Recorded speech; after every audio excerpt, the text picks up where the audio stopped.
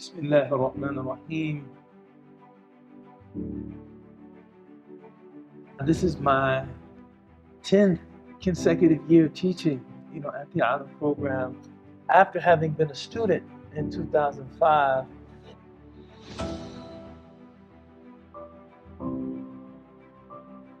I think ALIM is important because it's a program that gives students the tools to engage critically, but it does so in a faith-affirming, environment.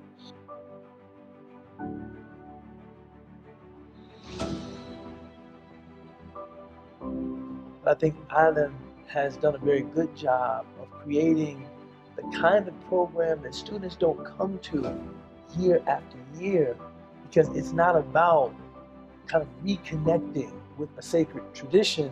It's about gaining tools.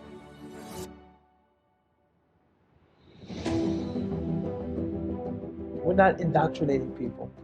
We really hope to give people the tools with which they can explore their own educational trajectories, as Muslims.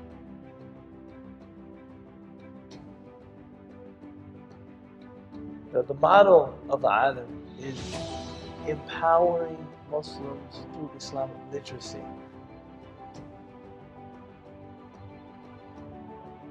So we just want people to understand kind of the broad conceptual parameters of Islam, and then we're content to kind of stand back and see, where they take it. And I think that's a beautiful contribution to the Muslim educational landscape.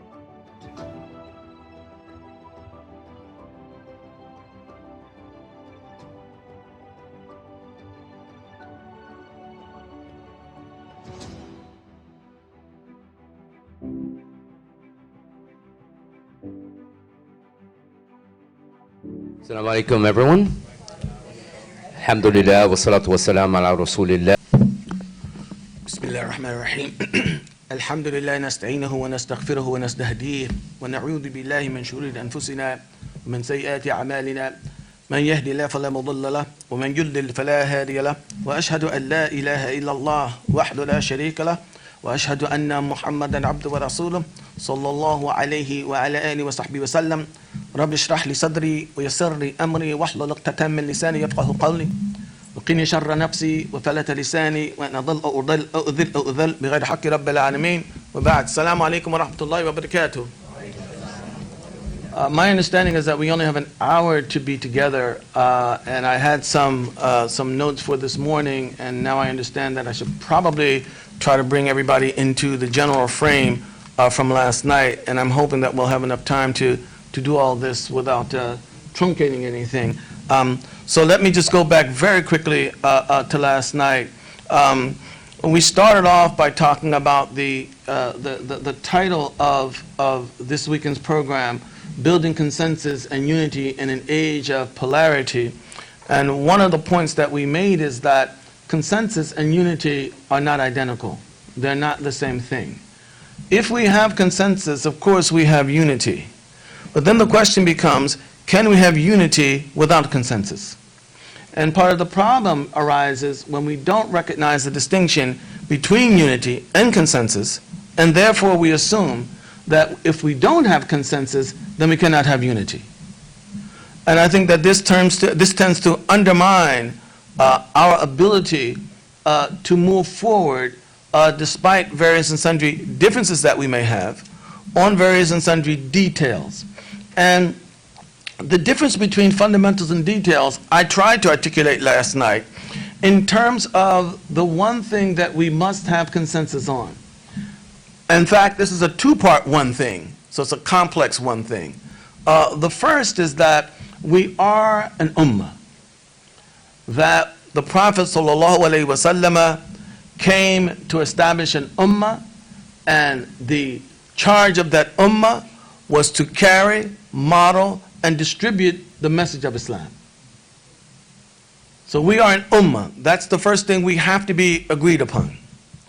That saying La ilaha illallah Muhammad Rasulullah brings us into a relationship with an entire ummah, both vertically and horizontally. And by horizontally and vertically, I mean that means that we are now members of a global collective, that the ummah exists throughout the globe, and we are now members of a heritage that is 1,400 plus years old. So vertically, all right, our ancestry as an ummah goes back 1,400 years. Horizontally, it extends throughout the world. Now, of course, this presents us with a number of problems. I'm going to try and talk about some of those today. And that is that, and probably more so on this topic tomorrow, but that is that, you know, as an ummah, if we are distributed as an ummah throughout the world, all right, how do we muster enough agreement among ourselves, given how dispersed we are, to be able to pool our resources to the extent of being able to apply them to the various and sundry challenges and opportunities that confront us where we are? I think sometimes the talk of being an ummah, if we're not careful and if we're not discerning in how we go about it, can actually undermine us, because none of us really believe that we can all agree as an ummah on everything, or even on most things that would allow us to move forward in a unified fashion. But I think that as an ummah, we can be a complex ummah, and what I do in my neck of the woods may be different from what you do in their neck of the woods.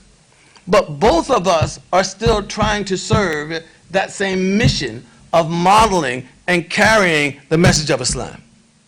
You in your capacity and your context, me in my capacity and mine. And at various and sundry times, there may emerge global issues that require the attention of us all, regardless of where we might happen to be.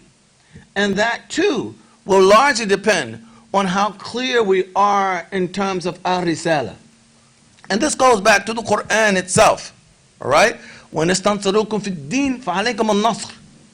If they seek your aid in deen, you must aid them as a global ummah, all right? And I think one of the things that we want to be careful about, and I'm expressing here one of my concerns, and that is that the word ummah itself, oftentimes, when we speak of ummah here, oftentimes tends to connote overseas, right? That somehow we here are less part of the ummah than others in other parts of the world. And I think that's something that we have to be careful about. Now, I think, you know, people get nervous when they hear talk like this, because again, you know, we suffer under, you know, nationalistic thinking, ethnic thinking, racial thinking, all right? And when I say things like, well, the ummah sounds like it's overseas, it sounds like, well, we're going that nationalist route. Not at all. Not at all. We're not talking about my group right or wrong. We're not talking about my group's priority, and we don't look at anybody else's priority. We're not talking about that at all right? You may liken it to the instructions you get on an airplane. If something happens, you do what? You put your mask on first, and then you tend to those around you, all right? And I think that one of the things that we as a Muslim community here in the United States must consider is this. If you write a book or a play or, I don't know, what do they call it when you write a script? A screenplay. A screenplay. If you write a screenplay that is a hit in America, it's only a matter of time before that goes throughout the world. All right? Because you enjoy the imprimatur, all right? The prestige and the authority that goes along with being associated with the most powerful country on the planet. Whether we like that or not. I'm not singing any praises here, all right? I'm simply talking fact, all right? What if we, as a Muslim community here, all right, actually come into the stature all right, that we should be in here in America, what does that do to the global reality of Islam? What does that do? And we could be the same community in many other parts of the world and not have anywhere near that kind of influence. That is part of what I think we must recognize as an ummah here, even in terms of serving interests of our brothers and sisters abroad. All right? Our stature here will determine a lot of what we're able to do for Muslims elsewhere. And so when we talk about ummah, we're talking about an ummah that's global and that's complex. And its various parts have to be able to communicate with each other. Now last night, I talked about, again, the difference between consensus and unity. And the thing that I suggested that we have to have consensus on is that we have a mission. That we are an ummah on the one hand, and that we have a mission on the other. And that whatever we do, individually and collectively, we cannot allow it to undermine our unity vis-a-vis that mission. And so a lot of people last night, not a lot of people, a number of people last night, and I think rightly so, had questions about this whole mission thing. Because it seemed to be very nebulous. I'm using big words on it. It seemed to be very fuzzy, very vague, very, very abstract, all right? And what people wanted to know is, well, wait a minute. If you're holding us to a standard of some mission, all right, then you have to be able to speak about that mission in more concrete terms so that we can know, all right, what it is that we're supposed to be practicing to, all right? And I think some people may have gotten a little bit either frustrated or disappointed because I would not, and because I could not, concretize or make that mission concrete in terms that people felt that they could run with it. All right? So let me try and help us process this through an analogy. And I apologize to anybody who doesn't know anything about basketball, because my analogy is based on basketball. I'm sorry? I'm here for it. Oh, okay. If we're a basketball team, all the players are united by a single mission, are they not? What's that mission? Win the game. All right? When they take the floor, do they know how they're going to win the game? Strategies don't count. Why don't strategies count? That Mike Tyson told you right. Everybody's got a strategy to that first punch. All right? So they don't know how they're going to win the game. But they're united by what? A shared mission. And everything they do is designed to serve that mission. The mission is clear. Our mission is clear in the sense of we have to be carriers and purveyors of the risala of Muhammad sallallahu alaihi wasallam. That much is not unclear. How we do that, what we do to serve that, that's what's unclear. And we have to get more comfortable with that lack of clarity. All right? Because we're moving through space and through time. As the Prophet ﷺ was moving through space and through time. All right? So sticking with the basketball analogy. If I'm hot, that means everything I throw up is going in. I'm just on fire. All right? Everything I throw up is going in. All right? Then it makes sense for me to keep shooting, even though that denies my teammates an opportunity to score points. Why? Because my being hot and keep shooting is serving what? It's serving the mission. Does anybody complain? Yes. That's right. That's the honest answer. People complain. Who are those people? Those who don't really care about the mission. They place their own interest over the mission. All right? And then you have another example. Okay? Now, we've played the game. We've played hard. We're up by 3. 3 points. There's 6 seconds left in the game. They have the ball. All right? Now they're going to pass the ball in. And they're probably going to pass it to the big man in the post. So the defense collapses on him. They all go after him. Then he kicks it out. For what? For Steph Curry to shoot the 3. Is everybody following that? So when that big man gets the ball, I'm there. If I foul him, the game is over. Why? Because he's going to go to the foul line, and even if he makes both of them, they're still down 1 point, and what? It's our ball. Do you understand what I mean by that? And all we got to do is dribble it out. It's done. All right? But I don't want to foul him. Why? Because I'm worried about my stats. You follow what I'm talking about? I don't want to foul him because I'm worried about my stats.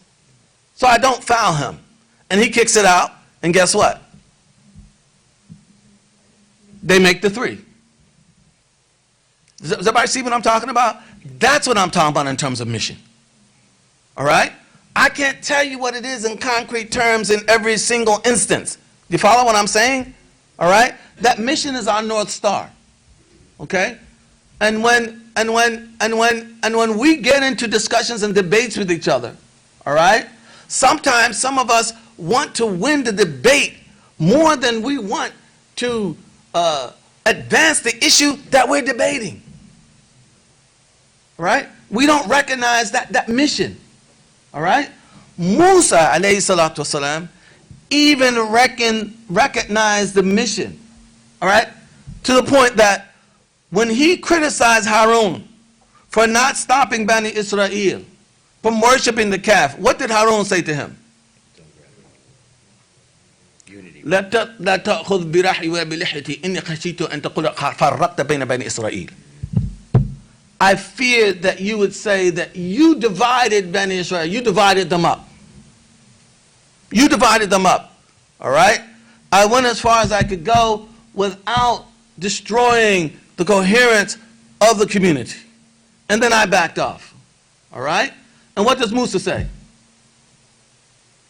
قال فما خطبكم يا سامري. In other words, he turned away from Harun and went to the Samiri. All right, I got you. Okay, I understand. All right? All right? And we're going to get into how, in a sense, the Quran becomes central to our ability to do this. Not in terms of what it provides us in concrete terms, all right? But in terms of what it provides us in the way of processing our souls, all right? All right? Our sensibilities, informing who we are, all right? And I'll talk about that a little later on. There's one more point I want to make by way of preliminary. And I hope I'm not being too forward here. And I want to say that I want everybody here to think not first and foremost of how all those other people, all right, threaten our unity. Those activists, those scholars, those Salafis, those feminists, whatever. I want us, each and every one of us, to think about how I threaten our unity. Me. What I contribute or not, positively or negatively, all right, to our collective existence. Because it's very easy to do this. And many of us become very good at this, all right, in order to avoid this. All right? And it's very interesting that That's precisely what Sheikh Taha is engaged in this book. Self-criticism. He is not simply criticizing everybody else. He is criticizing himself first and foremost. And why is he criticizing himself? He's criticizing himself. I mean, he's speaking as a man who has lived a long life. I think I said this last night, but who has come to the point that he understands that this life is not going to last forever. And I have a lot less left to go than I've already lived. And I want to face my Lord with the best record that I could possibly face him on. And that means that I have to go overcome my ego, and where I see things and places where I've made mistakes, I want to correct them now. I don't want anybody to be misled by anything that I said, even if I said it in completely good conscience. I mean, I can tell you, as a scholar, I mean, sometimes I'll read something I wrote 25 years ago, all right? I mean, one of those books out there, and I don't want anybody to get, I shouldn't say this, but I said it already, so it's too bad. You know, something I wrote 25 years ago, and I'll read some things in it, and I'll say, not that it's wrong necessarily, all right? But I would not have put it that way today. I could see how somebody could understand this or that from that. And therefore, I wouldn't have articulated like that today, all right? And what Sheikh Taha is saying is that, you know, I articulated things in a certain way, and it may have given a certain impression. In fact, it really reflected more where I was at my stage of thinking. And I see things now differently. And if you're someone, I mean, can anybody imagine now, where you are right now, and let's just say that you have a daily, let's just say a weekly, let's make it easy, a weekly regime of reading Quran. You read Quran at least 4 or 5 times a week. Does that sound? Is that okay? So you read Quran 4 or 5 times a week for the next 20 years. Is your understanding likely to be the same? And so what he's saying is that, all right, I've engaged in this critically, seriously, assiduously, and now my thinking has changed. All right? And it's changed from the very title of his book, from Adab al-Ikhtilaf ila Nabd, no, that's the old one, ila Nabd al-Khilaf, from the etiquette of disagreement to the abandonment of division. And by the way, some scholars say that the difference between ikhtilaf and khilaf is that ikhtilaf is where you and I, if we go back to the basketball analogy, can I? All right. Where you and I, all right, we want the same thing, we simply pursue it in different ways. All right? So we both want to understand Quran or Sunnah. We simply have different methodologies of doing so. But our aim in doing so is united. It's the same. All right? Khilaf is where we're not necessarily united in the same aim. And so when I get into this debate with you, my aim is not to advance the issue on which we're debating. My aim is what? To advance my own stature. To advance my own stature. All right? To establish that I am right and that you are wrong. For the purpose, all right, of my enjoying the stature of being right. Not for the purpose of advancing the issue over which we're debating.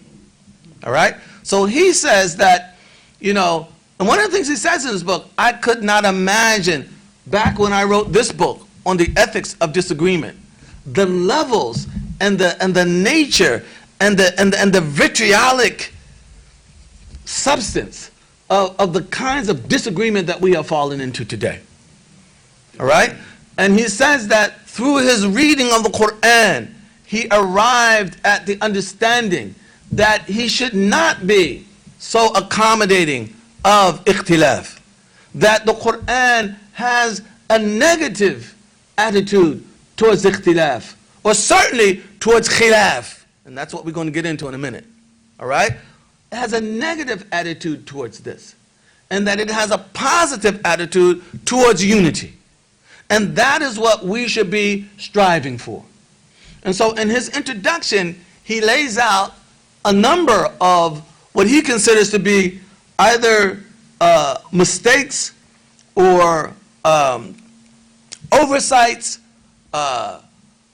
or simply a state of mind that he was in his earlier writing in Adab al-Ikhtilaf that he no longer has now, that he sees things from the perspective from which he's approaching them now.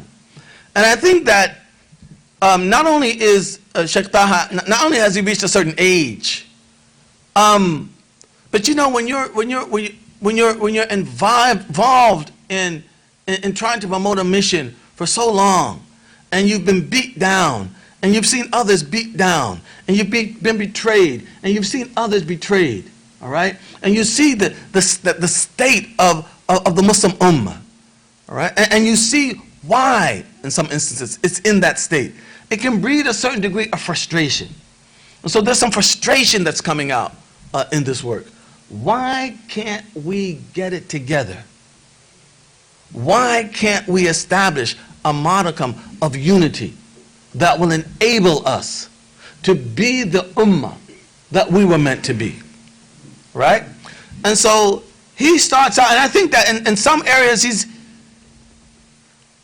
I think maybe he's a bit hard on himself. I think he's even overcritical in some instances. But that's where he is at this stage of his life. So I'm going to just go through a few of these self-critiques, and then I'll have something else to say about his overall approach. Because his overall approach is that he believes that we must, as an ummah, recenter the Quran, and that everything has to be judged on the basis of the Quran, rather than being judged through the prism of fiqh or through the prism of theology or anything else.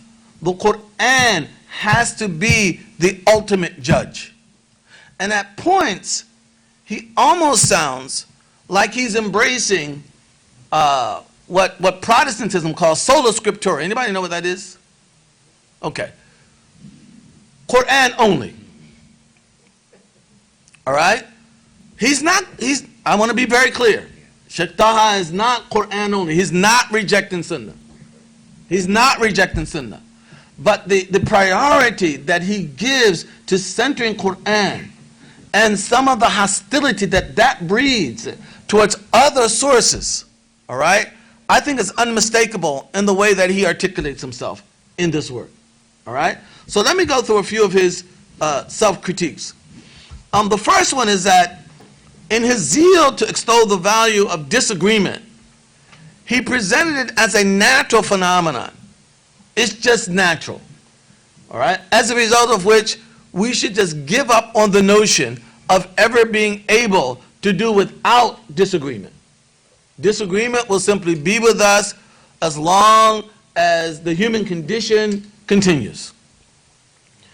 But he says that this opinion of his was based on either erroneous or not erroneous. You know, sometimes you can read some things and you understand them, but not on the level or not with the depth, all right, that you could understand them.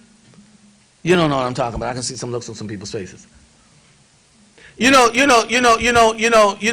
the Prophet died, alayhi salam,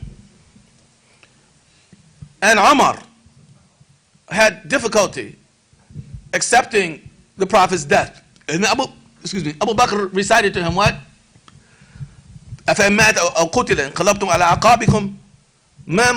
Muhammad is only but a messenger. Many messengers have come and gone. If he dies or is killed, will you turn back on your heels? Umar said, then it was as if I heard this verse for the first time. I understood it now on a level that I had not understood it before. Of course, he understood it. I mean, the verse is it's not esoteric or anything like that. All right? But that, you see, And this is part of what I want to get to today. There's a difference between understanding here and understanding here. You know what I'm talking about. I hope you do, right? There's a difference between understanding here, all right? And this is one of the things that Western thought sort of goes, it takes us with them as well, all right? Because on this understanding, smart people would be the best Muslims. The smarter, the more pious. Is that the case? All right? So there's a difference between understanding here, all right, and embodied understanding. All right? And what he's saying is that he has arrived at an embodied understanding now that leads him to some different conclusions. All right? And that his former readings now appear to him to have been superficial, both of the Quran and of the Sunnah. All right? So he starts out by saying that this whole business of, almost celebrating difference of opinion is not correct. And he says that one of the sources that promotes and sustains this understanding is a hadith of the Prophet that says what? اختلاف الأمة رحمة. How many? Disagreement among my community is a mercy. How many people have heard that hadith? All right? Now Shaykh Taha says, I related this hadith in that former book on Adab al-Ikhtilaf. All right? Now that I compare and hold the Quran as the standard to which everything else must be measured, through which everything else must be measured. All right? I went back and I checked all of these hadith. And I found that hadith to be weak. Right?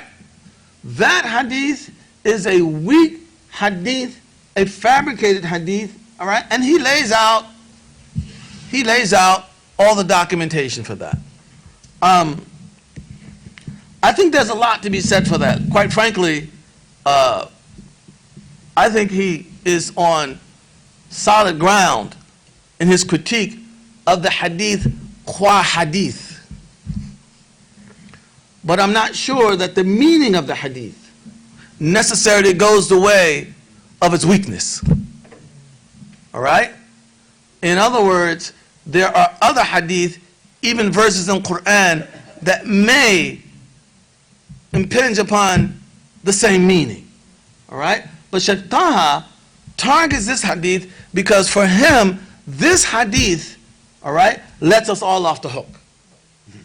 In other words, we get this hadith and khalas. We don't have to work on unity or anything else because ikhtilaf is what?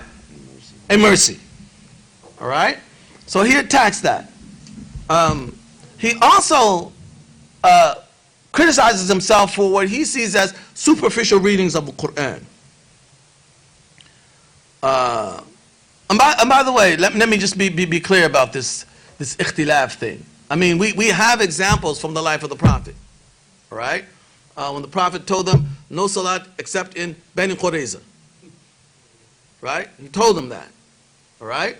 And some people prayed before in time for salat. Other people, no, we're not praying until we get to Bani Qurayza. All right? The Prophet didn't rebuke either side. All right? People complain about how so-and-so is reciting Quran. That's not how it's recited. I'm taking you to the Prophet. Recite. Recite. Okay, both of these are fine. All right? I mean, we have these things from the life of the Prophet. All right? But Shaykh Taha targets this hadith because this hadith, it gives us an attitude towards ikhtilaf that he feels is not healthy for us. All right? The second one is, you have these verses in Surah Hud. وَلَوْ شَاءَ رَبُّكَ لَجَعَلَ النَّاسَ أُمَّةً وَاحِدَةً وَلَا يَزُونَ مُخْتَلِفِينَ إِلَّا مَنْ رَحِمَ رَبُّكَ وَلِذَلِكَ خَلَقَهُمْ. That Allah, had He willed, He would have made humanity a single community. But they continue to disagree. All right? And that is, they continue to disagree. except those upon whom God has had mercy. And for that reason, he created them. And what Sheikh Taha says is that both he and many others traditionally had taken وَلَا يَزَالُونَ مُخْتَلِفِينَ إِلَّا مَنْ رَحِمَ رَبُّكَ, all right, to mean that this khilaf, again, this disagreement was just a part of the human condition. وَلِذَلِكَ خَلَقَهُمْ, that they would disagree because they were made, they were created in such a way that it would be natural for them to disagree. And what Sheikh Taha says is that, well, this is not the understanding I have now. That وَلِذَلِكَ خَلَقَهُمْ, he created them to have mercy on them, not for them to disagree among each other. And so this verse is not a justification for disagreement in the community. I feel that was a little convoluted. Did everybody get the point that I was trying to make there? Or you think you got it? All right? Okay? That we were not created to disagree. We were created to be recipients of God's mercy. All right? And to read that verse as a justification for disagreement is a superficial reading of the verse. That's what he comes to. That's what he comes to now. All right? A second criticism, I'm not going to go through all of them because we're not going to have time. A second criticism is that, he was biased. And just imagine, he's saying about himself, I judged everybody else on my standard, rather than try to see the standard upon which they were proceeding, all right? Assess that from an objective point of view, and then see where we stand, all right? So, for example, there are scholars who don't accept mursal hadith. Mursal hadith is where not a companion, but a tabi'i says the Prophet said X. Is everybody following that? Generation after. As a tabi'i, obviously, he could not have what? He could not have heard it from the Prophet. All right? And for that reason, all right, some scholars don't accept mursal hadith, all right, as a hujjah. Okay? All right? Other scholars will say, well, wait a minute now. Okay? Especially when we have other hadith that confirm that meaning. All right? With this tabi'i, with all of these other tabi'is and even some sahaba around have said this without investigating, all right, the issue itself. Does everybody understand what I mean by that? Right? So you go and say, Dr. Jackson said something, all right? And somebody said, well, wait a minute, how do you know? You weren't even in the lecture. All right? But you say, no. I asked Parvez, he said, yep. I asked Ubayd, he said, yep. Right? I asked Shireen, she said, yep. You see what I'm saying? All right? And after all that, I say what? Dr. Jackson said that. Does everybody see what I mean by that? All right? So they're not just being irresponsible. All right? They have a basis for that. What Sheikh Taha is saying is that, no, I judge these people on the basis of mursal hadith are not accepted. And then I attributed all kinds of, not intentions, but you understand the point that I'm trying to make. All kinds of things to them based on that. I took that biased approach. As opposed to saying that, well, they rely on mursal hadith, all right? Okay? Let's see what their argument for that is. And let's see what the argument for those who reject them is, all right? And see what we can arrive at in terms of an understanding on that basis. No, that's not what I did. Those people are wrong. That's it. That's my standard. There's no other standard to consider. Right? That's what he said he did then. All right?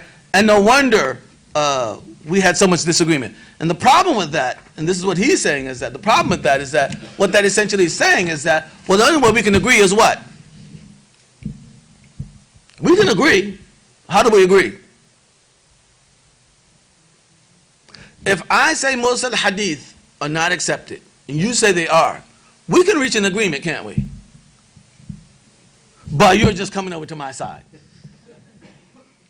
No, you understand what I mean by that. And this is what often happens. What he was saying is that that's the only thing left if I don't consider their argument.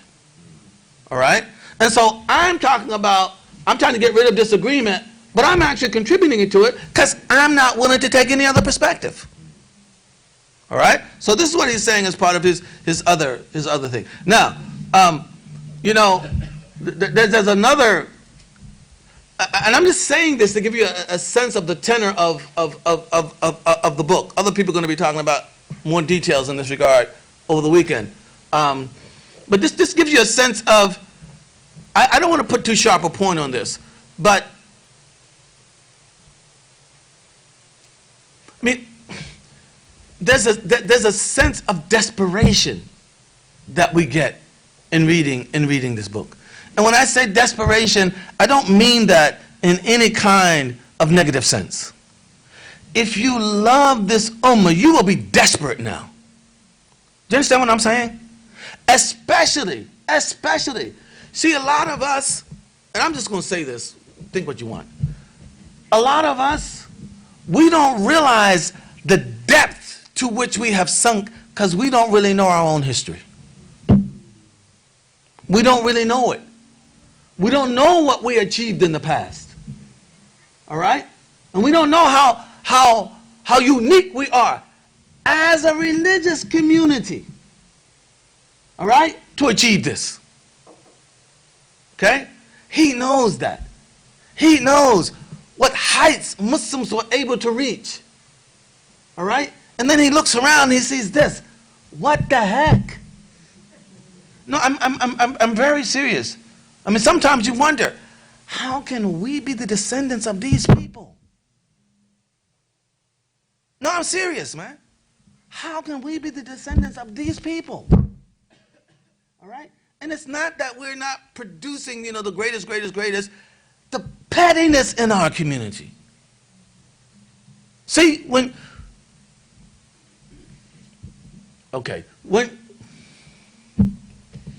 that's why I hate these recorders, man. Anyway. When you're busy producing, do you understand what I mean? You don't have time for pettiness. Do you understand my point? Pettiness is when you sit around and got nothing to do. Right? When you're rolling, when you're balling, you don't have time for pettiness. I'm very serious. All right? Even the Prophet ﷺ teaches us a lesson in this regard. When the Muslims, at a place called Muraysiya, one of the campaigns of the Prophet, all right, the Muslims got into an argument. Hajirin and Ansar, spurred on by the Munafiqeen, all right, and they were about to go to blows, all right. How did the Prophet resolve this? All right, that's it. Everybody mount up, and he marched them straight back to Medina. Do you understand what I'm talking about? In other words, the equivalent of today, double time. Okay? And what I'm saying is that it wasn't very long before all those disagreements just faded away. No, you understand what I'm talking about? And after a while, what you gonna do when you get home? Man, right? And all those disagreements are gone.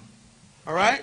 Some of us, because we're not doing anything, because we're not trying to contribute to anything, we got all this time to sit around and be petty. And we don't realize how damaging that is. Okay? All right? Listen to me. Our Prophet taught us, he said, if there are 3 of you, no 2 of you whisper. You hear what I said?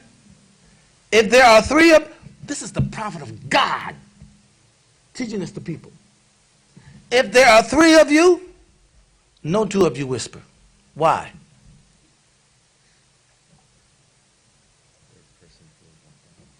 The third person feels left out, but not only left out, he or she feels slighted.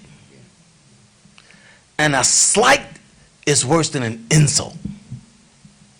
Do you understand what I'm saying? If you call me, an openly negative name, All right? Everybody will understand if I punch you in the nose. I'm not saying they'll agree. And I'm not saying that I would be right to do so. That's not what I'm saying. But do you understand what I'm saying? You talk about my mama, and I punch you in the nose. What are people going to say? They'll say stuff like, well, I don't think you should have punched him either, but, all right? The problem with a slight, all right, is because it's hidden. I can't react. Because if I do react, people say, what? What's wrong with him? Do you understand what I'm trying to say here? And so what do? I seethe. You understand what I'm talking about? I seethe. I hate your guts from within. No, this is not funny. This is real. This is real. Why do you think our prophet taught us this? This is real. And we think we can be an ummah without a modicum of love among us? What kind of ummah is that? You think the Sahaba all just obeyed the prophet because they're scared of going to hell? That's it? They loved him. They loved him. And they loved each other. You getting this? All right? So when you love your community, and as I said, we're a community that's what? Vertical and horizontal. All right? When you love that, all right, and you look at where we are now, it can make you desperate. Okay? So there's an element of desperation there. And so I say that not as a criticism of Sheikh Taha, rahimahullah, at all. In fact, maybe this is something positive because it shows how much he loves his ummah. All right? Anyway, there's a hadith that says, أمرت أن أقاتل الناس حتى يقولوا لا إله إلا الله. That I have been commanded to fight the people until they say what? La ilaha illallah. To give you a sense of Shaykh Taha's Quran-centered approach now, all right, he calls this hadith into question, despite the fact that it was related in Bukhari, related in Muslim, all right, to over 200 chains, all right, but he says this is inconsistent with Quran, all right, and there are verses in the Quran, all right, for example, إن الذين آمنوا ثم كفروا ثم آمنوا ثم كفروا ثم ازدادوا كفرا, all right, and to the end of the ayah, and he said there's no mention of execution or anything, all right, okay. Now these are means of trying to stave this wave of takfir, all right, that had come into the community out of its frustration with each other, all right, and Shaykh Taha is trying to set that aside as something that we don't have to worry about anymore. Personally, I think that I don't think it's necessary to go that far. This hadith is very. I'm worried about the time. Let me just say it. You notice how careful speakers have to be today. You notice that, huh? Huh?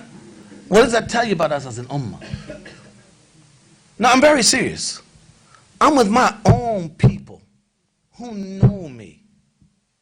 Do you understand what I'm talking about? And still, I got to be what? Extra. Anyway, this hadith, أمرت أن أقاتل الناس. All right? There are ulama who say this. الناس, this alif lam, there are at least 3 alif lams in Arabic. Alif lam التعريف. A book versus the book. Huh? Alif lam الاستغراق. All right? يعني alif lam that gives you a generic class. You ever hear some Arabs say, this is why the Islam, you ever hear Arabs talk like that? No, you say, the history teaches us. No, I'm not making fun of Arabs. But they're translating from Arabic into English. You understand what I'm saying? In English, how do we form a generic class? Wait a minute, hold up. By mentioning it without the definite article. Or, without a definite and without an indefinite article. You see what I'm saying? We say history. We don't say the history. We don't say a history. We say what? History. All right? We say love is a many splendid thing. Right? Not the love. An Arab might say what? The love. You follow what I'm saying? You hear? Am I being offensive to anybody? No, I'm serious. I don't. Okay. You hear Arabs say the love. That's the alif lam for generic class. You see what I'm saying?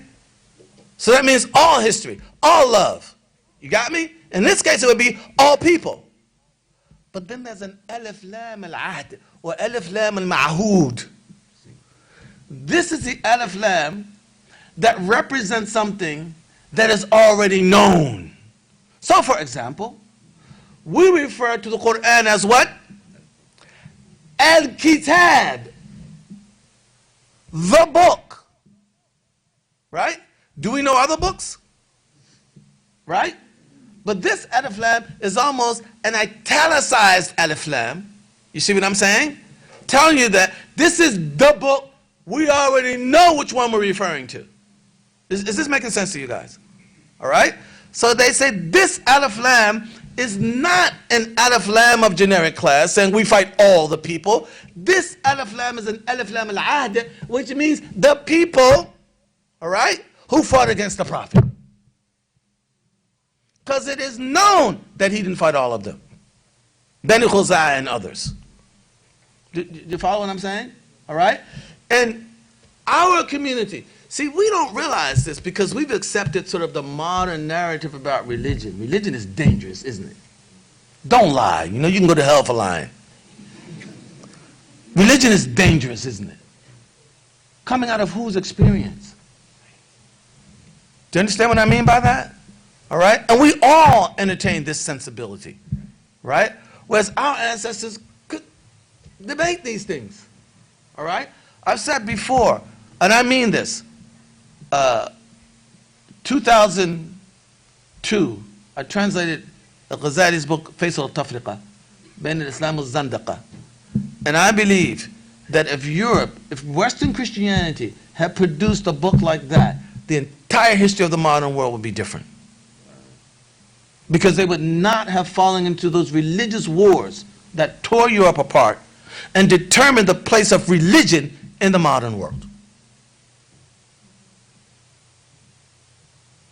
We have the sensibilities, all right, about religion based on Europe's experience with religion. And why do we have those sensibilities? Because that civilization has become global civilization. And part of our mission as a Muslim community, all right, is to reinstate Islam to a global status. Do you understand what I mean by that? So it's determining the plausibility structure. And I want to be very clear about something here, because that's the other thing that we, because we don't know our own history. Do you know how long it took a place like, oh my God, Egypt to become simple majority Muslim? Not you. Anybody. See? You don't know. No, I'm not picking on you. No. Thank you. You see what I'm saying? So if we don't know, isn't the assumption, and don't lie, isn't the assumption that the Muslims just rolled up in that piece and the next week, y'all either gonna do this? Isn't that the image? Right? That Egypt just, Syria just, Iraq just, Iran just, isn't that the image? Is that the image we have? Let me ask you. Is that the image you have? All right, how many people have that image? No, they ain't gonna raise their hands. Do you understand the point that I'm trying to get to you? All right? The reality is that because, we've imbibed that notion. We know religion can only spread by the sword. Isn't that right? Took over 250 years. Over what? 250 years. So how did that happen? Through the sword? You think it would have taken 250 years to convert the people by the sword? How'd that happen? They got busy. All right? Okay? And their Islam infused the culture. All right? All right? And they produced a plausibility structure in which Islam could resonate. And the people came after 250 years. All right? And so when we think about this, we should not think in terms of overnight. We should think about the way that it always happened. All right? And that's something that non-Muslims don't get about Islam. All right? Okay? Because Islam is a violent religion, is it not?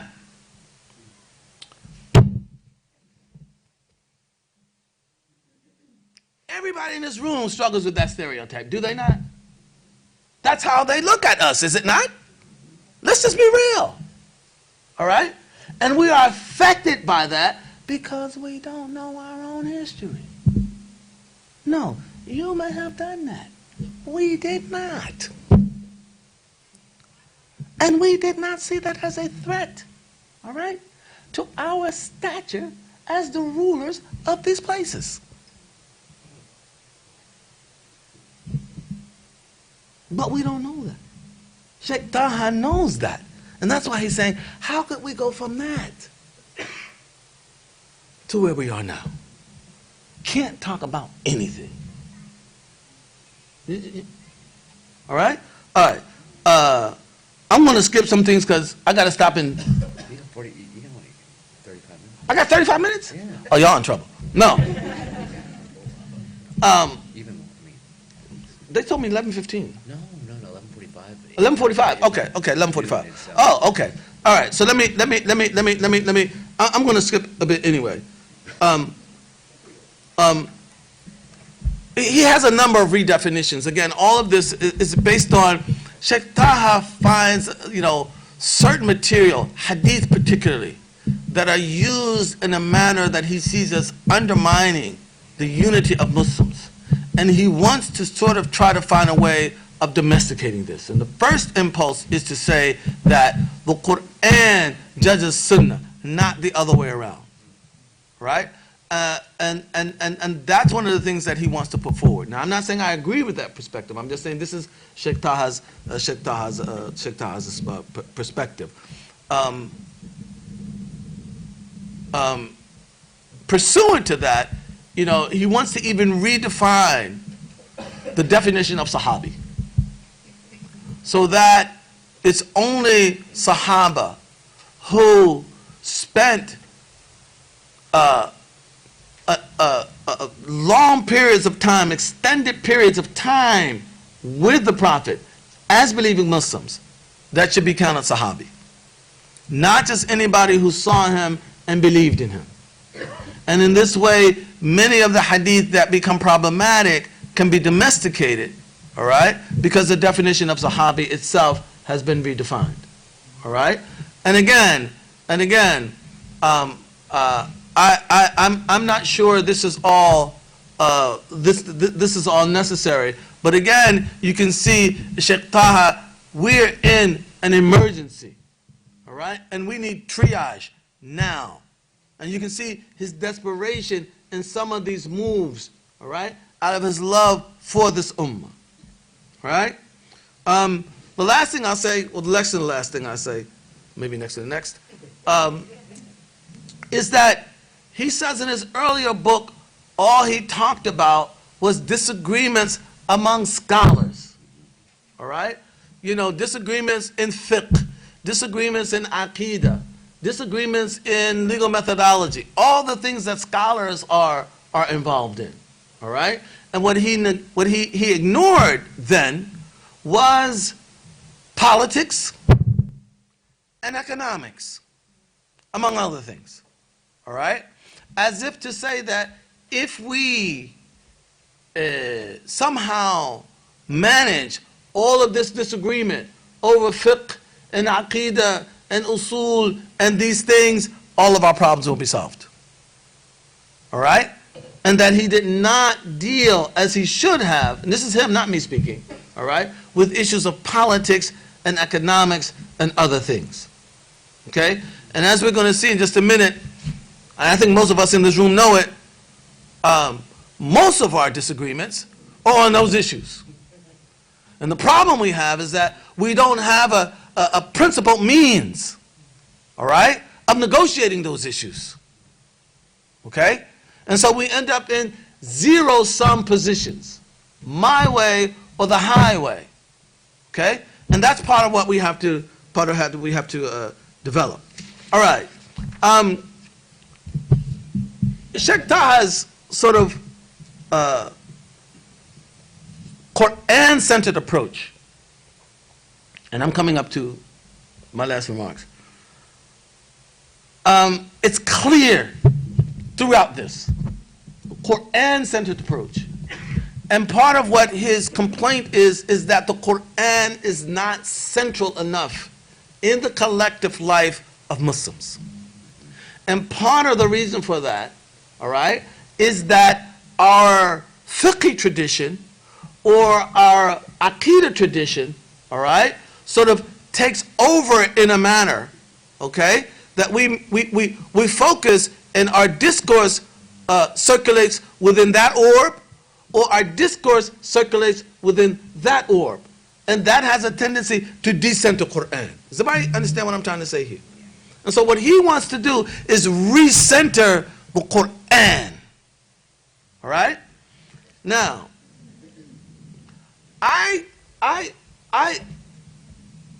let me just give you my opinion on this. And I want to give this not as a refutation of, or even a critique of Sheikh Taha at all, but as another perspective to be considered. All right? I think that the Quran-centered perspective is a correct one. And I think Sheikh Taha is correct in that regard. The Quran has to be centered in our collective lives as a community and in our personal lives, even first and foremost, as a community. I think the reason that this is the case is that the Quran has much more to say about the training, the refining, and the directing of our souls, our instincts, and our sensibilities than it does rules. I'll say that again.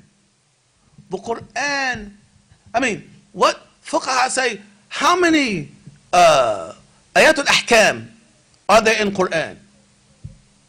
How many do they say? They say there are like 500 legal verses in Quran.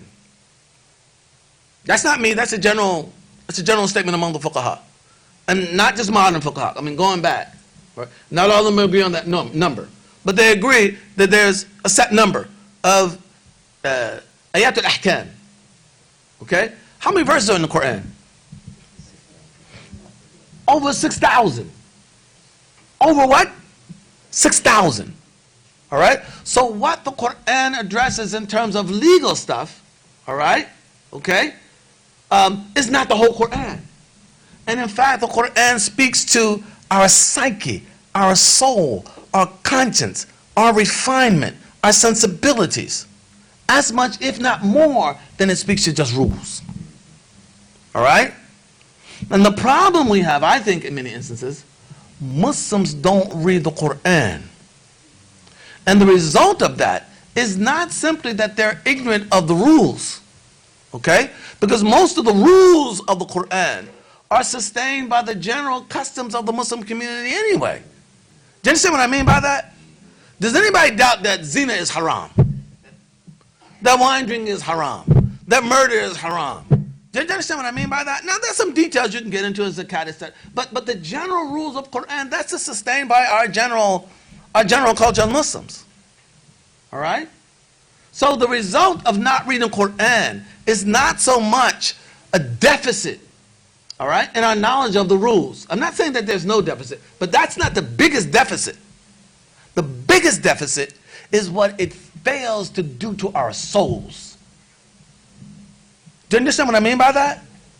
By not reading Quran, all right, our souls are not trained. Our souls are not refined. Our sensibilities is not set. I can see some looks on some people's faces. I'm going to try this out, and it is what it is. When I was a kid, back in Philly, we read these trashy novels. They were PG rated by modern standards. Don't get any ideas. And there was one book called Trick Baby. Some people have heard me say this before. And Trick Baby was about this guy. He was this couple, these two guys. One was like black, like me. I mean, black. Blackity black. One of them was black. The other one was black, but he was mulatto who could pass as white. That's why he called them white folks. And because he could pass as white, they were con artists. And I don't mean pickpockets. I mean what? Setting up fake companies and bilking people out of thousands of dollars. You got that? So white folks was very instrumental, all right? Because this is back in the 40s, all right? And he could pass. So one morning, they're in this coffee shop, in this restaurant, and they're waiting for the mark to show up. And so white folks asked his mentor, because the black guy was the old head, he was the mentor. So white folks asked the mentor, he said, let me ask you something, man. He said, what? He said, don't you ever feel a little bit guilty about bilking these people out of all this money? Don't you ever feel just a little bit guilty? And this is what his mentor said to him. And I hope you get the point that I'm trying to make here. He said, listen to me. You give me a man. I don't care how smart he is. I don't care how powerful he is. I don't care how rich he is. If he's willing to take a shortcut, I can con him. But you give me a man. I don't care how uneducated he is, how poor he is, how powerless he is. If he's not willing to take a shortcut, there's nothing I can do. No, I don't feel bad because all I do is make people who are looking for shortcuts, I make their shortcut look shorter. And that's how I'm able to con them. Now, what's my point here? All right? That man who is uneducated, who is poor, and who is powerless, his instincts are oriented in a certain direction. Do you understand what I mean by that? All right? When you come to him with a con, he ain't got to think about it. Because if you could get him to think about it, you might be able to what? You might be able to bring him over. You may be able to get him to bite. His instincts are intact. You follow what I'm saying? And what I'm arguing is the Quran is what gets our instincts intact. All right? The Quran bathes our instincts. All right? If we're bathed in the Quran, there's certain things that just, I don't roll like that. Why? Because I don't roll like that. I mean, ask some converts. You could ask me, but I won't answer. But no, I'm serious. Ask some converts how it was that they went from X to upright Muslim. No, I'm very serious. Yes. And this is Yusuf Ali. This is before we even knew any Arabic. This is Yusuf Ali. I mean, you pick that thing up. The one thing I really remember about Quran, in English, he ain't playing with you. And he ain't begging. You either gonna get this, or you gonna get something. That's Quran. All right? And the onus is on me. That makes me more inward looking. That's a beginning. You follow what I'm saying? All right? Before you have all this fiqh and all this other stuff, all right? Okay? Your whole orientation has been rearranged. Is this? Muslims don't read Quran. Your orientations, you are an open field for the dominant orientations in society. That's what you are now, because you got no immune system. Because Quran is your immune system. Is this making sense to you guys? That's why I believe a Quran-centered approach is the correct approach, but in that sense. Not in terms of what it gives us in terms of rules. I'll talk about that in a minute. But in terms of orientation. Do you understand what I mean by that? Some of you, can I be frank? No, I don't want to trigger or upset anybody, but it's a tough time to live in, man. Some of us in this room, forget this room. Forget this room. All of us know some people, all right? They are alienated from the Muslim community, okay? All right? They are offended, etc., etc., okay? But part of the reason that they are offended is that there's some sensibilities that have been entirely determined by the dominant culture in the world. And then Islam comes on the scene telling you things that what? Your sensibilities have not been prepared to accept. All right? And you are offended. And you are hurt. And you are alienated. With Quran, all right? My sensibilities, hopefully, what did the Prophet say? None of you are really a believer. حتى تكونوا هواه تابعة لما جئت به. Not his mind. Says none of you are a believer until his passions are consistent with what I came with. You hear what I said? Not his mind. In a sense, that's the easiest thing to do. You understand what I mean by that? Especially us, because we are college educated, all right? We can get that. How do we get this? This. And here's why I want to say something that I think is important. I think the Salafis are right. That Aqidah is primary. The Aqidah is the beginning. And maybe even the end. But when I say Aqidah, I don't mean necessarily their Aqidah. No. I'm not into that. I'm not into that. All right? Anyway. No, this Salafi bashing, that's just old for me. I mean, that's just... But what I mean, I don't mean their Aqidah per se, but Aqidah as a construct. Because our Aqidah is our subjectivity. Do you understand what I mean by that? There's like that poor, uneducated, powerless person, he's got an Aqidah. What's his Aqidah? I don't take shortcuts. Shortcuts are evil. You follow what I'm saying? But that's embodied. That's embodied. That's not a thought. That's a soul. That's a mode of being in the world. All right? And this is what Salat is supposed to do for us. Zakat is supposed to do for us. Fasting is supposed to do for us. We got a whole regime. But we don't. As a result of which, we are opened up. So come on in Marxism. Come on in liberalism. Come on in capitalism. Come on in popular culture. All right? And then we want to try and do Islam.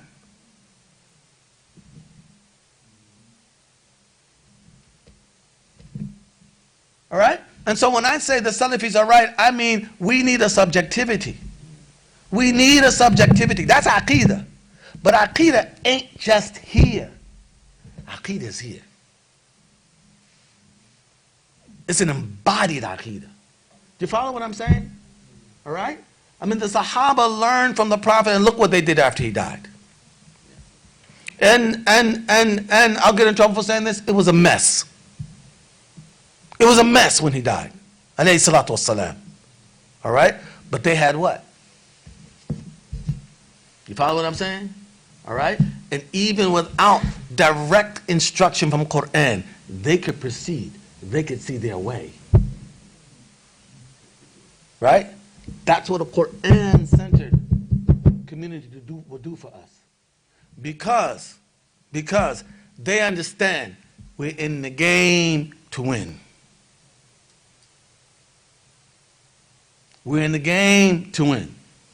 All right? Why don't Muslims read Quran?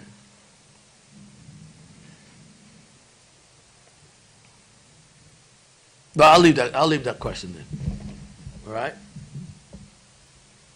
But I think it's a question we need to ask ourselves. And remember what I'm saying here. I'm not saying read Quran to become some faqih, so you can run around giving fatwas. That's not what I'm talking about. All right? Because it's going to take more than just reading Quran to do that anyway. Quiet as it's kept. That's not what I'm talking about. All right? I'm talking about reading Quran for this. Do you understand what I'm talking about? All right? How does a man or a woman go from the club to the masjid? How does that happen? From some rules? Really? Really? And she don't sneak back and he don't sneak back? From some rules? Or something else? Right? That's what we have to have. So, I think that we need constantly to make sure that our practice, in terms of rules, is consistent with the Quran. But in terms of concrete instruction, the Quran is going to be limited in what it provides us. Now, I want to be careful here, because I know where some sensibilities are. All right? I'm a Muslim. You got that? All right? And the Quran is revelation delivered to the Prophet Muhammad, and it's all true. Every letter, every dot. Okay? I have no doubt about that. That's not the point that I'm making. Okay? But, in some sense, it has to be limited if you're talking about how the Muslims are going to proceed after the revelation ends. There are all kinds of things that they would face that weren't in Arabia. Do you understand what I'm talking about? Now they've got to go out and face a world that's very different from the world that they faced when they were with the Prophet Muhammad. Okay? They're going to encounter things that they never encountered before. All right? The wealth alone that came into the community. They didn't have that before. All right? How are they going to stop that wealth from just overtaking their psyche, overtaking their souls? All right? I mean, you have things as simple as they had no bathhouses in Arabia. You go to these other places that they congregate, bathhouses all over the place. So now what are we going to do? We're going to go everywhere and just ban everything that we never saw before? Right? They have to have a way of navigating all this. All right? And this is the importance of being able to remain Quran-centered, with the Quran as a builder of the Muslim self. With the what? With the Quran as a builder of the Muslim self. This is what our ancestors got. And this is what enabled them to proceed even on issues where the Quran did not have concrete instruction. All right? They had to go out and deal with now empire. They had Arabians, man, coming out of Arabia. Do you know what Arabia was before that? And they go from that to what? Empire. Right? How are they going to do that? Okay?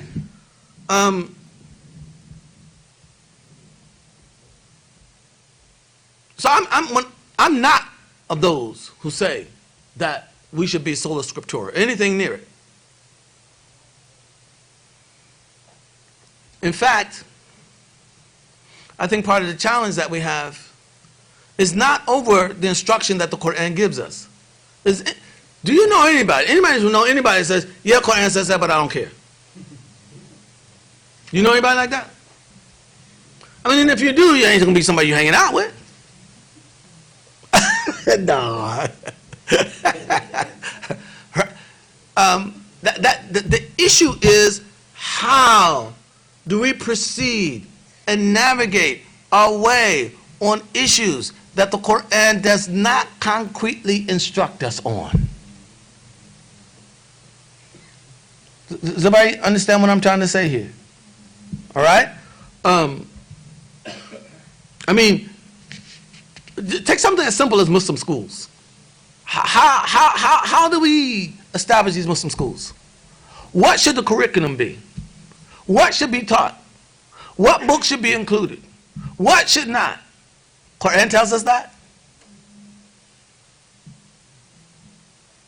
What age should students start at? How many grades should there be? Quran tells us that. How are we going to navigate that? And these are many of the kinds of things that we fall into daily disagreement over. And the problem is that when it comes to Quran instruction, we can negotiate these issues, all right, and even accommodate our disagreement. You say, no, we got to fight all of them. And why do you say that? Because you say this is an alif lam al-jins, or istighraq. It includes all of them. Right? I disagree with that. All right? But can I say you have no basis for your position? Can I say that? I say no, it's alif lam al-ma'hud. You disagree with that. Can you say I have no basis for that position? Do you understand what I mean? So we can negotiate that. All right? But how many grades of school should we have? 12? Why? لأن الجمال إياهم دول الكفرة عندهم 12 years?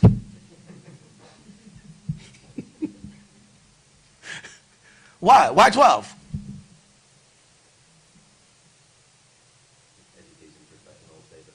Okay. All right. Okay. But where are they coming from? But okay. But you see the point that I'm trying to make. All right. So now we got to negotiate how many years of school we're going to have. All right. We're going to divide them into primary and secondary, and is that what we're going to do? I'm asking you guys, man. Primary school? Yeah? What's that? From what grade to what grade? Huh? Pre-K to 5. Pre-K? What is that? No, you get the point that I'm trying to make. You get the point that I'm trying to. I mean, so, and you can imagine. So how are we going to negotiate those issues? That's part of the problem we have. All right. And here's where the mission and the training comes to play. Because without that, we ain't going to be able to negotiate. Do you understand what I mean by that? If we're all in the game to win, and we all trying to win, and you ain't worried about your stats, all right? I can hear what you have to say as a genuine proposal to win the game. And you can hear my refutation of what you're saying as a genuine proposal to win the game. And at the end, all right, we agree on some course of action for what? To win the game. And even if we're wrong, and we have to, as a community, accept the possibility that we may on occasion get it wrong. Because we're not the whole ummah. Do you understand what I mean by that? All right? But if we're in the game to win, we can manage even that. Do you see what I'm saying? All right? And this is why, for me,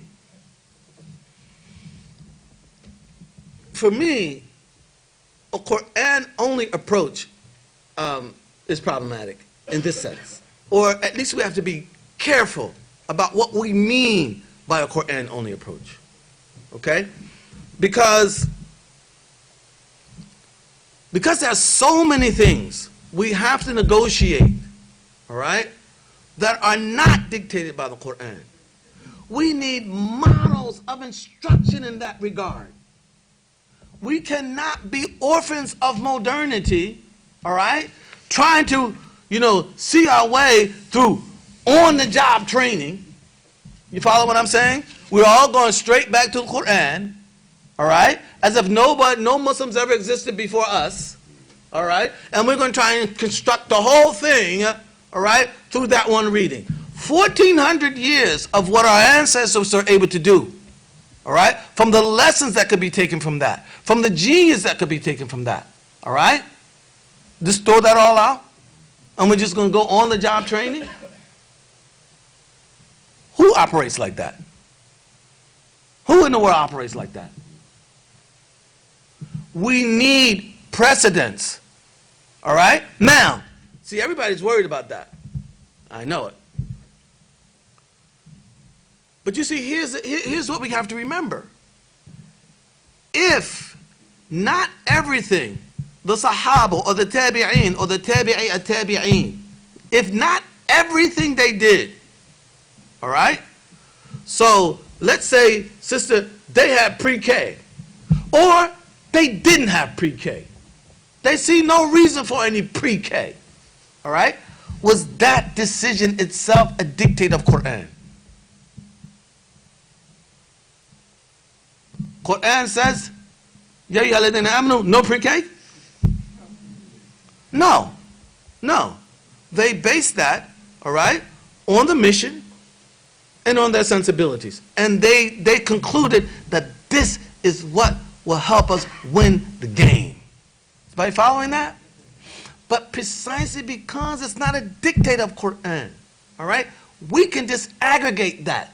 And we can say, no, we're going to have pre-K, and we're not going against them. We're doing the same thing that they did, which was to assess it in terms of what's going to win the game. It's the very same what I'm trying to say here. All right? But if we got no sense of mission, and we got no instincts, how are we going to do that? How are we going to do that? And I think, you know, here is where, you know, we have to, you know, Sheikh Taha is very, you know, he's very critical of this whole thing of taqleed. And I think that there are modes of taqleed that are very criticizable. All right? But I don't think, we should not go overboard on this. Okay? Any scientists in the room? Social. Lawyers, we got some lawyers here, right? We got some lawyers here? Huh. Okay. So you're going to go to the Supreme Court with your own little argument, right? You're going to tell the Supreme Court, no, I got to figure it out. What are they going to tell you? You bring me some precedent or get out my courtroom. No? Science? What do you think science journals are for? To compare what you have to say with the agreed upon body of knowledge that we already have. That's how everybody proceeds. All right? How they work this whammy on us? That somehow if we do that, oh, we're just backward and we don't know how to think. And why? And what do? We cut off the whole experience, all right, of our ancestors who were faced with the very things we are faced with. Why do you think that people come from all over the world to America, talking about education? They come here to learn what? How did you do it? Is that not right? We don't ask our own ancestors, how did you do it? Do you follow what I'm saying? And understanding that not all of it.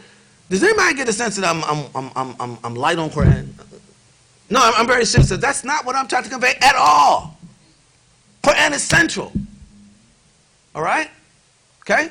But in my view, because most of you ain't going to be no fuqaha. The overwhelming majority of Muslims ain't going to be no fuqaha. And so in that regard, the Quran is more important for what? Do you understand that? And if we ain't got it, how we gonna navigate? Do you understand what I'm trying to say here? Okay? I think that one of the major challenges for us, and this is where we get into trouble trying to, navigate these differences. We don't know what we're differing over. Every difference we have, we try to trace it.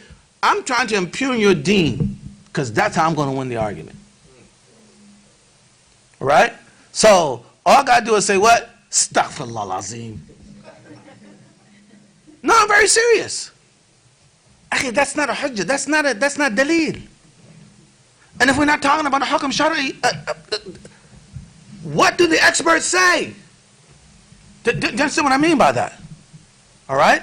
But we don't have any way of negotiating these things. And I believe, all right, and Sheikh Taha is very big on this. This idea was amplified and refined in my own mind by reading him. All right? We ain't got no mission. That's why we can't negotiate. A mission that's bigger than me. A mission that's bigger than me. I'm going to close on this because I see my time is up. And this is personal, so take it for what it's worth.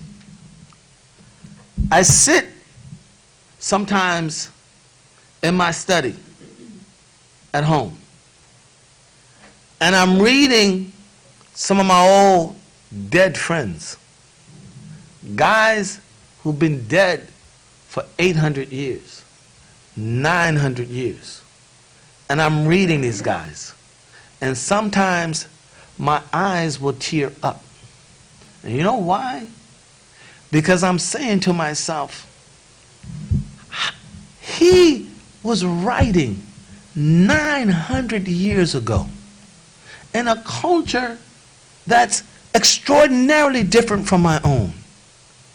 And yet, he can speak to this little black kid from the tough ghettos of Philadelphia today.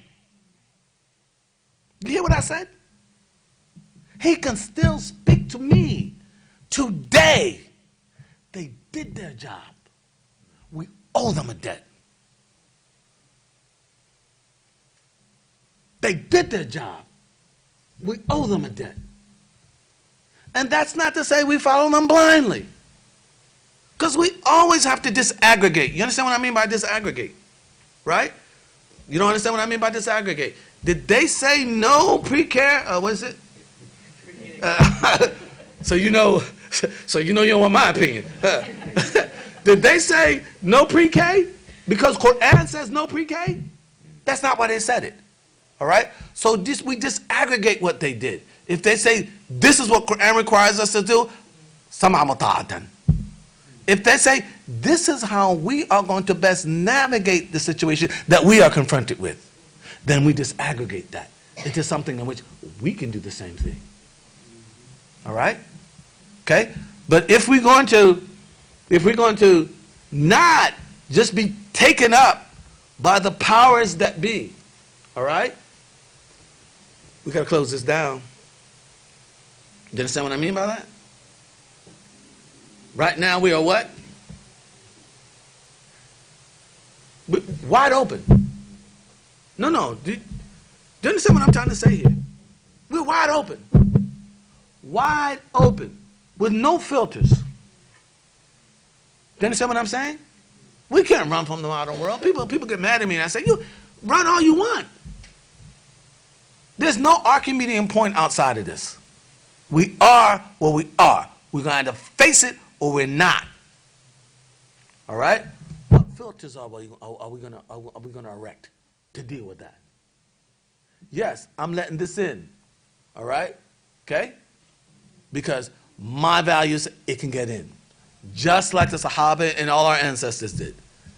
That, nope, it ain't getting in. We got filters. You follow what I'm saying? All right? So inshallah, it's really important that our mission be clear, all right? And that our instincts, that we train those instincts to bring them in conformity with a sense of mission. And that won't be the same for everybody. And I want to be clear, I got to stop now. That won't be the same for everybody, okay? Because here's the last thing I want to say. Can I have 2 minutes? Okay. Here's the last thing I want to say.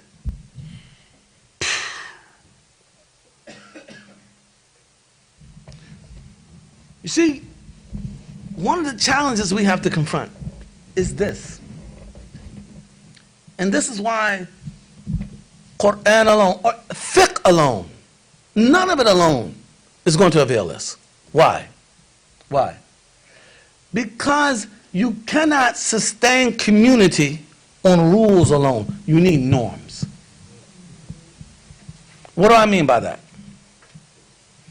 I mean, if you're going to have a real community, there can be 1,000 different ways of doing things, all of them halal.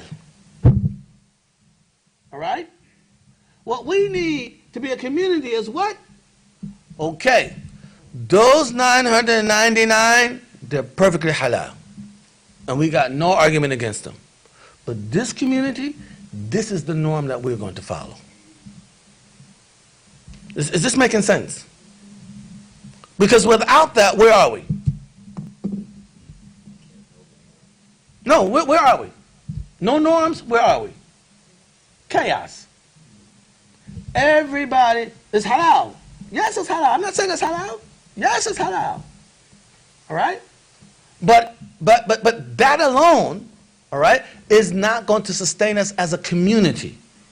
Because when you come in here, all right, you need to know that you're in a space of norms. You follow what I'm saying? Now, norms are a problem. Because this is where we are right now. Does everybody understand what I mean by this whole thing of norms? Okay? We got to have norms. I'll give you a little example. You know, in certain countries, and we don't have, well, if you're an immigrant, probably you still have it here. But converts suffer from this in a place like America. All right? There are no norms of how you get married. Norms. All right? Other places, you go meet the family, and, you know, she brings out some tea, and, you know, and at the end, you know, if the father says, let's recite Al-Fatiha, yes, you're in. If he says, it was really nice meeting you. No, now there are a dozen other ways to do this, are there not? That community has settled on that as a norm. Are they saying that, no, you can't do it any other way? Are they saying this is dictated by Quran? All right? But you can see what that norm can do for a community. You understand what I'm talking about? All right? And so we have to have agreed upon norms on the basis of which we can proceed. That's not saying other possibilities aren't there. But you have to have norms as a community. All right? And where we are right now is we either have no norms or norms that don't fit. Because they're not norms that we have developed. Do you understand what I mean by that? All right? And this is part of what we have to negotiate. And that's not, I'm not talking about any haram norms, am I? I'm assuming all of what would be eligible to be a norm is halal. All right? How do we negotiate that? And we have to negotiate that. Inshallah. All right, I'll stop here because you're getting nervous, you're making me nervous. So I'll stop here. Subhanak Allahumma wa bihamdik, ashhadu an la ilaha illa anta astaghfiruka wa atubu ilayk. Assalamu alaikum. So we have a few minutes for questions. So just again, housekeeping note, we are going to break at noon. We'll try to stick to that as much as possible. For lunch, reminder that Dhuhr will be in the Musalla at 12:40. So we've got to get our lunch boxes, have lunch, and then inshallah be back here at 1 o'clock for session number 2. So we have about, give or take, 10 minutes for questions. Mahdi, yeah. If I could take a sort of moderating prerogative and ask just a question that I've had. No. Because yours is going to be hard. No. All right. I promise. And because I think as a good professor, you are assuming that everyone's done the homework before coming to class. And that may not be the case. And so in the spirit of setting the stage, and I think you did this last night, but again, for those who may not have attended, we've talked a great deal about Sheikh Taha. If you could, just very briefly, just kind of give the attendees, an idea of who we're talking about. Oh, okay. Yes, that's a good question. Thank you. Sheikh Taha Jabal Alamani, rahimahullah, was born in Iraq. He died a few years ago. 2016. And he was a very accomplished scholar. He was an Azhar graduate, PhD from Azhar, really a highly knowledgeable his works on Fakhruddin al-Razi. When I first met Sheikh Taha, I did not know that he had edited Al-Mahsul. This is a work on usul fiqh that has all this philosophy and legal theory and all this stuff make your head hurt. And Sheikh Taha had edited this work with, I mean, the footnotes are just so rich, and they reflect a wide and deep knowledge of the tradition. So he was a traditionally trained Azhari Sheikh, Shafi'i in fiqh, Ash'ari in Aqidah, and he wrote a book back in 1990. I think the first one came out in Arabic about 1992 on Adab al-Ikhtilaf, the etiquette of disagreement. It's this book here translated into English. This was, I think, 1996, yeah. But the Arabic came out, and it was a very, very popular work. It was translated into something like 18 languages. It was very well known in the Muslim world. And this was at a time, you have to remember, if we go back to our history, you know, the Sahwa Islamiyya, was coming into being late 60s, early 70s, reaching maybe a high point 70s, 80s, all right? And so you have all of this sort of returning to Islam, Muslim movements emerging, all right? And with that, the whole problem of disagreement also becoming a major issue. So he wrote this in an attempt to address this problem of disagreement. And here he's saying that we're always going to disagree. But if we're going to disagree, how are we going to disagree? And what kind of etiquette are we going to take into that disagreement so that that disagreement will not just tear us asunder, all right, and do the job of our enemies for our enemies, all right? In 2016, just before he died, he wrote another book entitled, again, من أدب الاختلاف إلى نبذ الخلاف, from the etiquette of disagreement, i.e. this book, to getting away from destructive disagreement. And to be frank and honest, and I think Ubayd will talk about this more in his presentation this afternoon, Sheikh Taha is not against disagreement. He's against schism and furqa, all right? But disagreement is often the basis of that, all right? And so what we were doing this weekend is sort of a deep dive into Sheikh Taha's book as a platform on which to begin to discuss the whole issue of disagreement and unity in the context of our own experience as a Muslim community. And the last thing I'll say about this, Sheikh Taha came to America, I don't remember the year, sometime in the 1990s. And so he was not writing as somebody who was unfamiliar with the American terrain, all right? He came here, he lived here, he was very familiar with it, and he was also, I remember really just eye-opening conversations that I would have with Sheikh Taha. And he was always looking for ways, how do we empower our community here, all right? And some of his ideas, to be quite frank, were rather experimental, all right? But he did not feel that we had time to waste just because we're afraid. And he was a very courageous thinker. So.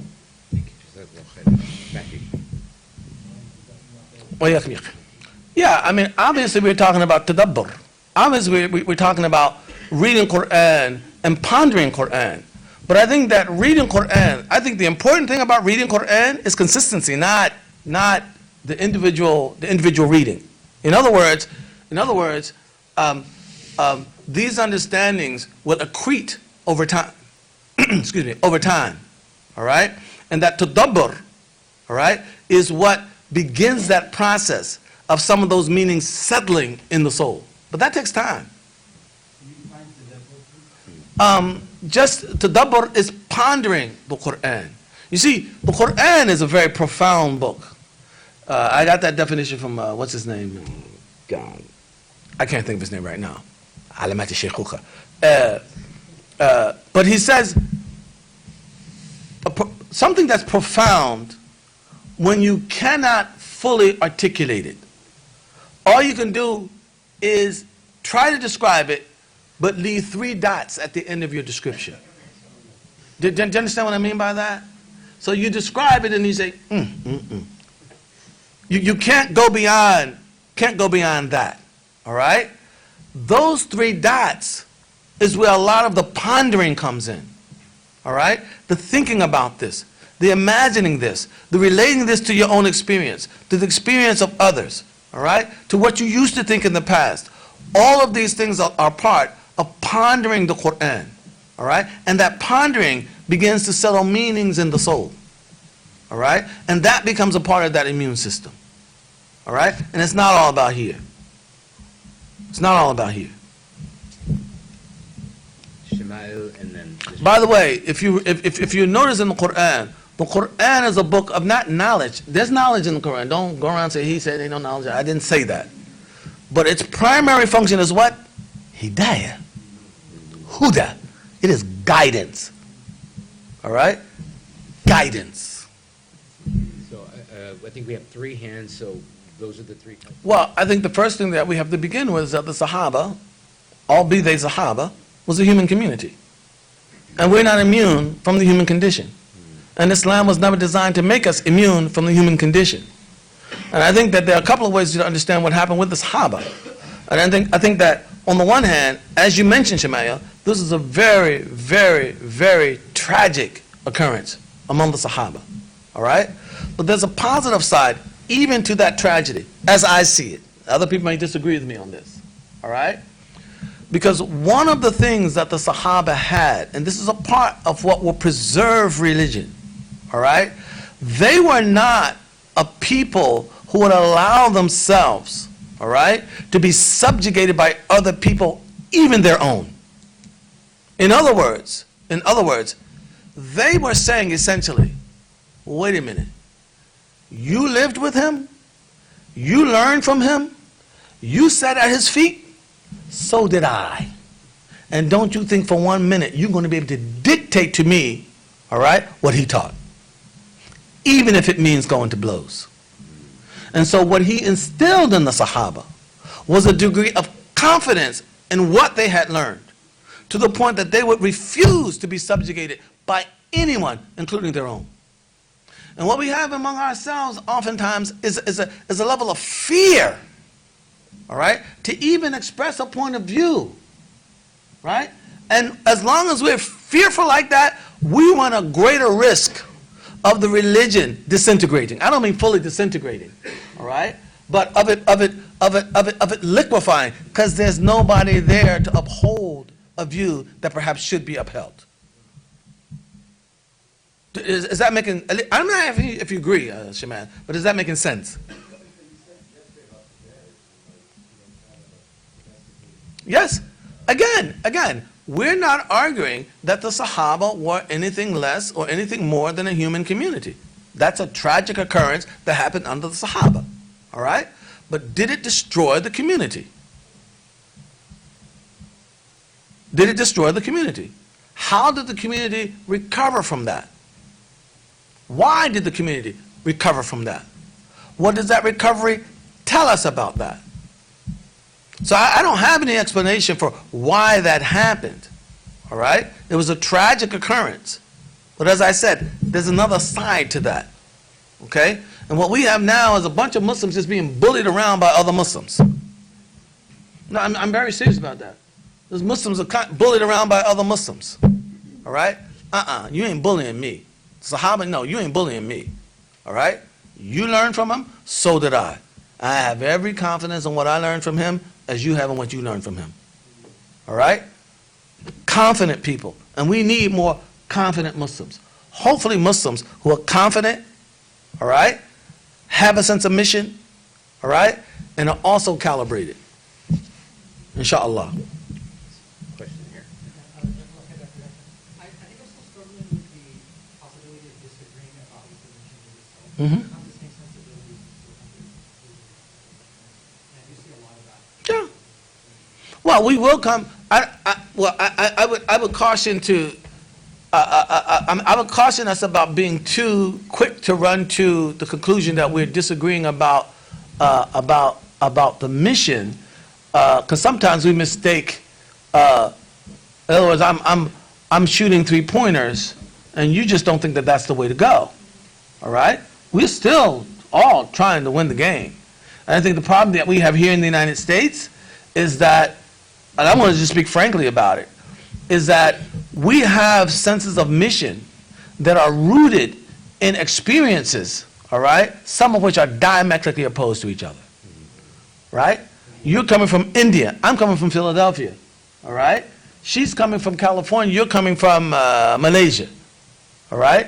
He's coming from Kansas, you're coming from Cairo, right?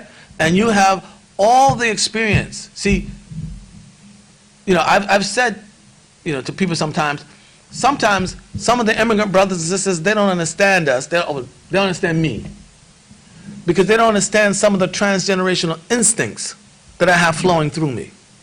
Instincts that I can't articulate, all right, but I have nevertheless. But so do you have instincts that come from your parents and your grandparents, and they're flowing to you. And then these come into the same space, all right? And so we end up with different understandings of what it means to pursue that mission, all right? And where is the locus of that pursuit? Should we be pursuing a mission, all right, that is directed toward trying to enhance the Muslim community here in America? Or should we be pursuing a mission that's trying to enhance the Muslim community? Do you understand what I mean by that? Right? And so I think we all agree on the mission, basically. All right? I think that we have very different understandings of what it means to pursue it. And this is one of the reasons why our ability to come together and to discuss these issues, and even when we disagree, hopefully disagree, on the agreement that we're all still trying to win the game. So I don't have any, I have no delusions about how difficult this is. And I think that oftentimes we don't realize how, there's a lot of benefit in our diversity here as an American Muslim community, all right? But that comes with huge, enormous challenges, okay? All right? Because there are all kinds of members of this community who don't feel heard, don't feel seen, all right? For various and sundry reasons. And I think that, we run the risk of so many people quietly quitting, as it were. Okay? So I'm not delusional about all that. I'm well aware of that, all right? But I'm just speaking in sort of ideal terms here. We have people on live stream, so I apologize they couldn't hear the questions. So I'm gonna we're gonna have a mic runner for future sessions. Oh, I guess. But we run out of time now. We have a quick question. Thank you, Jazakallah khairan, Dr. Jackson. My question was, I see a long-term goal, right, of getting us to create these cultures where, we are pondering the Quran and we are getting those instincts, right, of that orientation. But what do we do in the meantime? Because I do sense this deficit in our community, and it is going to take time for those instincts to grow, right? So what do we do in the meantime to address the chaos or that debt that we have? Because I do see an urgency, and without taking shortcuts, because as we know, that is not going to work. So I'm curious, what do we do now? We do what we can do. That's what we do. And I think that you see, thinking that we got to hit a home run every time we come to bat, that's going to undermine us, because that's not going to happen. All right? We do what we can do. And none of us can be sure that even what we're doing is working. And this is why we do what we can do, and then that's what we do. What else can you do? Who's going to protect your children out there? You? Me? Who? So we do what we can do. But I think that part of what we have to do is to raise our level of consciousness in terms of what it is that we're confronting. All right? And that's part of what we're trying to do here. And again, I think that, more often than should be the case. I mean, he just doesn't want to foul because he's only worried about his stats. He can win the game, but he doesn't care. I mean, and we have a lot of that in our Muslim community. And so if we could address some of that, I mean, I think we'd be better off. But there's no panacea here. This is, at the end of the day, this is always going to be dunya. We're going to have to accept that. Do you think it's enough just with that, like through that Quranic lens, that eventually everyone will come to that same orientation and mission, or is there other things? It's not even necessary that everybody comes to that same conclusion. What we need is enough of us coming to that conclusion that we constitute a centripetal force that draws everything in. That's all. We got to get the force going. We got to get the force going. All right? We've seen some other instances of centrifugal forces that throw everything out. And they've come and set in the middle of the Muslim community and thrown everything out. Right? I mean, when I say thrown everything, I mean spun everything outward. People start moving away. All right? When you talk about everybody, that's probably never going to happen. But if we can have a nucleus that constitutes a centripetal force, okay, that draws people into this sense of mission. I don't know what the future looks like. I don't know the ghaib. Neither do you. Neither does anybody else. Jazakallah khair. Thank you, everyone. I was remiss to not mention this at the outset. We have folks attending from all over the country. So, for the people who are local to the Bay, try to mingle, try to welcome people. And so we've got people from D.C., Houston, Southern California, Michigan. So we are, when we talk about diversity in more ways than one. So try to go ahead and mingle, introduce yourself, and get to know people you don't know. Food is here. So if you've ordered food, it is here. Want to make sure people are going, off-site for lunch or whatever to be back at 1 o'clock. Dhuhr is at 12:40 as a reminder. And finally, we do still have the ALIM booth. That's the ALIM table is going to be outside. I'm told there's some merch to purchase, so please go out there. We got this sent from Michigan, so we don't want to take it back. So go out there, buy T-shirts and everything else they have out there. And obviously, for those unfamiliar with ALIM, can learn more about the organization as well. We'll be back here at 1 o'clock, so please be on time so we can go ahead and get started with the next session. Jazakumullah khair. Be safe out there. Okay, assalamu alaikum. Bismillah. I'm going to go ahead and get started up again. Hope you enjoyed lunch. And the break kind of flew by. But I'm going to, I'll say something. For those who missed the introduction in the morning, I just wanted to kind of call attention to the video again. So some of you may be unfamiliar with ALIM, the American Learning Institute for Muslims. This is their flagship program. The flagship program that ALIM has been doing for over 25 years has been the Summer Intensive Program. The Summer Intensive Program is a 3-week intensive where you are introduced, where students and attendees are introduced to the Islamic sciences, approaching Islam thoughtfully and critically, and engaging in the tradition. So, been doing the program for over 25 years. I was blessed to attend the program back in 2002.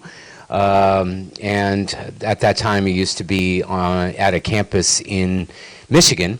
And now, more recently, the program is hosted out of a college in Chicago.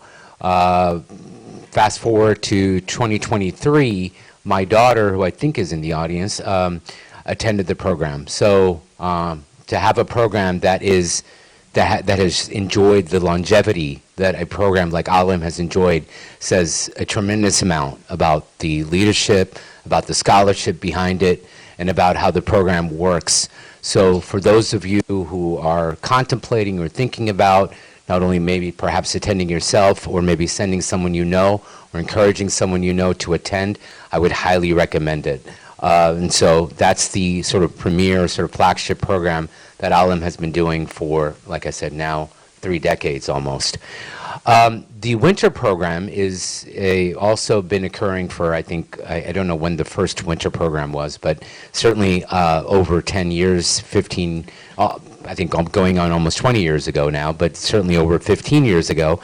And the reason I know that is because the last time that the winter program was held in the Bay Area here in San Francisco, the Bay Area was back in 2008. So I know certainly that wasn't the first one. So, and I was, and the board can vouch for this, been pushing to host the program here in the San Francisco Bay Area again.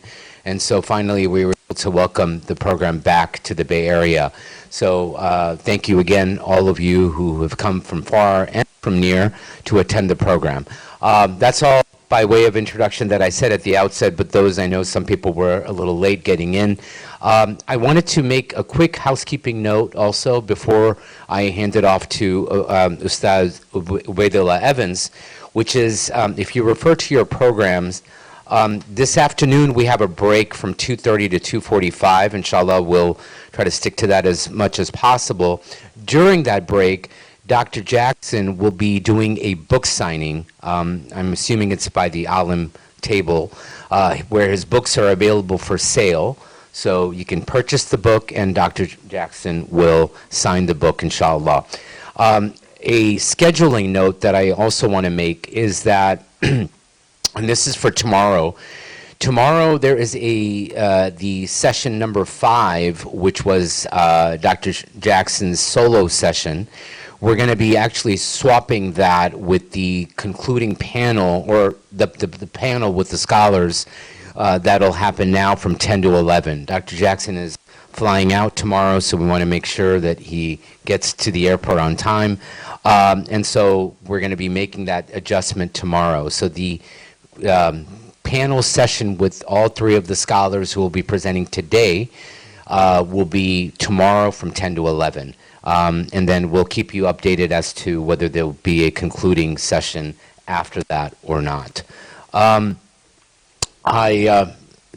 Ubaydullah has asked me not to do an introduction, so, but Ustadh Ubaydullah Evans is the first, I'll just say this, he is the first scholar in residence of the ALIM program, and someone that I consider to be a dear friend and someone I've learned from tremendously, even though I'm probably his senior, biological years. So anyway, without further ado, Ustadh Ubaydullah Evans, thank you.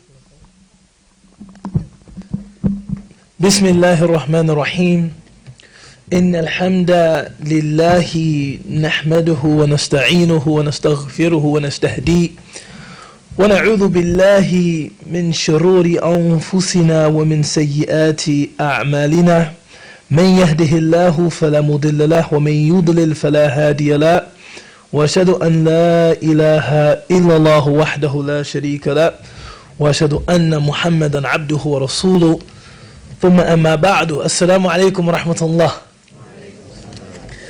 Of course, it goes without saying that it is a great honor and a great privilege to be a part of such a blessed assembly and to be in a position to facilitate what I hope will be a mutually enriching bi-directional conversation. I have the benefit of covering the 2, I would say, easiest chapters of the book, because a lot of the material being covered in the book is about juristic differences in fiqh. And in our community, I find that these differences, we are able to accommodate these differences much more sensibly and much more with greater maturity than we could in years past. You know, I've been Muslim, as I mentioned last night, for about, 25 or 26 years, which, to use Dr. Jackson's joke, means I converted to Islam when I was 3. You know what I'm saying? And I do remember when those differences in where the hands were held in prayer, or whether or not a person ate Burger King, or the اختلاف المطالع, the differences in the beginning of Ramadan, when those differences were really, really explosive. But my sense now is that those things don't compromise our unity. The way that questions of race, questions of class, questions of political orientation run the risk of compromising our unity. I still believe in the positive value of unity. Allah subhanahu wa ta'ala says, "Inna hadhihi ummatukum ummatan wahida." That this ummah is one ummah. And even though, and this, I'm not trying to turn this into a session of venting or all of this kind of cathartic release, but even though I have personally experienced indignities at the hands of Muslims. When people talk about racism, for instance, if you're talking about systematic or structural inequality, of course, I've experienced that vis-a-vis the dominant culture in the society. But if you're talking about interpersonal instances of racism, I've experienced much more of that at the hands of Muslims than I have at the hands of white Americans. I remember, studying, and I'm going somewhere with this. Again, the purpose of this is not catharsis, although it does feel good. No, I'm just kidding. But I remember I was a student at a madrasa, and I was a boarding student there. I was memorizing the Quran, and I was doing an ALIM course there. And some weekends I would stay over at the school to really, bear down on my tahfidh, particularly the muraja'ah, the review. And the teachers, all of my teachers were from the subcontinent. And this was Darul Ulum Madrasa. And they were doing what all of our teachers did on the weekends. They were going to parties. They said, "Ubayd, we're going to a party on Devon Street." And they said, "You can stay at the madrasa, or if you leave, we'll be back at around like 11:30 p.m. And there was a brother who would come on the weekends, and he would recite to the teachers just on the weekends. And he said, "Well, if the teachers are leaving, you can just come hang out with me." And I really didn't know him well, but we were students at the same madrasa. We had the same teacher in Quran. I said, "Yeah, this will be a good idea." So we went to hang out. When we came back to the madrasa, it was like 11:45. The madrasa was locked. I had left my key, and the teachers still weren't there. So I said, "Man, it's late." And so he said, "Man, you might have to..." He starts sweating profusely. He said, "You might have to come to my house." No, this is, and I'm looking saying, well, if you're comfortable with that, it seems to be a source of consternation. He said, my mother and father are, maybe going through a divorce, and my mother is in a really emotionally fragile place right now. I'm thinking, well, I'm not a counselor, I'm not a marriage counselor, He said, "I just don't know how she'll react to seeing a black man in her house." I was shocked, to say the least. I said, "Huh?" He said, "Yeah, I need some water for them. I just don't know how she might react." And I was like, "Well, we can just, wait here in the parking lot of the school, until the teachers arrive." He said, "Yeah, I think that would be best." And I sat there in his car in complete silence for about like 2 hours. Right? The teachers didn't get back until like 2 a.m. or something like that. I don't know what they're doing at these parties, right?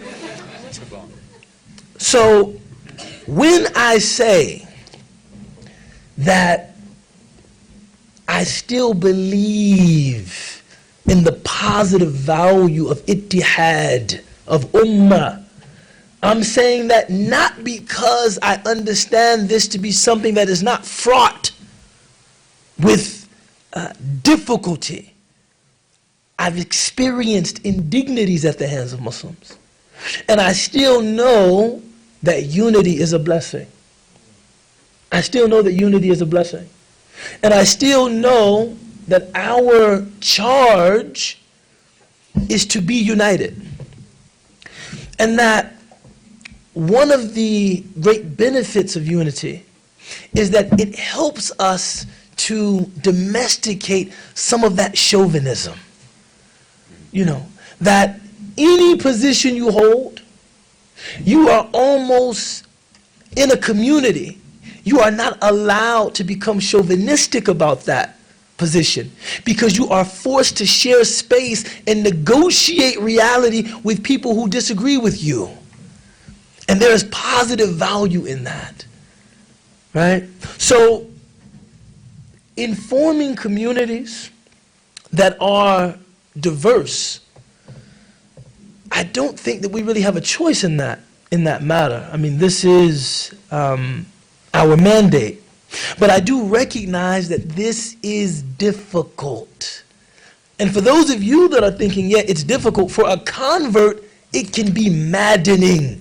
You know, there's a joke that we tell, you know, among converts that, you know, there's this convert. He comes into the masjid. He accepts Islam. They ask him to speak. And he says, I've been searching for this community of truth for my entire life. And he says that the joke proceeds that somebody comes up to him and says, you know, it's not that everybody in this community is on the truth. It's really just the Muslims of this particular country that are on it. So in his zeal, he travels to that country. And when he reaches the country, he goes, he prays, they put a microphone in front of him. I've been searching for this community. They say, no, it's not everybody in this country that's really on the truth. It's really just the people in this particular masjid that are really on it. He gets to the masjid, same thing, the person says, not everybody in this masjid is on the truth. It's really just me and the mu'adhin. And I have some doubts about his aqeedah or something like, you know, for a convert, it can really, really be maddening. But continuing to affirm the value of that unity is something that I've attempted to, you know, profess and to live. You know, the second question that Sheikh Taha addresses is, you know, what kinds of disagreements are acceptable and what kinds of disagreements are unacceptable? So he says, an unacceptable disagreement is one that is based on selfish whim and arrogance and egoistic ends and worldly gratification. The Prophet ﷺ, he said in a rigorously authenticated hadith, "Man kana عند قلبه مثقال ذرة من الكبر لا يدخل الجنة." Whoever has even an atom's weight of arrogance in his or her heart will not enter paradise. And there was a man there, Allah yubarik fi, jazahullahu khayran, a lover of the sartorial delights. I'm from his tribe. He said, Ya Rasulullah, وَلَكِنَّ الرَّجُلَ يُحِبُّ أَن يَكُونَ ثَوْبُهُ حَسَنًا وَنَعْلُهُ حَسَنًا هَلْ هَذَا مِنَ الْكِبْرِ? Ya Rasulullah, but one of us loves that his clothes are nice and that his shoes are nice. Is this from arrogance? And the Prophet ﷺ said, إِنَّ اللَّهَ جَمِيلٌ وَيُحِبُّ الْجَمَالِ. God is beautiful and He loves beauty. right? People often think that husnul inaya bil madhar, a person that is concerned with aesthetics and their appearance and their presentation, we often think this is an expression of arrogance or conceit. The Prophet ﷺ was saying, no, this isn't necessarily an expression of arrogance or conceit. Kibr, first thing he said, batrul haq, a wanton rejection of the truth. When disagreement is based on batr, this is someone who refuses to accept the truth because accepting the truth, as Dr. Jackson was saying in the earlier session, would mess up their stat line. I can't accept what is true because it would entail some kind of, the admission of some kind of personal inadequacy, some kind of personal loss. So I will continue persisting in argument even when the truth has been made clear. This is an unacceptable disagreement. And all of us, when disagreeing, should probe our hearts, our souls. What is the source of this disagreement? Right? Why is it so difficult to say, I'm wrong? Or this is something I need to evaluate? And I was asking one of my teachers, I said, give me some marital advice. He said, you want marital advice? Stop being so defensive. I said, that's it? He said, stop being so defensive. Just a willingness to admit, I could be wrong. Maybe this is something that demands, greater consideration, demands reflection, right? So that kind of disagreement, unacceptable. And all of us are prone to falling into that, where we're not really as invested in the truth as we should be. Rather, there's something personal in this for me that I refuse to relinquish. Last night I had an occasion to quote Imam Shafi'i, who said, I have never argued with anyone except that my ardent hope was that God would make the truth manifest on his tongue, and I would have the honor of submitting to it. He said, another kind of disagreement is conflicts that are sparked by a desire to defend the truth. This is when two people disagree sincerely. There's a sincere disagreement about something. And in this, we had, you even see this in the time of the Prophet ﷺ, as we mentioned about the Prophet ﷺ telling his companions, no one pray until we reach Banu Qurayza. Some said, no. This was only an exhortation to hasten. He was telling us, hurry up. But he wouldn't have us actually miss the prayer.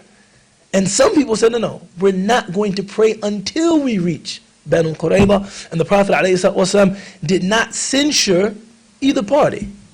But that does not mean that every disagreement rooted in sincerity is correct, or doesn't mean that both sides are correct. My grandmother, Allah yarhamuha, she was fond of saying, I don't care if you're sincere, you could be sincerely wrong. You could be sincere and still be wrong, right? So there's a hadith in Darul Qutni's collection, and also Abu Dawood, that 3 of the companions of the Prophet sallallahu alaihi wasallam, radiyallahu anhum jami'an, they went on a reconnaissance mission. So they weren't going out to directly engage the enemy, but they were scouting the enemy. And as they were traveling underneath a mountain pass, one of them was struck by a rock. And, he started to bleed from his head. Then he became drowsy. Then he had a nocturnal emission. You guys know what I'm talking about. So this normally, yujib al-ghusl. He has to take a full purificatory bath in order to pray. So he asked, he said, I'm worried about this wound on my head. Do you find any rukhsa for me? Is there any dispensation that would ease my situation? I don't want to submerge my entire body in water because this wound might fester, get infected. That could be trouble for me. Is there something else I can do? And they said, no. You have to make ghusl. He makes the ghusl, the wound gets infected, and he dies. Before they get back to Madinatul Munawwarah. They come to the Prophet sallallahu alaihi wasallam. They tell him what happened, and he said, "Shifa'ul ayyi as-su'al." The cure of ignorance is asking a question. The only thing he needed to do was make tayammum. Right? Now they were sincere. They weren't trying to mislead that man. They were sincere, but they were sincerely wrong. The Prophet sallallahu alaihi wasallam actually said, "Qataluhu." They killed him. Qatalahum Allah. May Allah kill them. In one riwayah, they killed that man. So sometimes people disagree about things, and they are sincere, but this doesn't mean that they're necessarily right. The other kind of disagreement that he mentions is disagreements that fall somewhere along the continuum between the categories of praiseworthy and blameworthy. Now, when I was thinking about this over this last week, I was thinking about these disagreements that come from just having different experiences. I remember, and Jawad will remember this because I know, he looks very much the Bay Area man, but he's actually from Chicago. He's actually one of us. But many years ago, we had a United Eid in Chicago. And this was something that people working in the community, people organizing in the community, had worked for a very long time. For us to have this one Eid, folks came from the suburbs, we had folks in the city. It was beautiful. And the imam that gave the khutbah, I don't know why. I don't know why. But he wanted to talk about homosexuality. For khutbatul Eid. That was the topic for khutbatul Eid. The imam is a friend of mine. Even now, sometimes we just look at each other and just go. And he said, he said, I forgot to sit. He said, I was all over the place. I said, we have, a large contingent of Muslims in Chicago praying in, a united, like this show of very intentional unity. I guess this is the perfect place to talk about homosexuality. And at some point during the khutbah, the imam said, these people should discuss you. I'm quoting him. Right? They should discuss you. And when you see them, you should say audibly, ugh. And some people were about to get up and leave. They were so offended by his remarks. And this was a big thing in the Chicago Muslim community. And when I went to, folks, a lot of the majority African American Muslim community, the Masjid al-Ihsan, you know what they said? You know why they were angry about what the imam said? Because they don't really want to practice the deen. They don't want to hear the truth. They don't want to hear the truth. What did he say that was wrong? Did he say something wrong? No, they are too open to the influences of a corrupt, principleless liberalism. That's why they're upset. And if they're upset by that, let them be upset. That's what they said. And I said, I don't know if it was that. I said, I don't know if it was that. I said, imagine if the Imam had been Desi or Arab, and instead of talking about homosexuality, he was talking about drug addiction. And he said, these people, these drug addicts, they should disgust you. And when you see them, you should frown at them and you should say, ew, you disgust me. I said, would that have offended you? Because it would have offended me. Not because I'm condoning drug use or drug addiction, but because you're talking about people that I know. You're talking about relatives, if we really want to get personal. So it is a difference in experience. I would never talk about addiction in that way because it hits just too close to home. I would never anathematize or dehumanize people struggling with the human condition in that way because I have some experience with that. Maybe they might have similar connections, affinities, allegiances, relationships to people struggling with homosexuality. And this offended them in that way. Not because they're not Muslim or they don't want to practice Islam. That's a credible difference. But what do you do with differences like that? This is what Dr. Jackson was talking about at the end of the session, that we have all of these unspoken, unconscious kind of inheritances kind of running through us that we bring to community, to spaces of community, when we begin kind of interfacing and interacting with each other, right? So the next thing that Sheikh Taha covers is kind of a history of disagreement within the Muslim community. And, you know, our community, mashallah, has always sustained an intramural, pluralistic conversation about the will of God. You know, for Sunnis especially, there is no centralized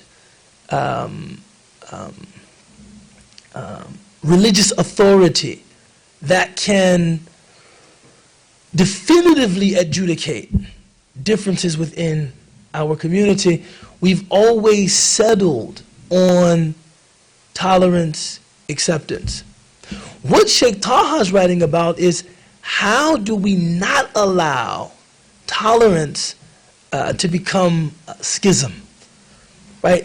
Difference. And he spends the majority of the chapter talking about all of these different kinds of ikhtilafat, right? Juristic differences, differences in aqidah, but the core of his message here is how do we accommodate those differences without becoming mutually exclusive religious groups? That to me, my way, and to you, yours. And Muslims in the past, you know, were able to do that. He spoke briefly about ta'wil, and, you know, if I'm just defining it kind of in a very terse way, moving from the apparent meaning of a word to a less apparent meaning of a word. And, you know, Dr. Jackson was quoting earlier Faisal al-Tafriqa Bain al-Islam wa Zandaqa, Imam Ghazali's book, that Dr. Jackson made a very bold claim saying a book like this could have saved Western civilization from religious strife. I said, man, that's Allahu Akbar. Allahu Akbar. But one of the things that I really appreciate about what Ghazali does with ta'wil in that work, and this is just like this is really, really profound. So he looks at ta'wil and he says, it is by affirming the truth of what was conveyed by the Prophet ﷺ that one becomes a believer, and it is by negating anything that was conveyed by the Prophet ﷺ that one becomes a disbeliever. But literal affirmation of something, meaning believing in the zahir of something, believing in its literal import, is only one way of affirming its truth. You could, so for instance, if I say Sheikh Taha Jabir al-Alwani wrote this book, how many of you believe that he wrote this book with a pen? How many of you probably believe he used a typewriter or some kind of word processor or something like that? Okay, nobody. Some people didn't raise their hand at all. What do you think he did? If he didn't use a book, if he didn't use a...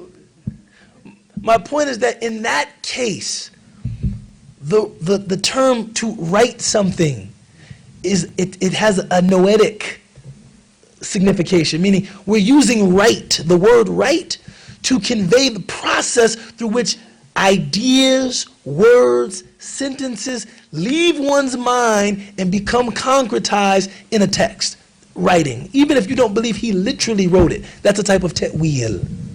I don't believe he literally wrote it, but I'm using the word write to describe that process. Imam Ghazali lists about 5. Doctor, was it 5? It was 5. Imam Ghazali lists 5 different ways that something can be, the meaning of something can be affirmed in a non-literal way. Right? Now, for some Muslims, especially in the modern age, I find that this is lost on them. Like, why is this important?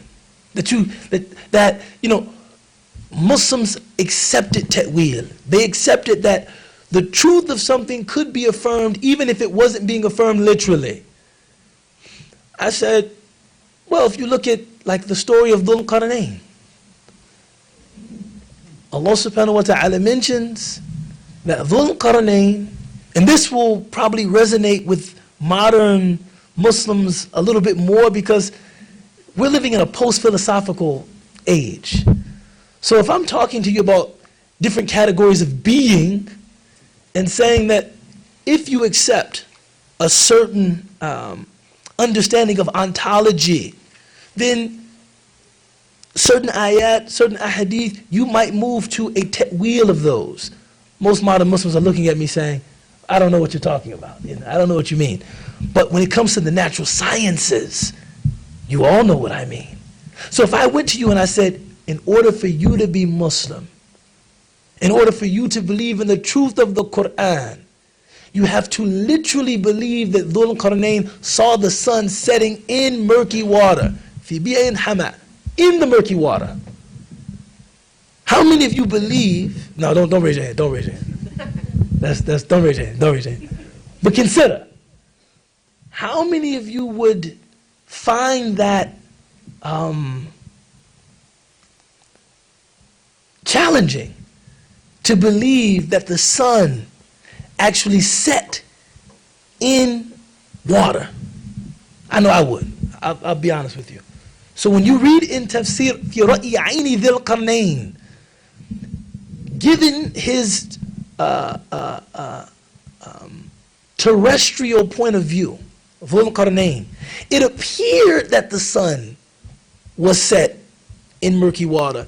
But the sun does not literally rise or set. It's just how things look, right? Because, the world is round, revolving around the sun, rotating on its axis. The sun doesn't actually set in murky water, but it appeared that way to Dhul Qarnayn, and Allah was speaking from His own, في رأي عين ذي القرنين, like Ibn Kathir says. It looked that way to Dhul Qarnayn, right? What Imam Ghazali is asking in Faisal al-Tafriqa, why do you move from a literal understanding of something to a figurative or not literal understanding of something? It's not because of your faithfulness to the text.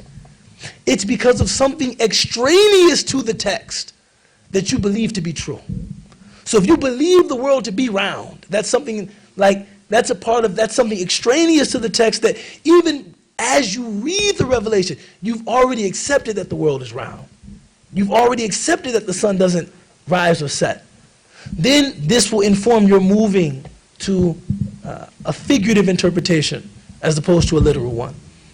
So faith is not judged on, what you believe extraneous to the text that you think the text should be reconciled to. It's about your ability to affirm as true what was conveyed by the Prophet sallallahu alaihi wasallam.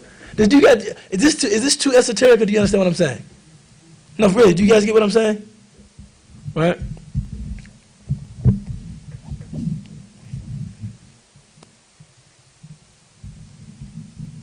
Next, he mentioned that the Prophet ﷺ warned against disagreement. That we've made too much of a positive out of disagreement. And Dr. Jackson mentioned this yesterday, that maybe to convey the idea that our religion is tolerant, we've made too much of disagreement.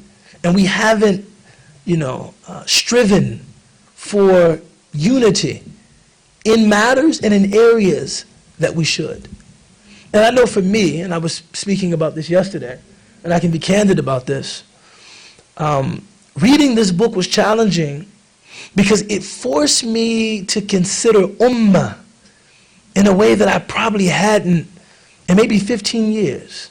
I just didn't, there's a lot of different groups, a lot of different exponents, expressions, currents, schools of Islam that I never really think about my relation to them. I'm very content to just leave them and have them leave me. And that's maybe the best that we can arrive at. I'm not going to interfere with your activity. I don't get online and blast you. I don't talk about you. And just don't talk about me. The idea that we have more of a responsibility to each other than that. It's not simply, just don't call me a deviant. Just don't call me a kafir. I won't call you one. You don't call me one. And but we have more of a responsibility to each other than that. And that the Prophet sallallahu alaihi wasallam warned that if that kind of unity remained elusive to Muslims, there would be consequences. In fact, the Quran says that you will lose your rih, tadhhab rihukum, that your influence, your power will be diminished, right, in disunity. The other thing that he mentioned in this regard is that, this unity is always the sign of an opening from Allah subhanahu wa ta'ala. And disunity is usually a sign of a curse. Whenever Allah mentions intramural rivalry among a religious community, this is always something being referenced as a curse. Right. Unity is a blessing. وَلَوْ أَنفَقْتَ مَا فِي الْأَرْضِ جَمِيعًا مَا أَلَفْتَ بَيْنَ قُلُوبِهِمْ وَلَكِنَّ اللَّهَ أَلَّفَ بَيْنَهُمْ. Allah tells the Messenger of Allah, if you had spent all that was within the earth, you wouldn't have been able to bring their hearts together. But God brought them together. You see? So, the fact that the Sahaba, radiyallahu anhum jami'an, in a tribal society, and I think that, we should be inspired by this, because, the American Muslim community, sometimes I think to myself, there might not be a community as diverse. And I'm talking about not just ethnically diverse, but socioeconomically diverse, even diverse in experience, diverse in history. There might not be a community like this one anywhere. Maybe We haven't seen an expression of community like this one in the history of Islam.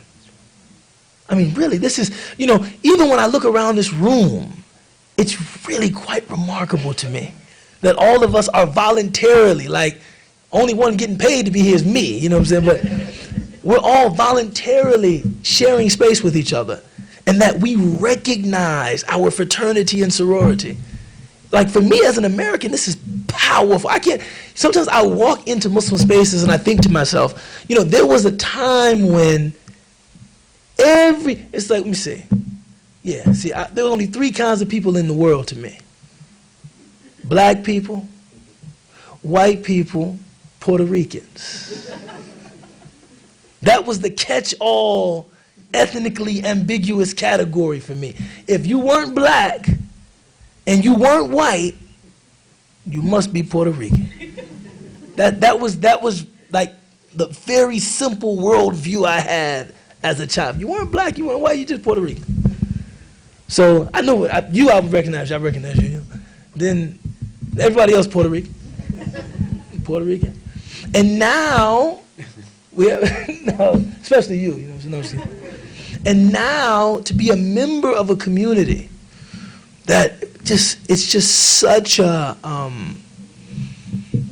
far cry from that to which I was accustomed, and trying to manage, trying to promote, trying to encourage, trying to cultivate a true spirit of brotherhood, sisterhood in this community. It is something for which we need God's help, subhanahu wa ta'ala. And I think that in the case of the Sahaba, and this is for me, so 9 times out of 10 this is wrong. This isn't something I learned from any of my teachers, or, sometimes I think on my own, sometimes. But I think their unity was an extension of their love for the Prophet sallallahu alaihi wasallam. And that you will find that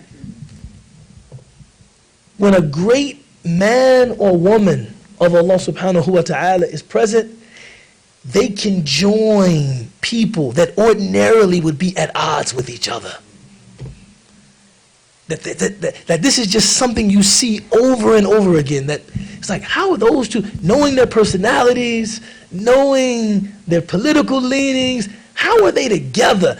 They are together through their love for this particular person. That person is almost like the linchpin that's holding it all together. And when the Prophet sallallahu alaihi wasallam went back to Allah, this is when I think a lot of that disputation began. Almost a necessary byproduct of his removal, sallallahu alaihi wasallam. Right? If we in our community want to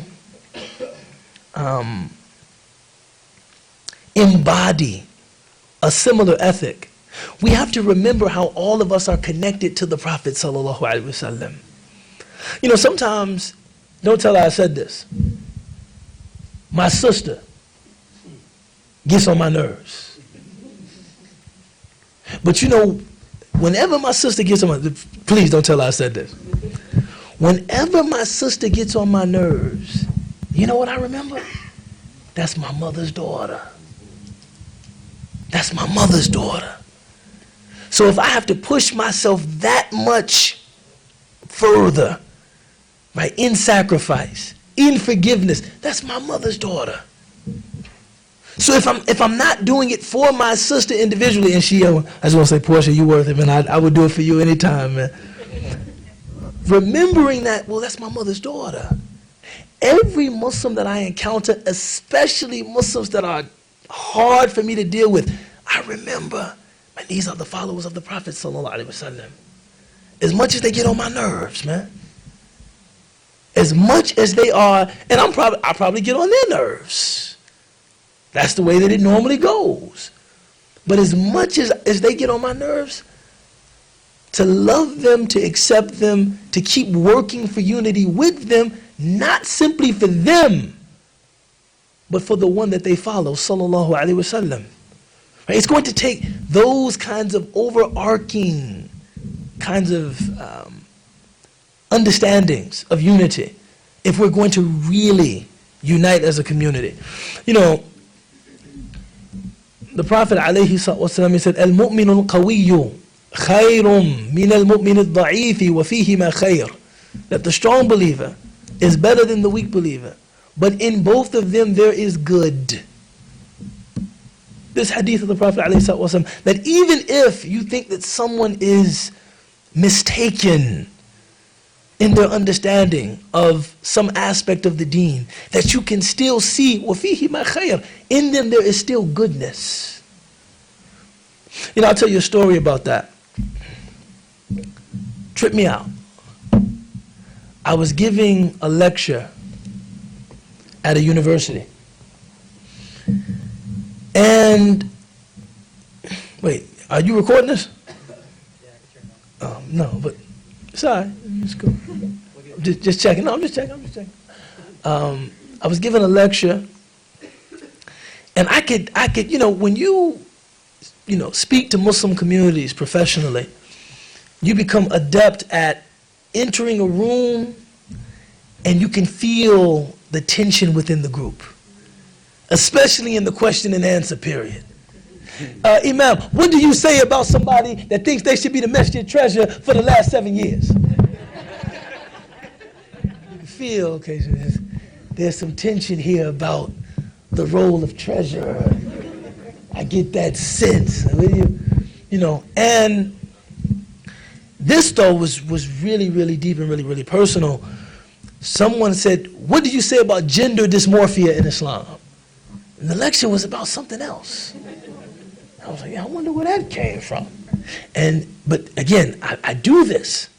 So I looked around the room and I saw in the back, sitting alone, was a student that probably identified as trans, right? And so I forget exactly how I answered the question, but more importantly, I spoke to that student after the lecture. And they were telling me about their struggle, and wallahi, it's subhanallah. Crazy. Just humbling, really, to talk to somebody navigating their Islam while not knowing who they were, right, in a very, very deep way. And some students, hardline, usually young men, they had no compassion for this student. In fact, they would talk about this student like this student was engaged in some kind of intentional plot to destroy Islam. And I just didn't hear that. I just heard a person that was just deeply confused. I didn't hear like, they're trying to traffic these liberal ideas into Islam and destroy Islam. That's what he wanted me to say. And I was, I don't really, So about 2 months after that, we had the Charlie Hebdo scandal, these vile, disgusting pictures of the Prophet ﷺ. Well, I mean, it wasn't the Prophet ﷺ, but published in this newspaper. And then the editor of Charlie Hebdo came to this university. And this student that identified as trans was Algerian. So this student could actually have the from a francophone, formerly a francophone country, could actually have a conversation with this editor. And the editor of the paper said that they wanted to give a talk on campus, and then they wanted to speak to the Muslim Students Association about how Muslims need to appreciate the Western value of freedom of expression. And they were going back and forth about, should we speak to the editor of Charlie Hebdo, or shouldn't we?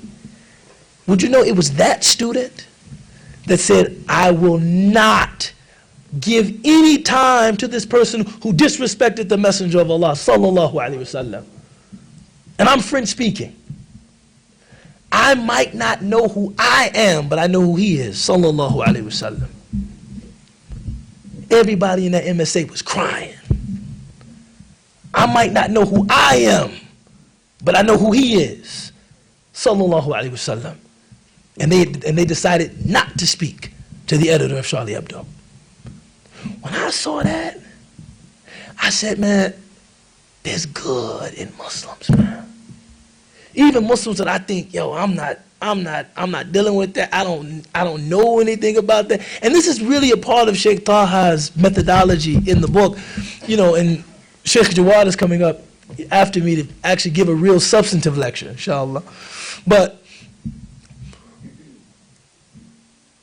he often uses examples of groups and scholars that you would assume to be the most partisan groups and scholars that have existed in the Muslim community. And then he finds this ecumenical strain in their writing, that they find a place to accommodate the value of Muslim unity. And as you're reading this, you're saying, if they can do it, what then for people that have more centrist views? So whenever I think of that story, I think, if someone that is really, really struggling with not just the fundamentals of Islam, but fundamentals of their personhood, they still have something redemptive about who they are, something redemptive about their love for the Prophet ﷺ, how can I not love them? How can I not accept them? How don't I see myself as being aligned with them in a fundamental way? The next thing he talks about, and this is, I realize, man, this is the Bay Area, so this is like tahsil al-hasil, bringing down something that's already been brought down. He talks a lot about, the different, methods of deduction among the imams. And this is, we've had lots of programs about why Shafi'is and Hanafis and Malikis and Hanbalis, why they differ. And, it's, if I were to say one thing of practical benefit in this connection, it would be, just because something is unfamiliar to you, that does not mean that there's no basis for it. Right? Some people think that all of Islam is contained within what they are familiar with. And if they see something they don't know, automatically, astaghfirullah. What is that? I've never seen that before. Allah yarhamuha, man. I quote my grandmother a lot because she was a great woman. But, she was talking to me one day. And I don't know where this came from, but I just said, Grandma, I've never heard of that. She said, you never heard of it. You never heard of it. She said, Will, I can build a whole new world just made out of stuff that you ain't never heard of. Don't you ever negate something I said because you never heard of it. And I said, all right, Grandma. All right. Do you know, she went around the house the next 2 days, you never heard of it. I was sitting up in the kitchen, you never heard of it. You never heard of it. You never heard of it. No. When you see, they say, men qalla ilmuhu kathura inkaru. The less knowledge a person has, the more they see wrong. Oh, this must be wrong. This must be wrong. This must be wrong. No. As you appreciate the vastness of our juristic tradition, you realize there are lots of aqwal. There are lots of positions. There was one scholar, they said that his knowledge of the Shara was so vast that he rarely saw people doing something for which he didn't know of a position. So there's a position for that. There's a position for that. There's a position for that, right? I want to be like that person, that I see less that is worthy of censure and more that there's a place for that.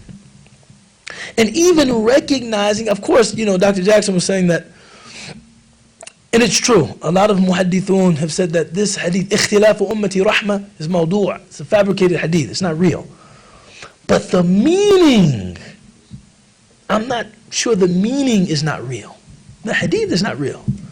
But the meaning that having an ummah in which there are subul, paths to God, that's a mercy. When you think about just all of the diversity in our sharia, and places that some madhahib are very stringent, other madhahib are, provide a little more space. So like Malikis, water and rubbing, it's too intense. Too much rubbing, too much tadliq, too much rubbing. But places like food, mashallah, right? Hanafis, when it comes to water, it's very easy. You ghusl, jump in, jump out. MashaAllah. Ta'meem al-jasad bil-ma'. That's good, But when it comes to food, you can't eat shrimp. You can't eat shrimp. Oh man, that'd be hard. You can't. I hope I'm not ruining this for anybody. Funny story, man. You gotta lighten up the teaching environment with these stories. I had a sheikh. I won't say his name, but we were going to make umrah together. We went to the Passport Authority downtown. He was a Hanafi sheikh. We went to the Passport Authority downtown. And then afterward, we're supposed to be driving back to our madrasa. And he pulled over. And then he took his topi off. And he said, "Can I trust you?" I said, "Yeah, you can trust me. But I don't know what you're about to do." Okay? So he says, "Okay, don't say anything." Man, he pulls into Goose Island, a big shrimp place in Chicago. He comes out with a bag of shrimp. He's, "Oh, subhanAllah. I know it's makruh, but wallahi, it's irresistible, wallahi." But in all seriousness, that really happened, by the way. Wallahi, subhanAllah. Ubayd, I know it's makruh and I madhab, but I just, subhanAllah. But my point was that he didn't want to be seen eating shrimp in the car. I don't want anybody to see me riding down the street, my topi eating shrimp. What might people say? I saw the sheikh, saw the Maulana, he was eating some shrimp, man. Probably washed it down with some catfish, man. But we have a vast tradition of juristic difference, and those differences are related to istinbat, the methodological. Right? It's not that people don't want to follow the Quran and Sunnah, and that's all nonsense. Whenever someone says, I analyze the positions of the scholars and I take that which is closest to the Quran and Sunnah, I say, what? That's ridiculous. How could you say such a preposterous thing? You take so we're talking 1,400 years of people conversing about these meanings, and you can just look and say, well, this is the one that's closest to. No, that's a methodological issue, right? And that's a very acceptable disagreement. And then he goes over some of the factors, linguistic causes, factors relating to the narration of hadith, factors relating to the basic rules and standards of inference, of istinbat, disagreement among the leading imams and the ethic they practiced, and mashallah, a number of other. But I want to make sure I leave at least 15 minutes for questions, comments, feedback, corrections, anything that anybody might want to index into the conversation, inshallah. Okay, that was easy, Samani. No, seriously. Additions, yes, questions. Walaikum salam.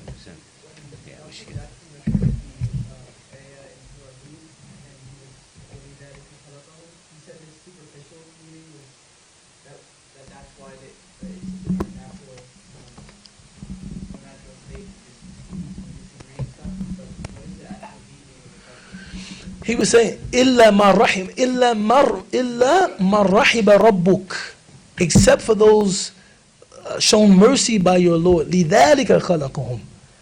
That they were created to be shown mercy by Allah.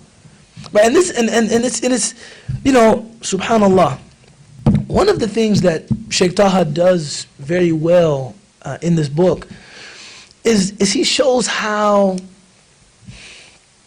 and Sheikh Taha is much older than me.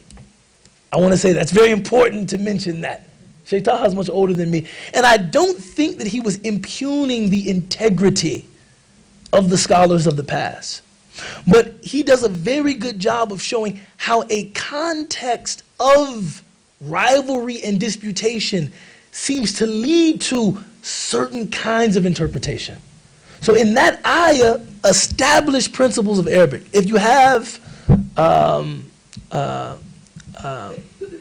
demonstrative noun like dhalika, right? The referent to it should be that which is closest to it. Not that which is further away from it. That which is closest to it in the ayah is the mention of God's mercy. Not the fact that they differ. But if somebody wanted to justify differing, if they wanted to justify schism or mutual snubbing, they might use that same ayah going against established principles of balagha, established principles of nahu. And they may say, no, we've been created to be different from them. You see? But Sheikh Taha was suggesting that's a more superficial reading of the ayah that might be led by a context of disputation. If that makes sense. Do you understand what I'm saying? Meaning, like, if, like, many of the, and I tried to make this point yesterday, and I think Dr. Jackson, he did a very good job of contextualizing the point.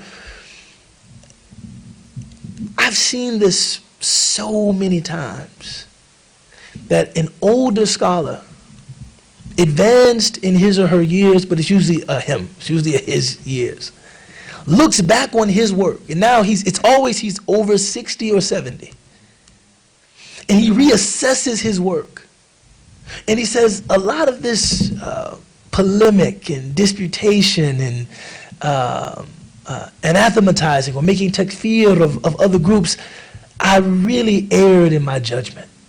I really, I would do that differently if I could. Even a lot of the akabir, the greats of his, Ibn Taymiyyah, he said some beautiful things about Imam Ghazali at the end of his life.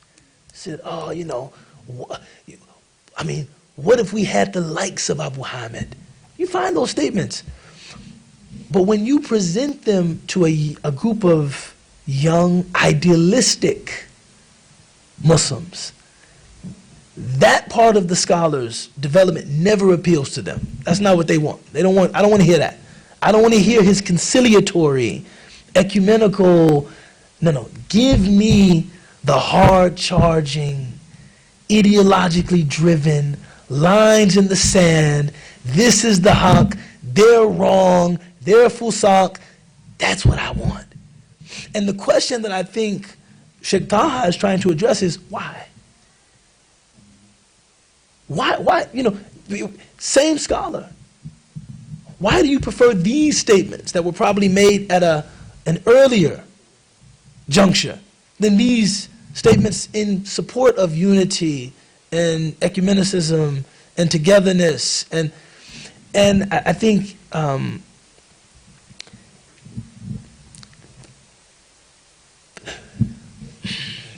it's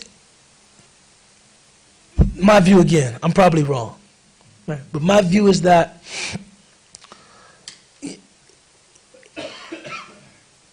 worldview that has to articulate itself without a nemesis is charged with being deeper, more comprehensive than a worldview that can always rely on, no, we're the good guys, they're the bad guys. They're the bad guys. That oversimplification is very appealing to people. we're the right Muslims, they're the wrong Muslims, right? So maybe this is why they would prefer the work of that scholar that speaks to that tendency, if you will. Or interpretations of ayat that would speak to that tendency, if you will. Yes? Assalamu alaikum. Alaikum salam. So you mentioned, like, how do we accommodate difference without being mutually exclusive groups, and knowing, like, the time that we're in and the societies that we live in, and how even, I was talking to a different teacher about how, if someone, they taught me that, like, if someone doesn't even eat meat, that's the most important part of their identity. Like, they are a vegetarian. It's just so near and dear to them.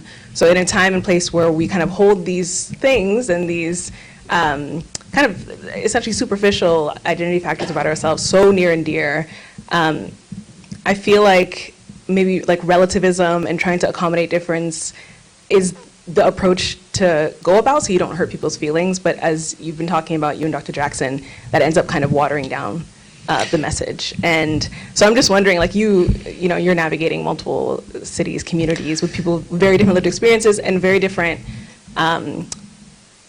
things that people hold to be the dearest part of themselves, that at times conflict with our Islamic teachings. And so in the effort to, like, unify, to bring people together, if someone's kind of, what they hold most near and dear about their identity conflicts with Islamic teachings, but you still want to call people in, but groups are willing to kind of exclude themselves. I'm just wondering how you kind of navigate. It's vague, but... No, I totally get it. I was invited to speak at Stanford 2 years ago, and alhamdulillah, I had a great time there. I met with the MSA on I want to say a Thursday. Might have been a Thursday. It might have been a Tuesday. I'm not sure. Some day of the week. Most things happen on some day of the week. And then the day after, and this is the first time I had ever received this request, they said, we want you to speak to black members of the MSA that have formed their own MSA. And so when I sat down with them, of course I didn't come out like, why did you decide to form your own MSA? But they just told me, we feel excluded, we feel unheard, we feel unseen, and to continue to make, overtures to unity and togetherness, it's too self-effacing to us. That what we feel it necessary to do now is to have our own group. And, they can do their thing and we can do our thing. They excluded themselves. And I said, I feel you. I started with that. I feel you. I've been a part of this community for more than a quarter century. And I've experienced those attempts at erasure, those, slights, indignities. I've seen those, I've experienced those. The thing that keeps me going back, keeps me committed to this vision of unity, is in America, racial division is really America's, I guess, cardinal sin. And nothing, not Christianity, not secular democratic politics, certainly not capitalism, not sports, not music, nothing has been able to erase that line. Even now, so much of the, of public discourse in America is really just coded conversations about race. We talking about the Super Bowl and the halftime show. It's not about the Super Bowl and the halftime show. This is really a conversation about race, right? I said, I'm just not willing as a Muslim to say, and not even Islam. I can't do that.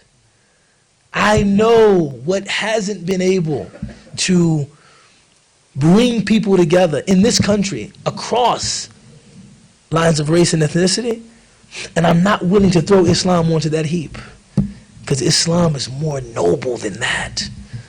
So I'm still here, still trying, still engaged. And I think that they were compelled by that. I don't know. You have to talk to Dr. Kabir and see what happened, but I think they were compelled by that.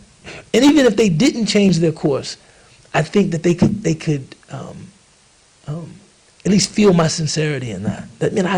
I just don't want to say that, yeah, this couldn't do it, and this couldn't do it, and this couldn't do it, and Islam also couldn't do it.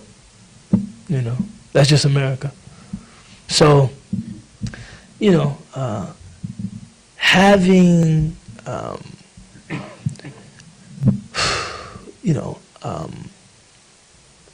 a belief in Islam that domesticates, some of those other identity, factors. But they are important, I'm sure. If you're in a community where it's not Islam is not domesticated, so internally a lot of folks are just holding other identity factors on top of that, but you still are looking to kind of have that unity in different stages. Again, it's broad. Yeah, I think reminding people that sometimes you have to be stubborn. Sometimes you have to be stubborn, man. That even though I've experienced some indignities here, some rejection here, I'm committed to this vision, not for you, but because this is what Allah commands of us, right? And that's why I mentioned about my sister. I love my sister, but and I was just doing that as just an example. But even if she gets on my nerves, she's still my mother's daughter. Right? So she has a past with me forever. It's my mother's daughter. What I'm gonna do? It's my mother's. What I'm gonna do? Right? I owe that to my mother. I owe that to even now when I have my children. Sometimes my children they fight among themselves, but I tell them, I said, look, when I check up out of here, Atallahu umri, Allah extend my years. And you better always take care of your brother. You better always take care of your sister. I don't care. Why? Because they're my kids. That's why you do it. And you can tell them as you're doing it, you get on my nerves, but you're my daddy's son, so I got to do this. For him. Not for you, for him. You my daddy's son, so I got to do this. For him. That's how I feel about the Muslims and the Prophet sallallahu alaihi wasallam. You get on my nerves, but I got to love you. For him. Sallallahu alaihi wasallam. I got to be with you. For him. Not for you. For him. Sallallahu alaihi wasallam. Right, so just reminding Muslims of that. These are the people of the Prophet ﷺ. What you gonna do? Alhamdulillah. Assalamu alaikum. Jazakallah khair for doing this. I want to ask you along the same lines, but it was more about the insecurity we have in our own faith and the lack of confidence that leads to division. Because we brought up the ayah, you said, when we talk about unity, Allah said that even if you had spent all that is on the earth, you could not have brought the hearts together, but Allah brought the hearts together. So I see a lot of this in the communities. We don't want to actually bring people in due to some sort of insecurity we have in our faith, where the people may be bringing in some Western ideas. So instead of giving them the love and doing the actual ta'leef, there's more of kind of alienizing those people away from the community instead of bringing them in. So and we're not able to take advantage and incorporate them into our community and use their strength, even though the Prophet said there's good in the weak believers too. And even non-Muslims had a role in Muslim societies. There's dhimmis and things like that. So do you think it's like having this insecurity and this lack of confidence in our own faith that leads us to divide people who may not be so strong in their faith or on the periphery? I think you've nailed it. I think that one of the signs of a community being insecure is that it doesn't provide a safe space for people to grow in their commitment to the faith. Because we're hanging on by a thread. When we see somebody that we think has compromised, or someone that lacks integrity, we almost take that like it's a blow to our own integrity. In the same way that when we see somebody, there's a reason why people always get excited about people converting to Islam. Sneeko just accepted Islam. Who is Sneeko, man? I don't even know who that is, bro. Who is Sneeko, man? Sneeko just accepted Islam. You know, there's always, every week there's some UFC fighter accepting Islam. That's what Eddie said. That's what Eddie for the D show said. I don't, you know, and I realized now, alhamdulillah, it's a beautiful thing to be excited about somebody accepting Islam. But sometimes I say, what are we getting from that? You know, what that assurance that we're seeking through that, right? I get it. The same thing, I think, occurs when we see somebody drifting away from the faith. It's that it hurts me. So I'm unable to be a person that gives them sincere advice or hold space for them, or because I'm really thinking about what their disaffection with Islam is doing to me. And as I strengthen myself, then I'm going to be less affected by them. And I can just give them, I can see whatever good exists in them and just give them da'wah and just give them space. You know, one of my favorite stories in the seerah of the Prophet ﷺ is that once the Prophet encountered some hunafa, some monotheist, they would be like the Hijazi equivalent of people that were spiritual but not religious. Right? The Hunafa is spiritual, not religious. But they were muwahidun though. They only worship one God. Right? And they kind of had, they were sitting and they had one leader among their group. He was like their guru, Deepak Chopra. He was like their guru. And the Prophet ﷺ saw them and he said, Abshir, be happy. I've come with the religion of Abraham. Meaning, I see that in your sincerity, you want the religion of Abraham. Allah has given me revelation. Allow me to guide you into the religion of Abraham. And the leader of the group looked up and said, no, I'm on the religion of Abraham. And then he said, one of us is not telling the truth. The Prophet ﷺ said, I guess we'll have to see. And just walked away. And that's the end of the story. Right? I guess we'll have to see. But that kind of confidence, there's no, Ana Rasulullah bila kadhib. There's no lie. See, a person that is insecure, argumentative, there's something in their own integrity that is lacking. This is why our teachers would tell us, when you find somebody who loves to argue about religion, they're trying to convince themselves. And they think that by convincing you, they will become more convinced of what they're arguing about. Right? But when you are secure, your basira. The Quran says in Surah Al-Ra'd, I call to my Lord basira. No, Surah Yusuf, basira. Basira. I have insight. When we create communities of people that have that quiet spiritual confidence, I think the community becomes more accommodating for people that have different kinds of relationships with Islam. I'll tell you one story about that, then we'll wrap up. I grew up and I used to love the rapper Nas.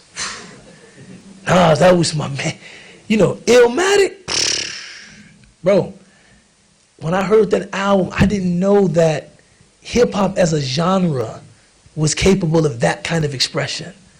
I remember listening to the album like, yo, man, I like Nas like that. Nas.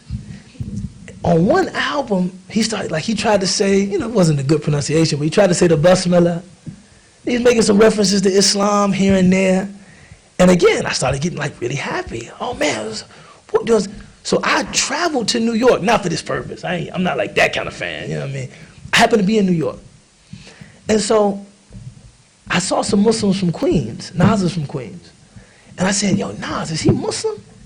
Yo, they got offended. Is he Muslim? Hell no, he's not Muslim. You hear what the garbage he talks about on his songs? he has the nerve to put on a kufi and say Allah's name. If I saw him, I would slap his kufi off his head. I was like, oh, okay. Tell me how you really feel.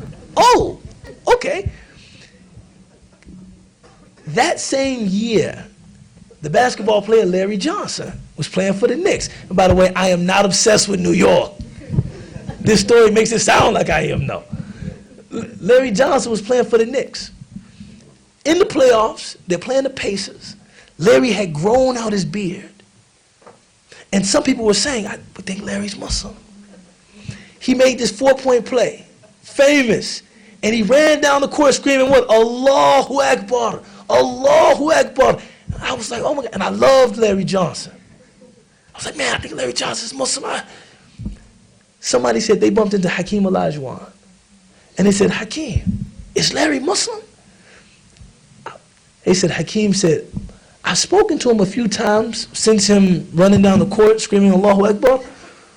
I don't know if he's Muslim, but it was just good to hear him praising Allah. Just a secure person. Larry can have whatever relationship he wants with Islam, because I'm secure. Hakeem Olajuwon, he was secure in his Islam. I don't really know if Larry's Muslim or not, you know. But it was good to hear him praising Allah. That's basira. See, the guy said, "Nah, I'll slap his kufi off." Something is going on. Now, maybe some people would say this is ghayrah for the deen. I don't think so. There's something inside that, you know, when you're secure, people can, you know, have their weaknesses and grow. When you're secure. And we have to create that space of security, especially among the critical mass within our community. And Allah knows best. Jazakumullah khair. Assalamu alaikum. Jazakumullah khair. As a historian, I thank Ubaydullah Evans for ending with a Hakeem Olajuwon story. So, some basketball fans here as well. I misspoke earlier. I just want to make a quick correction, and I know we have to take a break. So this afternoon, we're going to resume at 2:45. That is the scheduled session with Dr. Jawad Qureshi. And then we'll have Asr after that. And then after Asr, which is session number 4, was going to be Ubaydullah Evans, but rather, because of Dr. Jackson's flight tomorrow, Dr. Jackson will be speaking this afternoon at 4:30.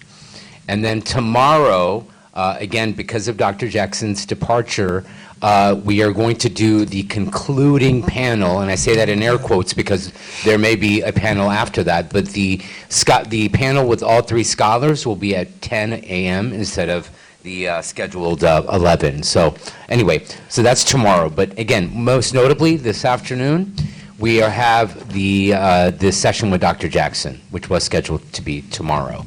And then, of course, as I mentioned earlier, we have Dr. Jackson's books for sale outside in the lobby, and he will also be there to sign the books. So, again, please come back by 2:45. We'll maybe give a little bit of a wiggle room because we want to go ahead and get started with Dr. Qureshi's panel. So thank you so much, everyone. All right, Bismillah.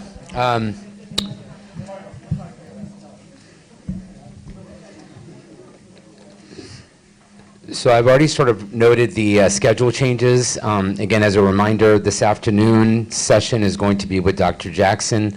And then tomorrow we're going to have the panel session with the scholars a little earlier than was scheduled. So please make a note of that for tomorrow. Speaking of our panel of scholars, it's my great distinct pleasure to introduce our third scholar for the ALIM program, and that is Dr. Jawad Qureshi. Dr. Jawad Qureshi is Associate Professor of Islamic Theology and Philosophy at Zaytuna College and visiting scholar at the University of California, Berkeley's Center for Middle Eastern Studies. He received his PhD in Islamic Studies from the University of Chicago Divinity School and is the recipient of fellowships from the Fulbright program, as well as the Fulbright Hayes Doctoral Dissertation Research Award. So again, Dr. Qureshi, as was mentioned earlier, originally from Chicago, but is now a resident here in the Bay Area, and we're delighted to have him. And so without further ado, I'm going to have Dr. Qureshi begin. Thank you so much. بسم الله الرحمن الرحيم وصلى الله على سيدنا محمد وعلى آله وصحبه أجمعين اللهم صل على سيدنا محمد الفاتح لما أغلق الخاتم لما سبق ناصر الحق بالحق الهادي إلى صراطك المستقيم وعلى آله وصحبه أجمعين أما بعد بارك الله فيكم السلام عليكم everybody alhamdulillah, it's a real pleasure to be here. There's different ways to approach this topic here. So first of all, let me just acknowledge a couple of things. One is that this type of program is very interesting because I consider, he's not here, Dr. Jackson's not here, right? Okay. He is. Oh, he is? Oh, no, there he is. Yeah, I can't talk about him. I consider Dr. Jackson one of our elders in our community. I consider him one of our akabir, and I consider, you keep flagging the white hair, so I can, acknowledge it now. But what I mean by that is I consider him, one of the forerunners who's done, paved a way for many of us. Those of us who are in academia, we look up to Dr. Jackson, folks from his generation, as folks who have, navigated a world that we're entering in that's very difficult and hard to make sense of. And, every now and then he gets calls from me that are very panicked about what to do in my career. So, alhamdulillah, he's very good about, giving good nasiha. From when I was still a grad student even, mashallah. So it's a real, I want to flag that.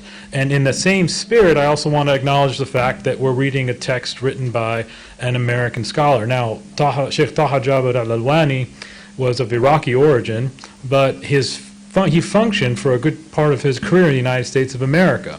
And so what that does for me as a scholar of religion who's looking at this, I see this as intellectual production of American Muslims. And that we are looking at scholarship that's produced here for this community. And I think this is it's worth flagging this development that's happening in these past few years, maybe decade or so, where we're actually looking at the scholarly production of our own community and seeking guidance there and thinking about those things, thinking with and sometimes thinking against even, right?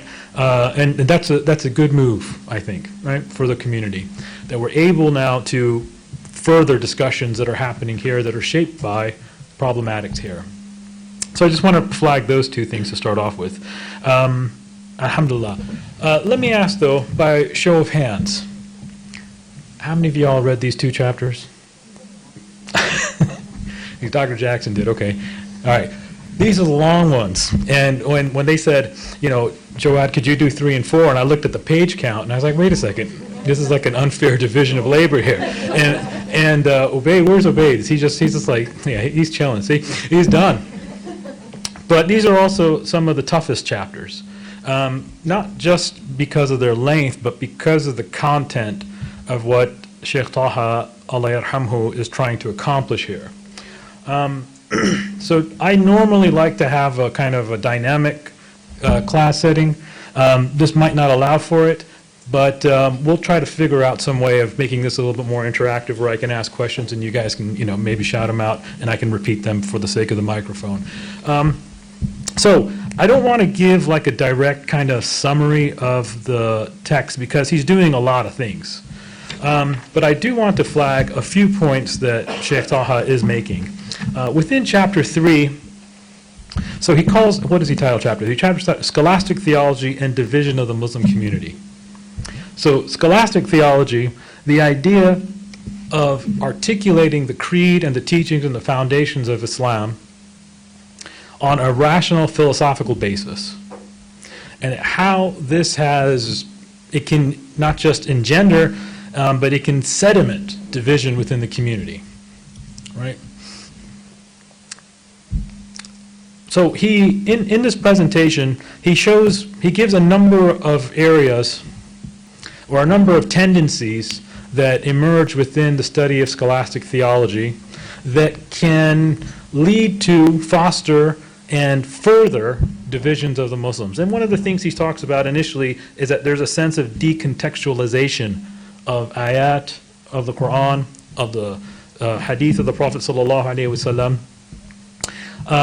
that are read out of the context in which they actually occur. So in other words, we take an ayah, and it might be in a particular context, a particular siyaq, and we use this now in a manner that can simply further my own madhab, my own particular theological school. This is part and parcel of the second move that he notes, is that there is a, in the ALIM circles, we would call this reading something nusratan al madhab, to defend my school, right? So I'm going to read this ayah now only as a Hanafi, and I'm going to undermine the Maliki, Shafi, Hanbali, and other people's readings, right? This is one aspect that he notes as a way of furthering division and fissure among the Muslim community. Now, I gave an example from fiqh, but the context of this chapter is on theology. And so it would be reading this as a Ash'ari against a Mu'tazili or Athari or Hanbali reading, or some other madhab, and switching out the names there, right? So I'm going to read an ayah now, and I'm going to interpret it in a way that will only in such that it will defend my madhab and only my madhab. Let's just get a real example here, because science is kind of abstract, right? There's this question that comes up in our religion about the ru'ya, about the vision of Allah subhanahu wa ta'ala, the beatific vision. And this is one of the earliest khilafs, the earliest points of dispute on a theological issue in Islam. And it goes right back to the Sahaba, right? It goes right back to the Sahaba. And the question of whether the Holy Prophet sallallahu alaihi wasallam saw Allah subhanahu wa ta'ala on the Isra and the Mi'raj. So we know the story of the Isra and Mi'raj. Prophet ﷺ was miraculously taken from Mecca to Jerusalem. And from Jerusalem he ascends to the highest heavens, and he has this tryst with Allah subhanahu wa ta'ala, this meeting with Allah subhanahu wa ta'ala, and it's described in this, in this manner in the beginning of Surah An-Najm. وَالنَّجْمِ إِذَا هَوَى مَا ضَلَّ صَاحِبُكُمْ وَمَا غَوَى وَمَا يَنْطِقُ عَنِ الْهَوَى إِنْ هُوَ إِلَّا وَحْيٌ يُوحَى. And it goes on, describing this meeting between God and the Prophet ﷺ. He comes back, he returns, he promulgates this, tells this to the people, and the Sayyidina Abu Bakr radiallahu anhu says, if the Prophet ﷺ said it, it's true. And he believes it. And that's the end of the story for Sayyidina Abu Bakr. A number of people becomes a fitna for, and they leave Islam. So we know the story. But within that discussion about what happened on the Isra wal Mi'raj, specifically on the Mi'raj, is did the Holy Prophet ﷺ ocularly see Allah subhanahu wa ta'ala or not?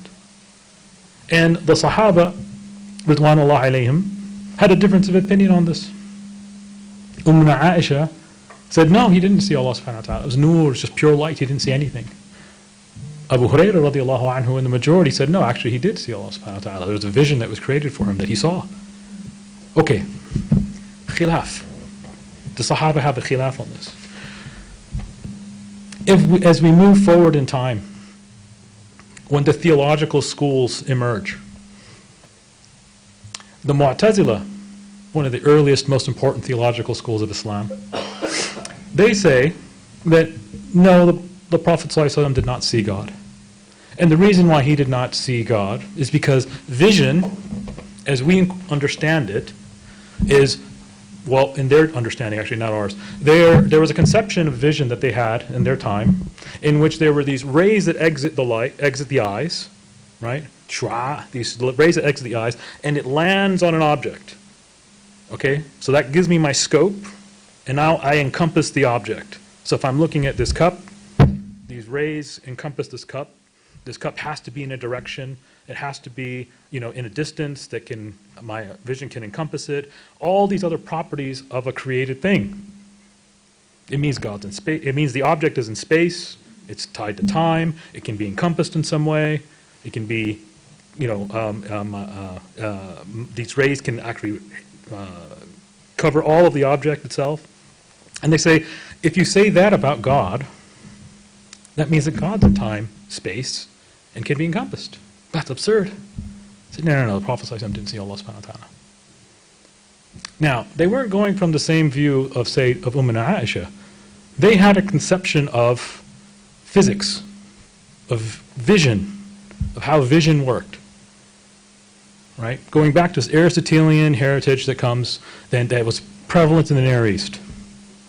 And they said, all of the consequences and entailments of this idea of vision would be affirming that God is in a place and can be encompassed, and there can be a part of him, and so on and so forth. And they said, no, we can't maintain that. We're Ahl Tawheed.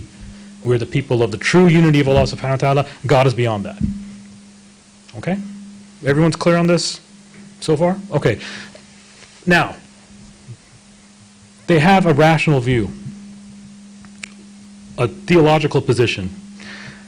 Now they have to square that away with the texts of the Quran. And so what Sheikh Taha is saying is that when they start to look at the Quran now, if you have a conclusion-driven reading, you're going to have to engage the text such that you got to wrestle with it and make it say what you want to say. Okay, so this text isn't speaking of its own accord. Maybe I should rephrase that, because texts don't speak. But the text is not being allowed to say or to express what its prima facie meaning is.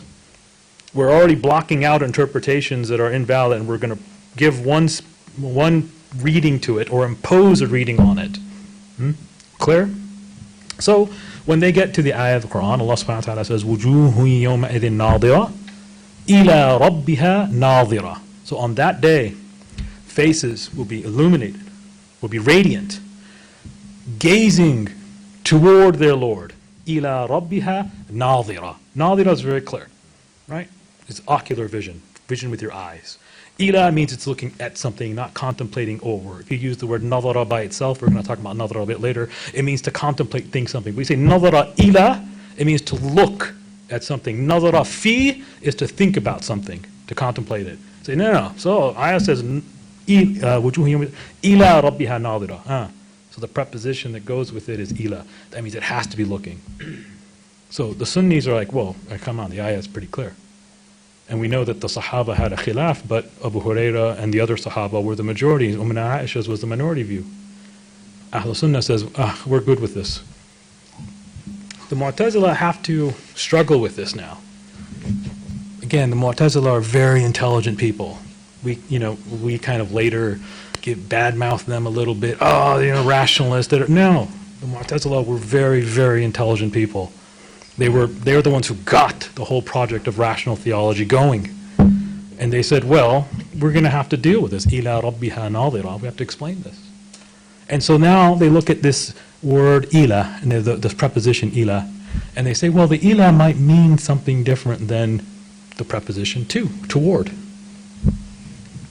They say, actually, it's the plural of a noun, and it's not a prepositional construct toward something, but it's a idafa construct making a genitive relationship. That sounds really, if you don't know Arabic grammar, it doesn't mean anything to you. But they're saying instead of it meaning toward something, it means a possession of their Lord. Instead of looking toward their Lord, it means something, this ila, as a possession of their Lord. That ila is what? The grace of God, the ni'am of Allah subhanahu wa ta'ala. And it's the singular of the word ala. We all know Surah Al-Rahman. What's the ayah? It's repeated 22 times. فَبِأَيِّ آلَاءِ رَبِّكُمَا تُكَذِّبَانِ. What's ala? What's the singular of ala? Ila. So, ila rabbiha is not toward their Lord. It means the ni'am, the blessing of their Lord. Okay, so everyone get that point that I'm trying to get at? They have a theological commitment. Okay? And they have good basis for their theological commitment in their view. If we maintain such and such, it entails that God is such and such, which violates Tawheed. So we cannot maintain this view that God can be seen. Now, if they maintain the theological position, now they have to square it away with the text of the Quran. And now they've got to struggle with it. Right? And these different interpretations and hermeneutics are going to come out where we're going to have to actually argue about meanings of the Quran there. What Sheikh Taha is drawing attention to is that we now are reading the Quran not so that it's what its clear meaning is apparent to us. Ila rabbiha nadira is pretty clear. Looking toward their Lord. Sheikh Taha saying that if you come conclusion-driven readings, you're going to have to now force a reading onto the Quran. And that's an example of where we're now forcing interpretations that are going to sediment my view against another view.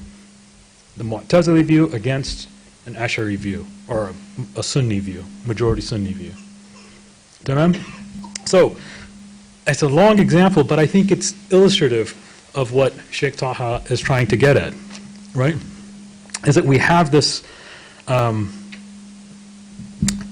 doesn't use this phrase, but I think it's useful to think about it, where this conclusion-driven reading, right? When we look at the Nass of the Quran, we're actually pushing in, infusing our own readings so that it supports my school, my particular theological view. The other thing he says, he gives a nice title. He says, employing verses of the Quran as ammunition, right? As ammunition against opponents. So you just start to laundry list, hit somebody over the head. This Quran, this verse, this hadith, and so on and so forth. And then he says that this encourages debate and dissemblance, that encourages us to constantly be arguing over issues of hermeneutics and interpretations that are really, in the end of the day, the realm of a specialist and those who have the requisite skills to actually argue those things. If you don't know Arabic grammar, how are you going to interpret the Quran? If you don't know the basics of Quranic interpretation, it doesn't make any sense for you to make a big fuss of this. I'll give you a story to illustrate this. There was a brother. This was in the 90s. It was, the great affliction that hit the Muslims in those days. Now we have Gaza, but in that time it was Bosnia, right? Bosnia. And this is when, cable news was like a new thing. The first major war of cable news was Gulf War I, right? And then right after Gulf War I, there was Bosnia.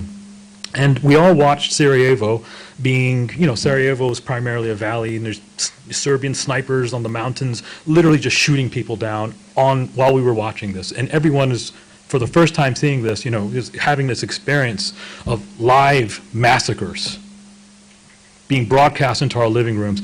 The entire Muslim world was, afflicted at that time. Those our age can definitely remember that moment. Many Bosnians, as a response to the genocide that they faced, we returned back to Islam because there was a lot of syncretism within their religion. They went within their religious practice. There was a communist thing. They have a long history, right, where they were pushed away from the deen for various reasons. But they came right back to Islam. And I remember I was living in Missouri at the time, and our town took in a number of Bosnian refugees. There was a brother who was just Nurani, one of those brothers that you know. Prayed all 5 prayers in the masjid, worked an odd job at a factory, but he made sure he get, lunch break came for Dhuhr. After work, came for Asr, came back for Maghrib and Isha. He was there. He would always see you. He would smile, Assalamu alaikum brothers, and he'd hug you. He's one of those guys, right? Just happy to be Muslim. And he had a nur to him that was palpable, right? All of a sudden, there was a change in him. And we were all like, what happened to brother such and such? And I caught up with him one time. I said, how are things going with you? What's going on? And he said, Brother Jawad, this other brother says to me, what do you say about Ar-Rahmanu ala al-Arsh istawa? The most merciful established himself upon the throne. And Brother Omar said, Subhanallah, Allah is so great. He established himself upon the throne. He was like, wow. And then the brother said, no, is that real? Is it haqiqi? Is it literal? Or are you going to do ta'wil of it? And he's like, what do you mean haqiqi or majazi? He goes, do you believe God is actually? And Omar was like, wait, what? What do you mean? His initial reaction was what? Subhanallah, right? The magnitude of Allah subhanahu wa ta'ala, that the throne and everything underneath it is below him. And he gave the proper response, which is Allahu Akbar. But now this brother imposes upon him a question that he isn't ready to answer. It doesn't have the scope to answer. And it pushes him into what we could call an epistemological crisis, to give a big term from McIntyre there, right? It makes him have to figure out all of this theological problems now. What is the nature of theological language? What is the nature of scriptural language? Can we impose metaphor on things, on God's self-descriptions of himself? Can we do all of these, all this mumbo-jumbo that happens in theological discourse? He gets initiated into that problem, and a darkness overcomes him, right? And a darkness overcomes him. That's the kind of thing that Sheikh Taha is warning us about, is that the nature of theological discourse, when it becomes weaponized solely to affirm one's school, it can create fission in the community. And I would add to that it could also dampen one's spiritual growth and one's religious life. Right? If it's not a healthy study of theology, it can actually give you steps backward as opposed to steps forward in your suluk, in your journey to Allah subhanahu wa ta'ala. This is one of the dangers that emerges in what I would just want to call simply bad theology. Right? I just labeled it just bad theology. And unfortunately, as somebody who studies a lot of theology, I hear a lot of the stuff that goes on in our Muslim community, I'm just like, that's just bad theology. My friends who are more into fiqh, like, that's just bad fiqh. I'm like, that's bad theology. And the other guy's like, that's just bad tasawwuf. So there's bad versions of all this stuff, and there's healthy versions of the other stuff, to bad religion, right? So there's a lot of bad theology, which is nusrat al-madhab, at-ta'assub, defending one's school because it's a school, right? A bigotry of my group against that group. And not doing theological investigation in order to attain truth. We'll talk about that in a second. I'm just giving some reflections on Sheikh Taha's chapter 3. Tamam? Let's see. I want to draw attention then to chapter 4.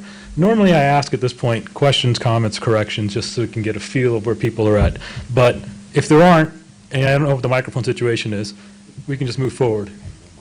Yours off? Okay. Anyway, alhamdulillah. We'll open for Q&A more. I actually prefer to hear more from the crowd than I do speaking myself. So, all right. Chapter 4 then, in a sense, chapter 3 is a analytic moment for Sheikh Taha. He's saying this is a situation of theological inquiry. It has a place, it has a role in furthering division among the Muslims, and it has a way of undermining a unity that should be there, right? And in chapter 4, he does more of a constructive work to try and say, how can we maintain, what are some ideas that we should hold on to that can move us forward in unity that's rooted in theology. And he does some interesting moves here, and I just want to highlight a couple of things.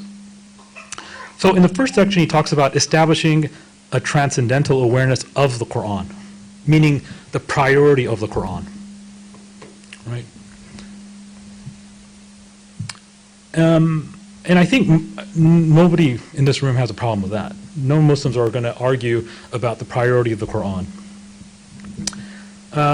And he continues talking about scholastic theology and his own struggles with the value of scholastic theology. And after I give a summary, I'm going to share my own thoughts on that as well.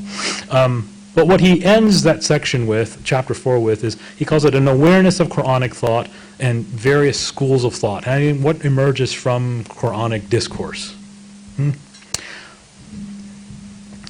By and large, I feel that Sheikh Taha has given, enough insight into, he's a very learned man who, mashallah, his mutala'a, with the stuff he's read and just a life of scholarship is quite, impressive.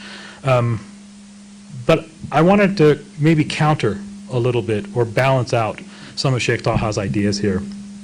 And to do that by, in a way, reconceiving what the nature of the theological project is.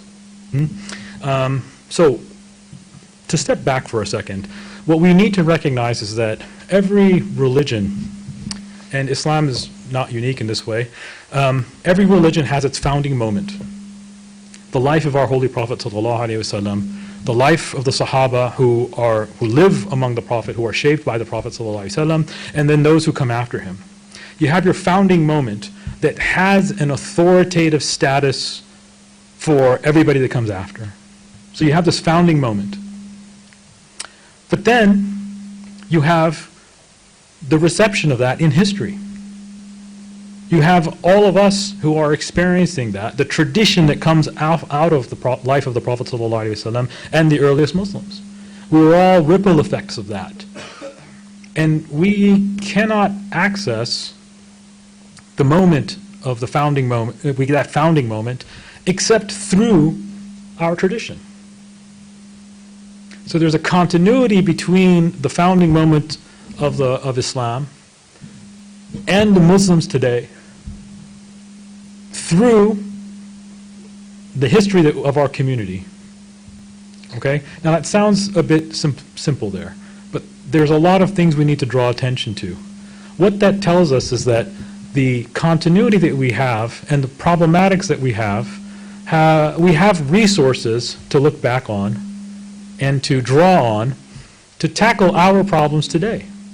So we aren't the first Muslims to be minorities. I know we like to talk a lot, American Muslims, we like to, American exceptionalism, we're the first Muslim minority. No, we're not. We're not. And we're not the only Muslim minorities in the world right now, right? India's got a couple of million, Russia has a long, story of Muslim minorities too. There's a lot of Muslim minorities in the world, okay? So and there have been too. There have been. Many of the legal, theological problems that come up in being a minority community, we have a lot of literature on that. A lot of ways of thinking about theology, fiqh, even our suluk, our ethics, that exist within our tradition. Because we're part of a tradition. We aren't the first to have this experience, and we won't be the last, inshallah. Right? Muslims have been decimated before. Gaza, as horrible as it is, and as much as it breaks my heart, there have been experiences of the Muslims like this in the past. Spain, Iraq, Baghdad, when the Mongols swept through, right? We have these experiences, right? So we have a tradition that we can look back to, and we can actually see resonances of what we're going through now in those from the past. And the same way, intellectually, we can see resonances of things in the past that can speak to us today.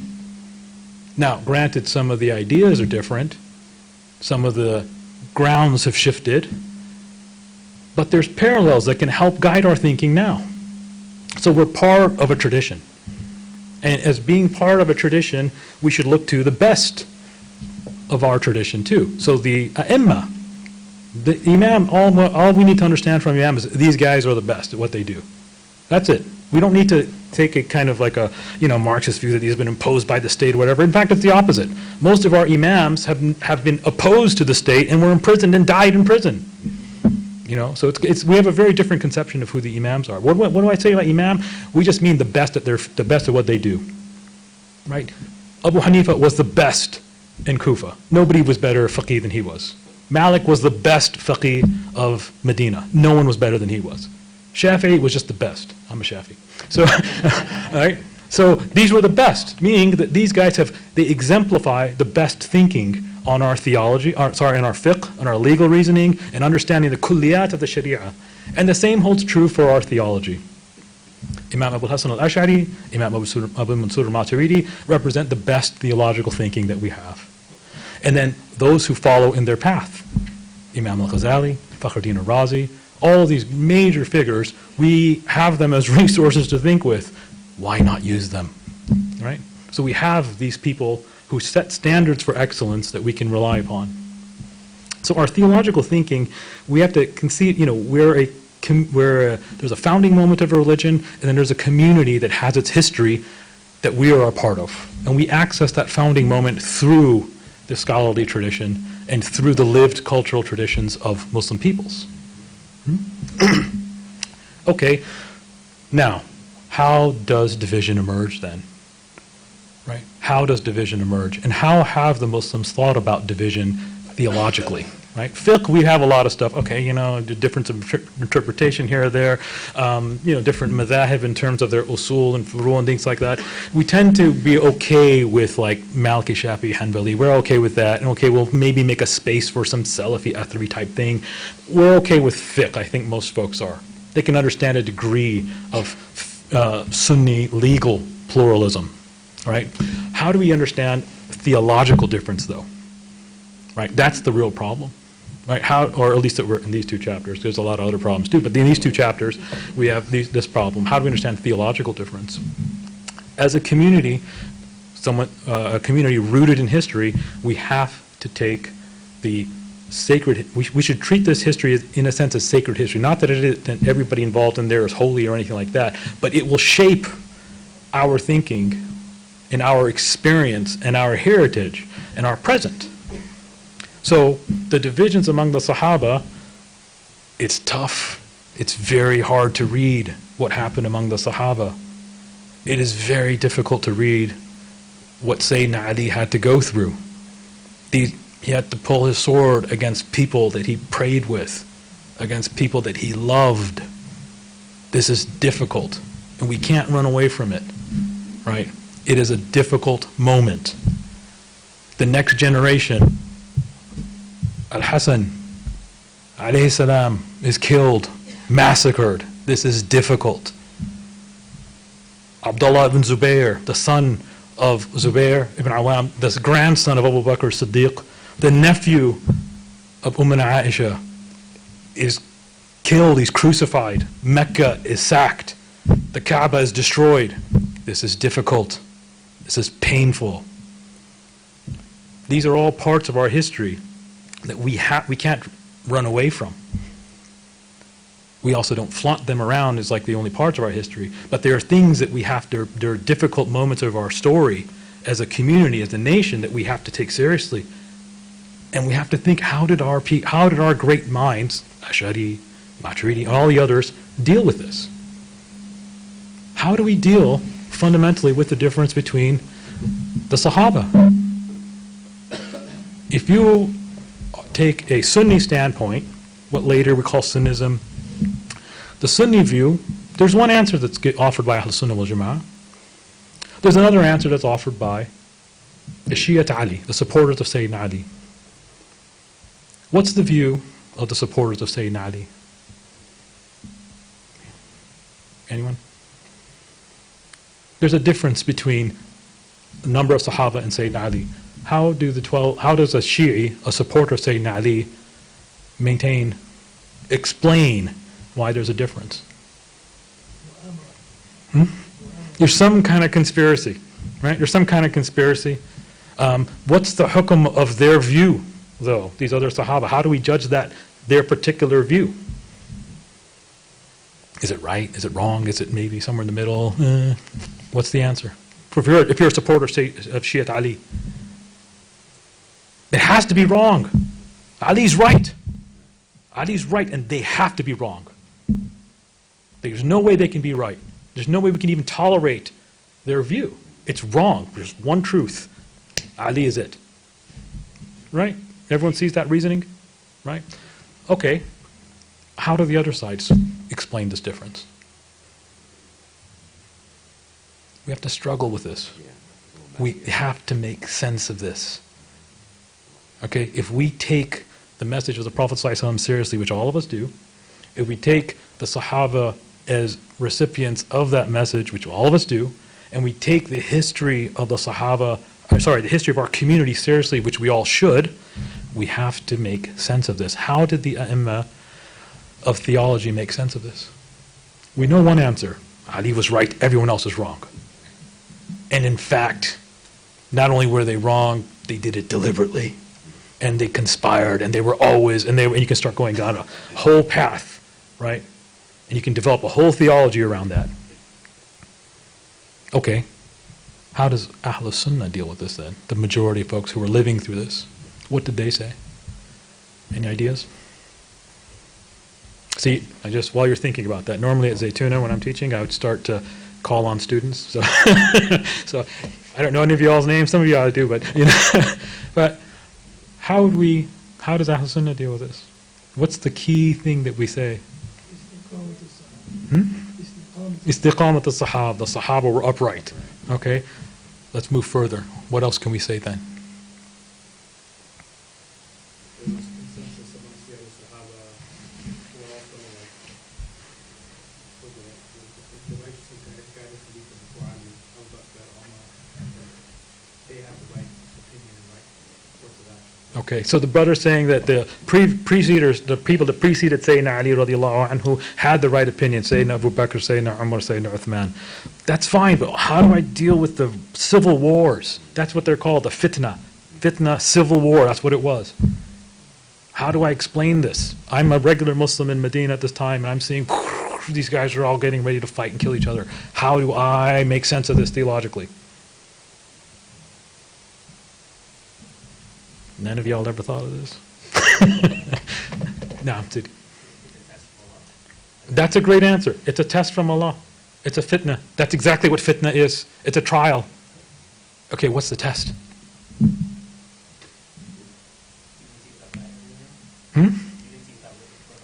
Unity without revelation. How do we stay together when the prophetic moment has ended? Okay, that's a good test. But how do I explain it?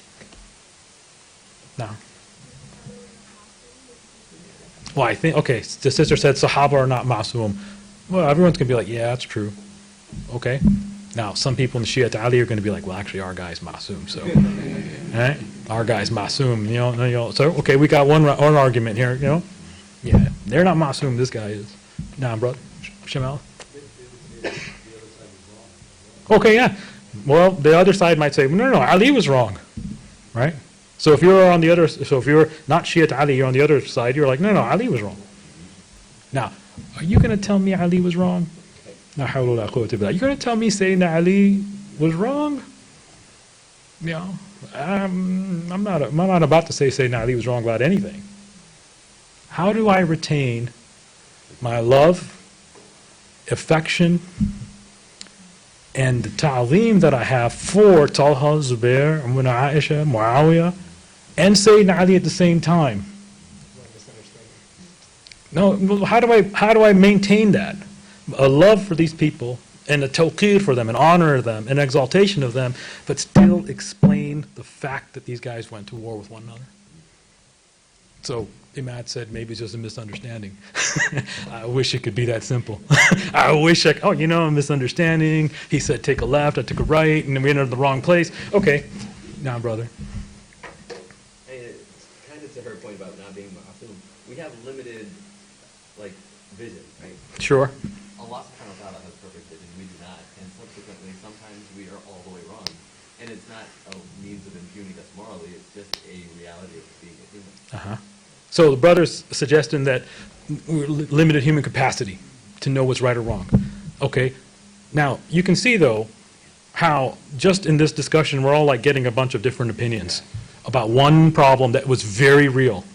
Right? A very, very real problem that the earliest Muslims, not like these later guys who are all, influenced by whatever idea. No, these are the earliest Muslims. Right? They're trying to figure this out. Okay? And we already saw a spectrum of ideas. Ma'soom, that's a good one. Right? We have a bunch of views. What's the hasil of Ahl Sunnah then? Ahl Sunnah's basic view is to say, what's the answer, what's the kind of the slogan of Ahl Sunnah wal Jama'ah about these things? How do we explain Sayyidina Muawiyah's position, Sayyidina Talha, Zubair, Aisha, and Sayyidina Ali? What did they do? They did ijtihad. And kullu mujtahid musib. Every mujtahid gets a reward from Allah, but they exerted an effort. And they ended up with different views, but we can still have our love and respect for them, even though we don't side with their ijtihad. Is that clear how that is a solution that makes some sense to a very real problem that the Sahaba faced? Right? That's the nature of theological problems. We're dealing with a very real, either political, social issue that has to be explained religiously, theologically in some fashion. And it impresses itself upon us such that we can't escape it. I can't just ignore the fact that these guys are going to war with one another, right? I can't just, no, brother, I don't know, I'm just going to do my thing. Yeah, that's one answer. Someone can just say, I'm just going to, whatever, wash my hands of this. I'm out, I'm done. Who did that? Sayyidina Ibn Abbas, radiallahu anhu. After after the sacking of Mecca, Abdullah ibn Abbas said, Alamat as-sa'a, assalamu alaikum, and he moved to Ta'if. He left Mecca. He says, this is Alamat as-sa'a, end of times. I'm going to Ta'if, and he said, I'm done with y'all. And he just left. And he's buried in Ta'if. He's not buried in Mecca. Right? That's an answer. That's very much an answer. And there's a lot of hadith that encourage that even, to disassociate yourself from the time of fitna. But not everyone can do that. And we have to have some way of making sense of the fitna before us. Okay? So the nature of theological problems is that they're going to impose themselves on us, and we can't run away from them. We have to tackle them. Right? We have to have some explanatory narrative, some concepts and ideas and teachings that guide us, give us solutions to those problems. Tamam? I think that brother had his hand up. Yeah. Would you say also our understanding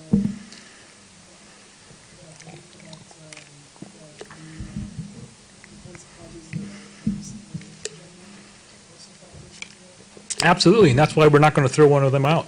We're not going to say, those guys are wrong, because we have to say, how do we retain our love and respect for all of them? Right? The Prophet ﷺ loved all of them when he passed away. I mean, that was his wife. Right? Just, like these are people he's like related to, not just his wife. Like Talha Zubair also like. So we can't just cast them out. That's the tension. How do we retain our love and honor for them while explaining this difference? Right? But you see the point I'm trying to get at here. A problem imposes itself upon us, and we have to find some explanatory narrative or some concepts or ideas that help make sense of it in our mind. All right? Now, I gave a very tough one for Islamic history, which is the biggest one, the Civil War among the Sahaba. This continues, though. The nature of these problems keep coming up. New challenges emerge. Greek philosophy comes into the Islamic world, and we have to make sense of our religion theologically, philosophically now. New ideas, new concepts come in, and we have to explain our religion on those terms. We have a continuity, though, right? It has to be continuous, such that in the face of these newer issues and newer concerns, we are still rooted in its foundations with our past, with that founding moment of the Prophet ﷺ and the Quran. Right? So there's always this constant referencing back to the Quran, to the Prophet ﷺ, but guided in the contingencies of our present. We can never escape our present. This is what we're always dealing with, right?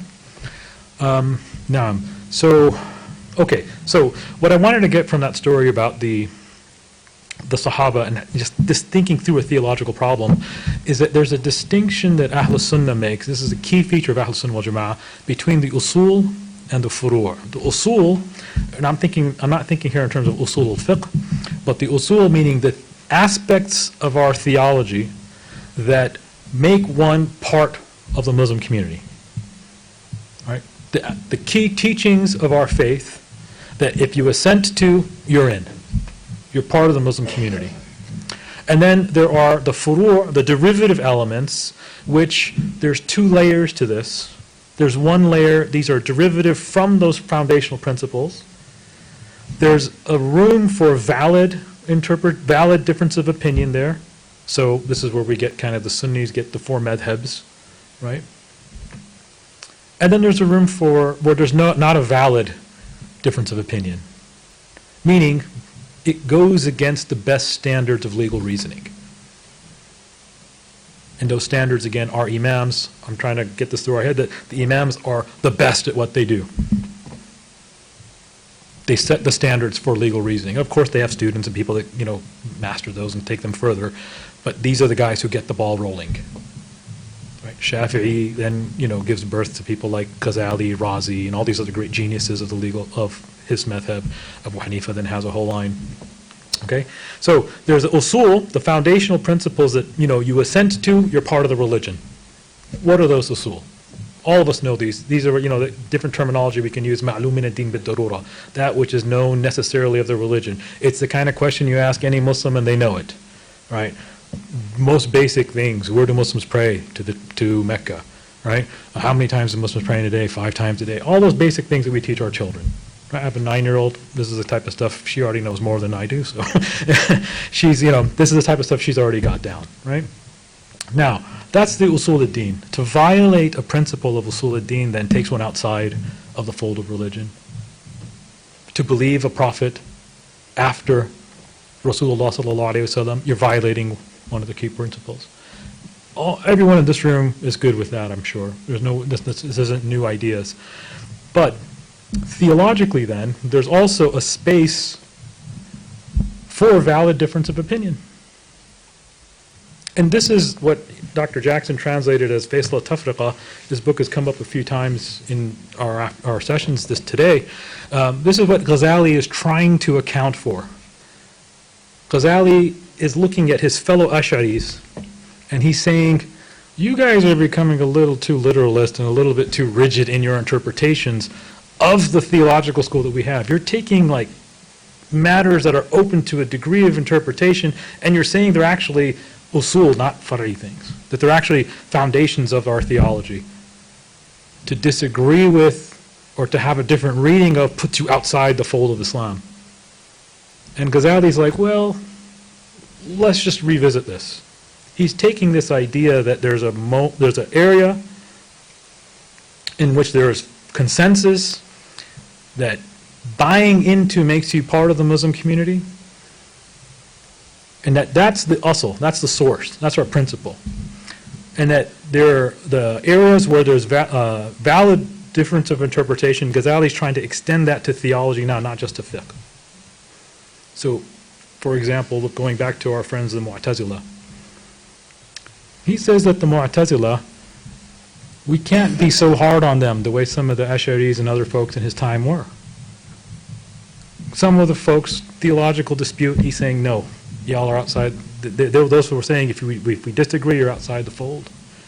Ghazali's like, well, hold on a second. What's the nature of the disagreement? Is it the same thing as believing another prophet after the Prophet ﷺ? Or is it just that they're reading some part of the Quran in a slightly different manner? It's still doing affirmation of it. They're not invalidating it in any way, but it's a different one than what we're saying is the best. Ghazali is trying to ensure that Ahl Sunnah keeps its basic, one of the key concerns of Ahl Sunnah, which is what I call big tent Islam, right? Let's try to get as many people in, keep what's required to a minimum, the usul of the deen, to a core basics, and allow for a certain room of valid difference of opinion, but then keeping that line strong for who's in and who's out of the community. Dr. Jackson sort of frames it as the public minimum, the public minimum and the private maximum. Mm-hmm. I think that's kind of a frame with which Right. you kind of gauge, what constitutes the community. Right. Yeah, that's a good way to put it. Right. Now, so this is a key feature of Ahl Sunnah. How are we on time? We're going to break at 45. So maybe like a minute or two? Yeah, but Okay. we can go over a little bit. We wanted to get 15 minutes for Q&A. Oh, okay. Let me just note one more thing here. And I want to this is more, I think, perhaps the most important aspect of what I'm trying to get across today. Unfortunately, I got a minute or two to say it. But what I really want to draw attention to is that we cannot escape theological inquiry. And we shouldn't run away from it. Fideism, the idea that our minds, we cannot make sense of religion, we just need to be pious and that's it. It's okay for I wouldn't even want to say it's okay. It'll only suit certain types. But for a community, not just a community, but a civilization, right? Islam as a civilization absolutely must have a philosophical argument for its religion. This argument has to show coherency of the tradition, how the tradition actually makes sense, It has to offer reasons for why people would buy into it. And it has to also offer an explanation of life. So we should never feel afraid of theological inquiry. Yarhamukallah. We actually, sorry, I misspoke. So our service is 4:15, so you can go Okay. until 4 All right. and still give Q&A. Okay, great. 10 minutes. Right, well, that's good. So, coming back to the point, so we should never run away from theological inquiry, and in fact, we should embrace it. What's the point, though, of theological inquiry? Now, most of us, when we talk about theological inquiry, what normally comes to mind when we're thinking about theology, if you're like a talib ilm and you've gone to a lot of halaqas or deen intensives or things like that, what do you think of when you think of theological inquiry? What do you think of? Asma wa sifat, right? Ilm al-kalam. Are the attributes real, not real? Are they modes of God? Are the God divine simplicity? All this kind of, okay. What I want to draw attention to now is that there are modes, different types of theological inquiry. One of them is philosophical theology, which is normally what we call ilm al-kalam. It's philosophical theology. It's a claim that the world is a certain way. From the world being a certain way, we can deduce from that the fact that there is a creator. If there's a creator, the creator must have these attributes. It must be all powerful, all willing, all knowing. It must be a living creature. It must be a living being. It must be hearing, seeing, and speaking. And we can intuit then, if it's speaking, it communicates to the world through prophetic figures. These prophetic figures are their truth is affirmed through miracles. This man, Muhammad ﷺ, performed a miracle, and here is the truth of Muhammad. Now we can talk about revelation. That's philosophical inquiry. That's it. That's it right there. This is stuff I spend all my time at Zaytuna, so I can summarize it quick. Right? But that's the nature of philosophical inquiry. How do we make that case? How do we make the case for religion? The end point of that argument is what? The Quran. Okay? Now, most of us are Muslims here. All of us are Muslims, right? And where do we want to start with our theological inquiry? The Quran, right? So that's giving us a conclusion, but most of us we're already good with that. We don't need to prove God's existence. Most of us are like, yeah, I'm good. God exists. Allah subhanahu wa ta'ala is true. The Prophet ﷺ, I have no problem believing in him. I'm good. So I can pick up right where they leave off. I don't have to get involved in philosophical inquiry, right? Philosophical theology.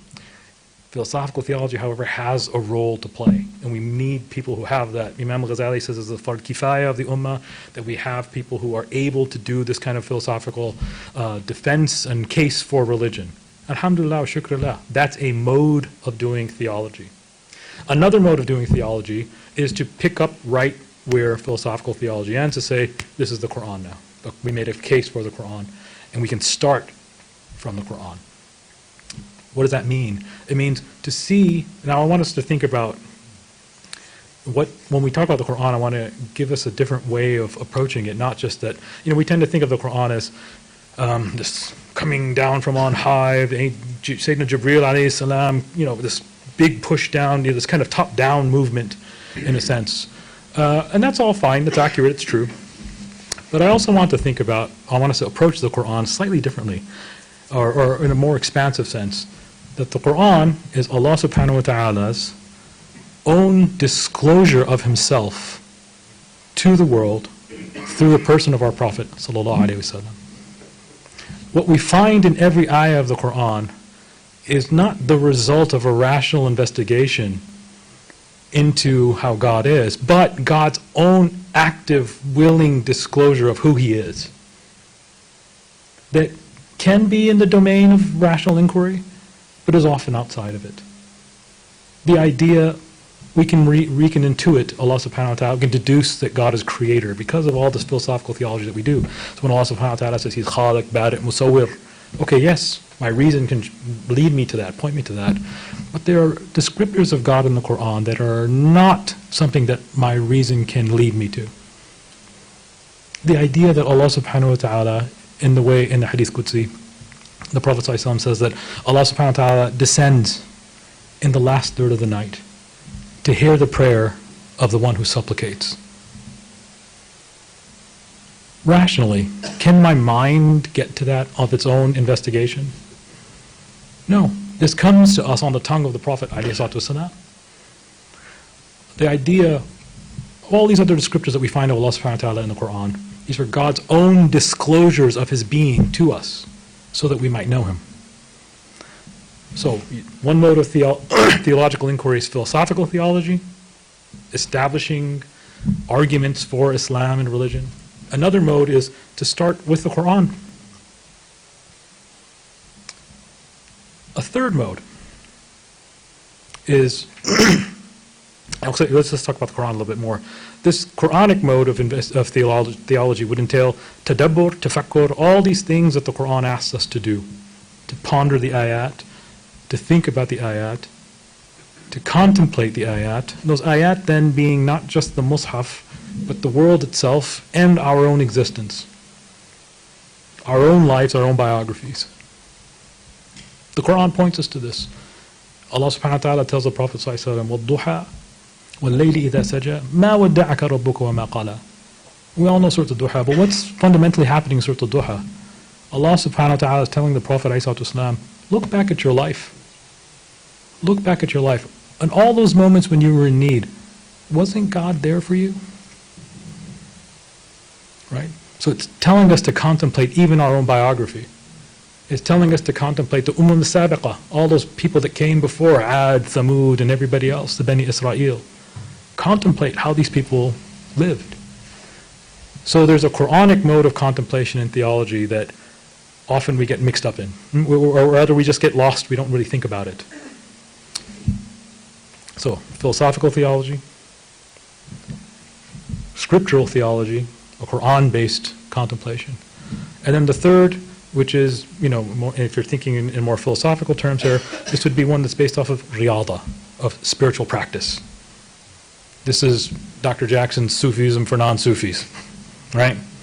It's reading that and saying, okay, let's have a living relationship with Allah subhanahu wa ta'ala that is shaping my internal being, right?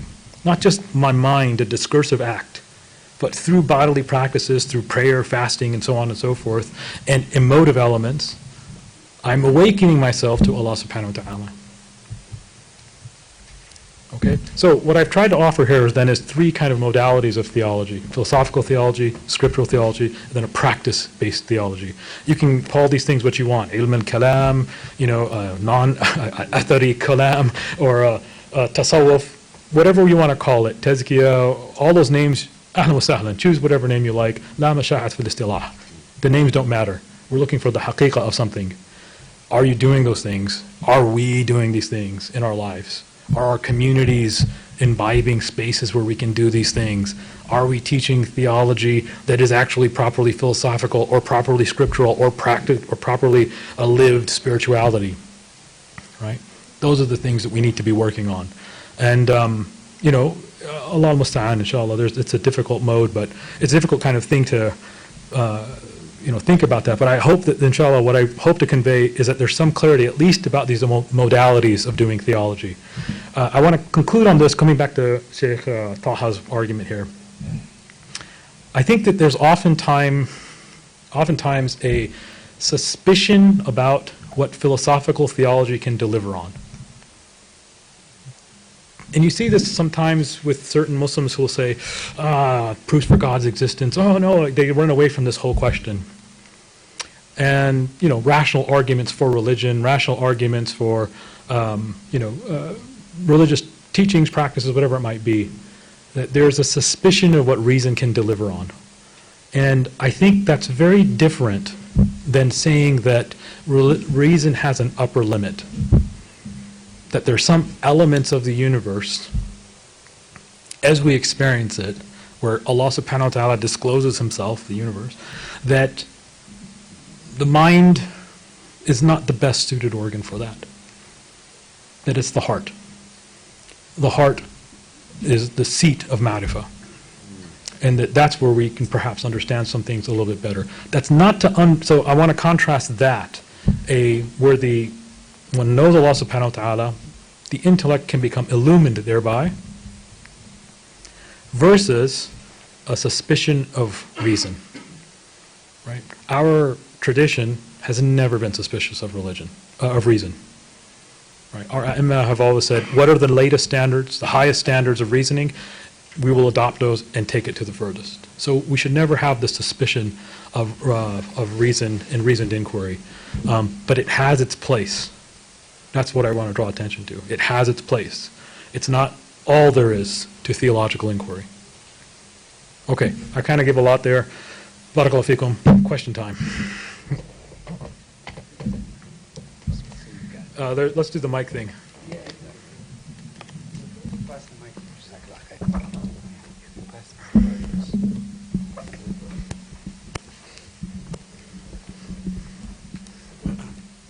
Assalamu alaikum.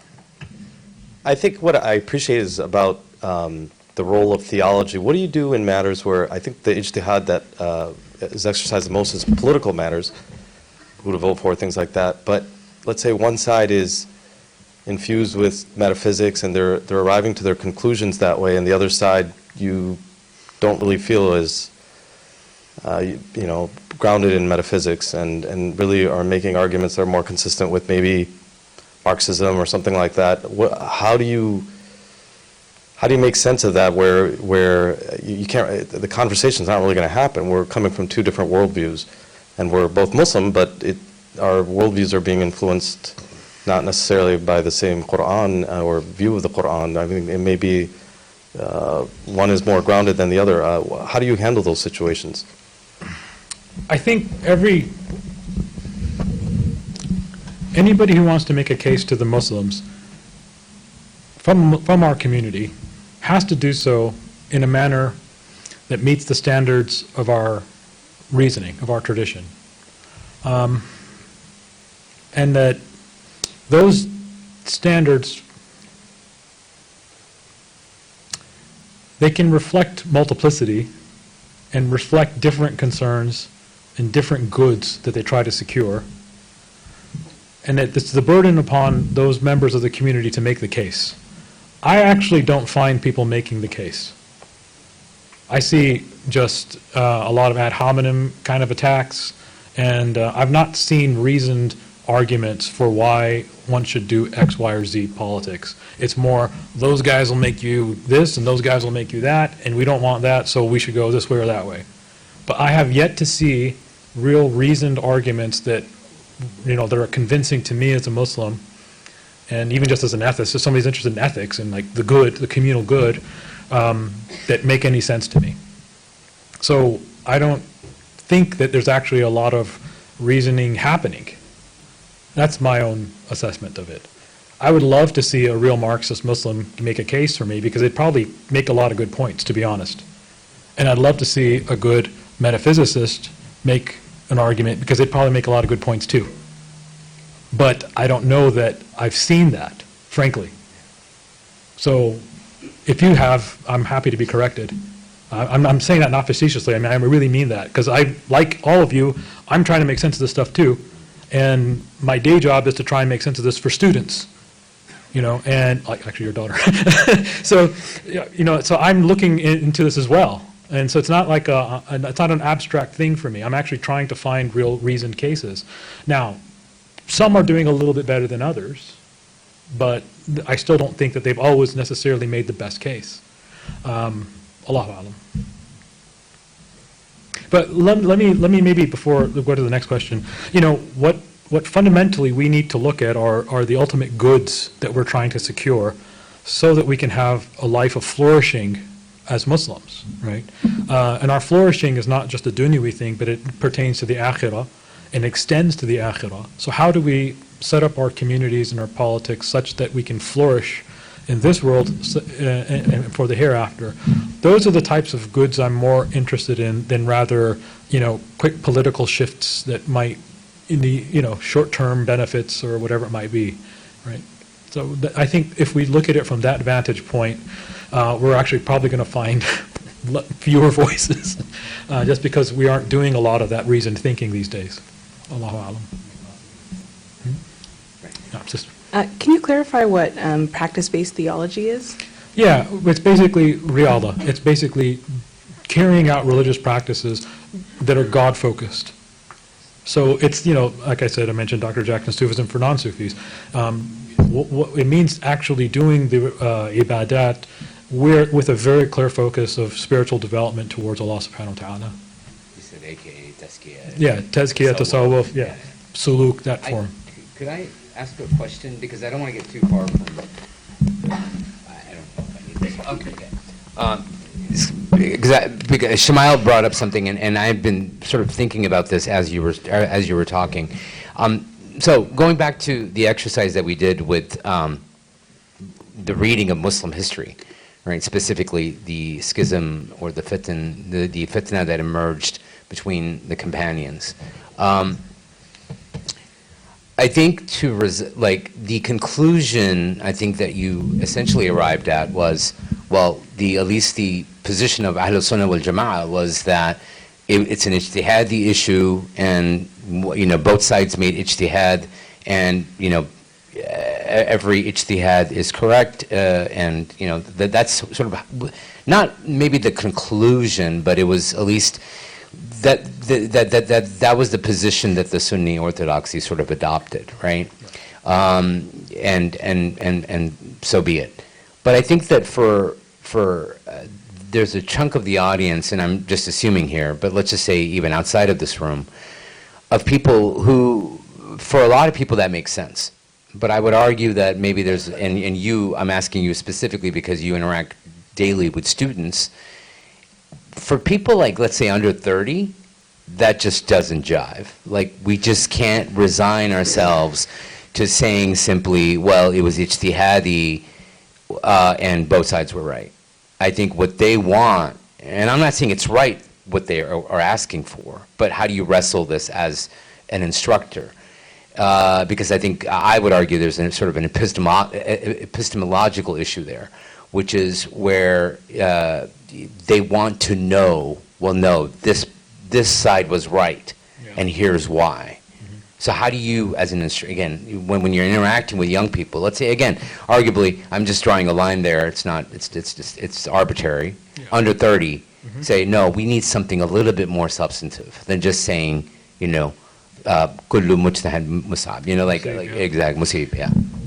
Yeah, that's a good point. I mean, I think the way I tend to tackle that is to say, well, we have the fact of history, the fact of the Civil War, and then the fact of it continuing into a second generation. And so kind of, in a sense, post facto a little bit, we're having to make sense of it that way by developing a conception of kullu mujtahid musib, and that becoming a defining element of how we can hold on to our sacred history and to hold on to these revered figures, and it shapes the ways in which we actually conceive of khilaf and difference by retaining that body of usul and then recognizing there's this mujtahid fi area. Now, the tendency and the desire to not, and what I also underscore there usually is that the nature of Ahlus Sunnah is to say that we have our yaqiniyat, our absolute certitudes that which, you buy into, you're part of the community. And then there's the dhanniyat, those elements where there's, how much certitude can we have on those things? It's a little open, right? It's not the level of doubt, but it's, it's not at the level of certitude. And most Muslims, most Sunnis at least, are comfortable with a good degree of dhanniyat, right? Most of our fiqh is based off of dhanniyat. And so we're okay with the dhanniyat, and we don't have to have this letter of certitude that's imposed upon us that way. As opposed to different other Muslim formations that would say, no, we actually have to know there's one truth, and it's only one truth, and it's only coming from this Ma'soom Imam, and that's that. Yeah, right. And so Ahl Sunnah says, well, the isma is for the Prophet, ﷺ, and then after that, it's interpretations, and we're following the best interpretations by the people who hit the standard, who set the standards for that. And so, recognizing though that there's a difference between the Ma'soom Prophet ﷺ and then the interpretations having degree of yaqeen and dhann there. And so we're okay with a certain amount of dhanniyat. And that's part of what Sunni epistemology is good with. As opposed to other schools, even not just Shi'i divisions there, but even certain brands of Sunnism that move off of Sunnism that would say that, you know, we need yaqeen in everything, you need a dalil for everything, and you need to have a hadith that can back up every act of devotion that you do. And so there's another claim for some kind of isma and some kind of certitude that comes about there too, which I think is it's moving away from kind of the normative tradition in terms of its acceptance of a good degree of dhanniyat. Someone had a mic. Yeah. Assalamu alaikum. So, and I hope this is not veering us too far off the track. If it is, we can have this conversation separately. But I'm curious if you professionally use any of the AI tools out there. And I'm interested in your perspective on how, as they're becoming more and more autonomous, how we can leverage them, maybe teach them, and maybe make them enhance our ability to enhance our mission. Yeah, good. So, you know, the thing with AI, right, and there was a brother here who told me, you know, oh, Dr. Jawad, you got the 2 hardest chapters. And I was like, oh, yeah, did you read the book? And he said, no, I just used ChatGPT to summarize them for me. So I'm not going to mention who that was, but I was like, Moez, man, you got to get off AI. And so, but I tend not to use AI, and I've started to incorporate it a little bit just to try experiment with it, see what it can do for me, what it can't do for me. And what I've seen just in the last month or so, it's pretty scary what it can do. It can do a lot. It can do like a lot. And so I think a lot of us, it's just going to change quite a bit in terms of scholarship. But I think there's a healthy way of using AI, which is to use it to speed up research. But at the same time, you know, there's issues with there too. Well, I'm happy to speak afterward, inshallah. Okay. Assalamu alaikum. Alhamdulillah, barakallahu fikum. I wanted to just scroll back a little bit with respect to what we were talking about before about the matter of metaphysical arguments in the political sphere, right? I think, of course, first and foremost, I wanted to sort of also reinforce what you said about the importance of us acknowledging that the area, or the at least we can say the time of wahi is over, right? You know, and there's direct communication between humanity and the Creator, right? And that happened with the Prophet sallallahu alaihi wasallam. You know, and so in this, of course, it pertains to like questions about young people, like Allahumma salli Muhammad. Pervez, I'm sorry. I just went blank. I know your name. You know, I know your name. You know, Pervez, he was alluding to. And, you know, so as young people, to me, I think it's important, even though some of them may have such a sort of a resistance to equivocation, right, about these issues, that they have to be reminded that, okay, how do you really know, right, yourself, right? Unless Allah subhanahu wa ta'ala speaks directly to you. And this was something our ulama had, you know, they understood for a very long time, and it needs to return, you know, and I find it that it can be very frustrating at times, especially since it seems that politics has become like its own sort of theology now, the new theology for Muslims, right? You know, what party you belong to, who you voted for, and, you know, and if you don't vote for this person, then you're this, and if you vote for this person, you're going to hell, right? You know, we saw this especially just recently, you know, but to me, I think like that the question of who you should vote for, or what party you should belong to, or how you should vote, to me, it's not so much, I don't think it's really necessary to have sort of like a metaphysical justification, right? Because I think that this is more of a question of pragmatism, practicality, and it's more so a legal issue, I would say. You know, of course, you can't really separate the metaphysical from the physical in one sense, right? But it just seems to me it comes down to, okay, well, the matter of, okay, what are your interests? How significant those interests are. What are the long-term and short-term sort of impact of these particular votes, or of supporting this or supporting that. But I think that we just have too many Muslims who are promoting, right, any particular sort of party or candidate who had the tendency to, I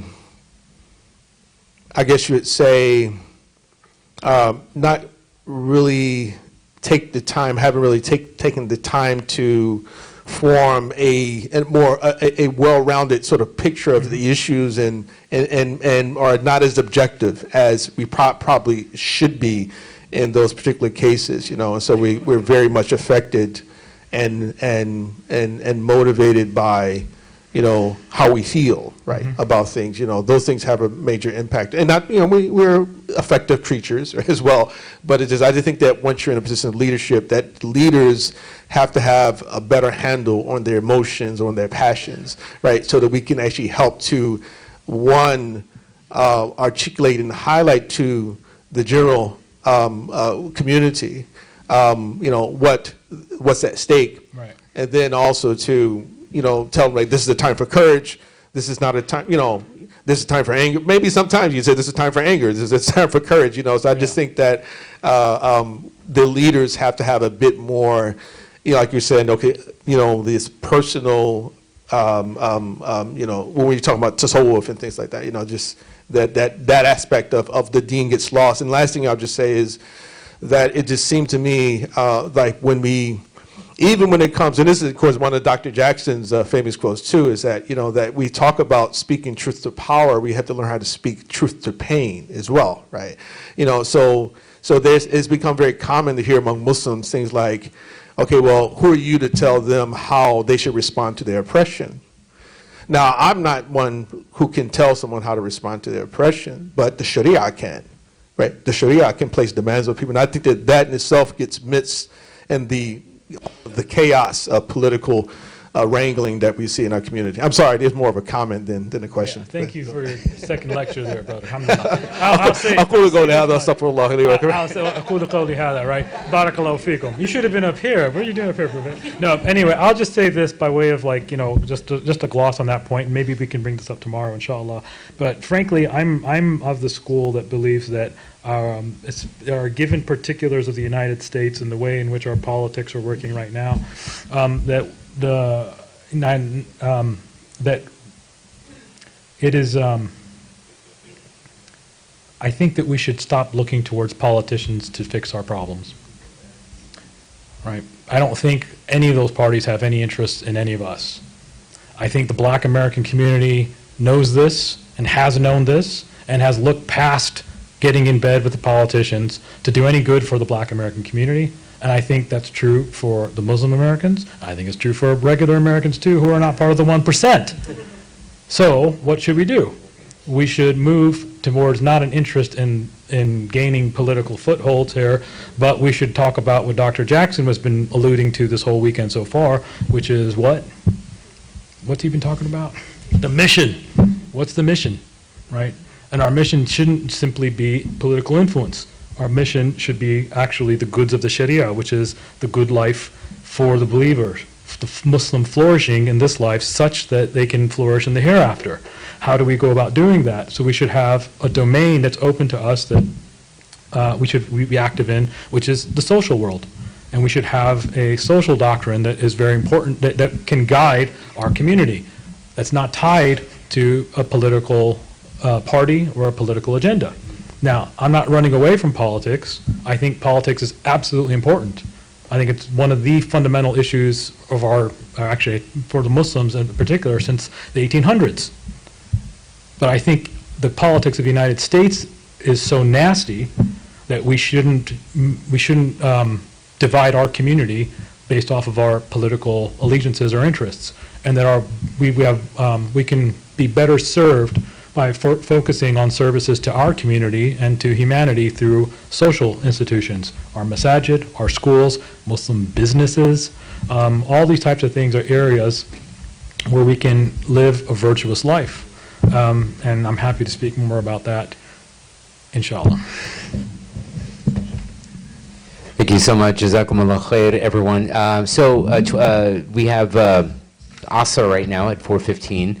The musallas to my left, to your right. And so please try to make your way back by 4:30, I believe, so that we can have the final session of the day with Dr. Jackson. So that's going to be at 4:30. Let's come back to the conference room at that time, and we'll have the concluding session for this afternoon. Thank you.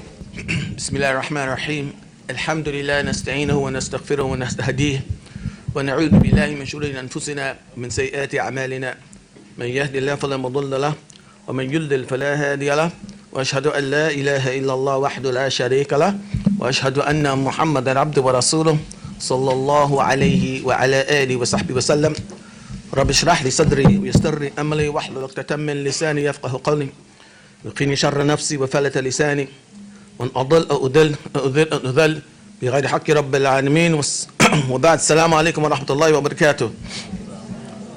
We're up against the clock, so I'm going to try to be as brief as I can, stay within the limit of our time, and hopefully leave about 5 seconds at the end for questions. My talk today is on I think it's the 5th or 6th chapter of the last chapter of Sheikh Taha's book before the conclusion, and it's entitled A Blueprint for a Covenant Among Islamic Movements. And herein he's continuing his discussion of his concern about the impact of difference of opinion, ikhtilaf, on the Muslim community, but in this context more particularly with regard to Islamic movements, and even more specifically with Islamic political movements. And so as I attempt to lay out Sheikh Taha's points of view, I want to really encourage you to try to hear me with an open ear, a patient ear. Because as I said before, Sheikh Taha is on the one hand in some ways rather experimental in some of what he articulates. On the other hand, there is a degree of urgency in his articulation. And in some ways it may be a bit jarring at first blush until you hear the entire presentation of what he has to say. So, once again for Sheikh Taha, the key is the centrality of the Ummah to our collective identity and existence as Muslims, and the functionality of that Ummah. And again, this is that two-part compound that I talked about this morning. As an Ummah, we are defined by La ilaha illallah Muhammadur Rasulullah. And the interesting thing about that is that on the one hand, all we have to do is to say La ilaha illallah Muhammadur Rasulullah, and we become a part of this global, horizontal, and vertical Ummah. At the same time, however, we know that crowds don't automatically or on their own become peoples. And so there's a lot of work left to do to finish the forging of that collection of people who say La ilaha illallah Muhammadur Rasulullah into an actually functioning collective. And that function, according to Sheikh Taha again, is to carry and convey the risala, or the message of Islam. And it's important to understand that by what he means by this, certainly in part, is that the risala of the Muslim community, because we're talking about after the Prophet, goes beyond merely maintaining the boundaries or the community within the boundaries of Islam. The risala itself has to be carried to the world. It is not simply for the Muslim community alone. And that's part of the mission of this ummah to carry that message to the world. Now, for Sheikh Taha, a problem emerges in the following way. When we, according to him, overlook our collective identity as an ummah and our function as an ummah in terms of carrying the Risala, this can become the root cause, and to him it is the root cause, of a lot of the vicious conflict and competition and infighting among the various Islamic groups. And this mentality also results in a sort of autocratic nature of Muslim states, who are only the highest phase of this mentality. And this breeds a mentality that is at odds with the mission of the ummah as a whole. In other words, statism is not the same as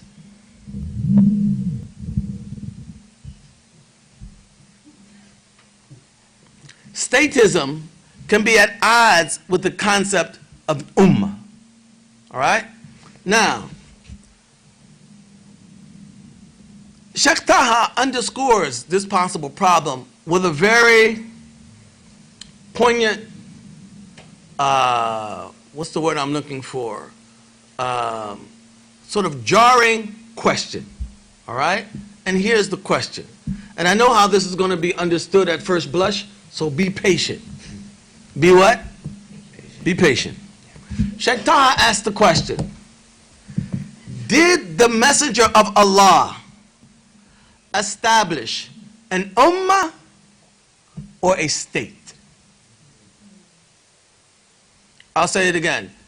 Did the Messenger of Allah sallallahu alayhi wasallam establish an ummah or a state? All right?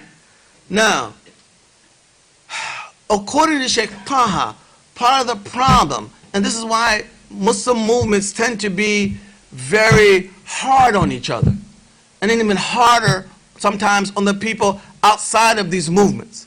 Because according to him, modern Muslim movements see the establishment of a state, an Islamic state, as a religious duty on the same level as, for example, establishing Salatul Jum'ah. That is to say that this is a concrete, direct dictate from God. And that it is, in fact, the mission. This becomes their mission. And in their minds, this becomes the mission of Islam. That is to establish this Islamic state. And I'm still articulating Sheikh Taha's position, so don't be looking at me like that.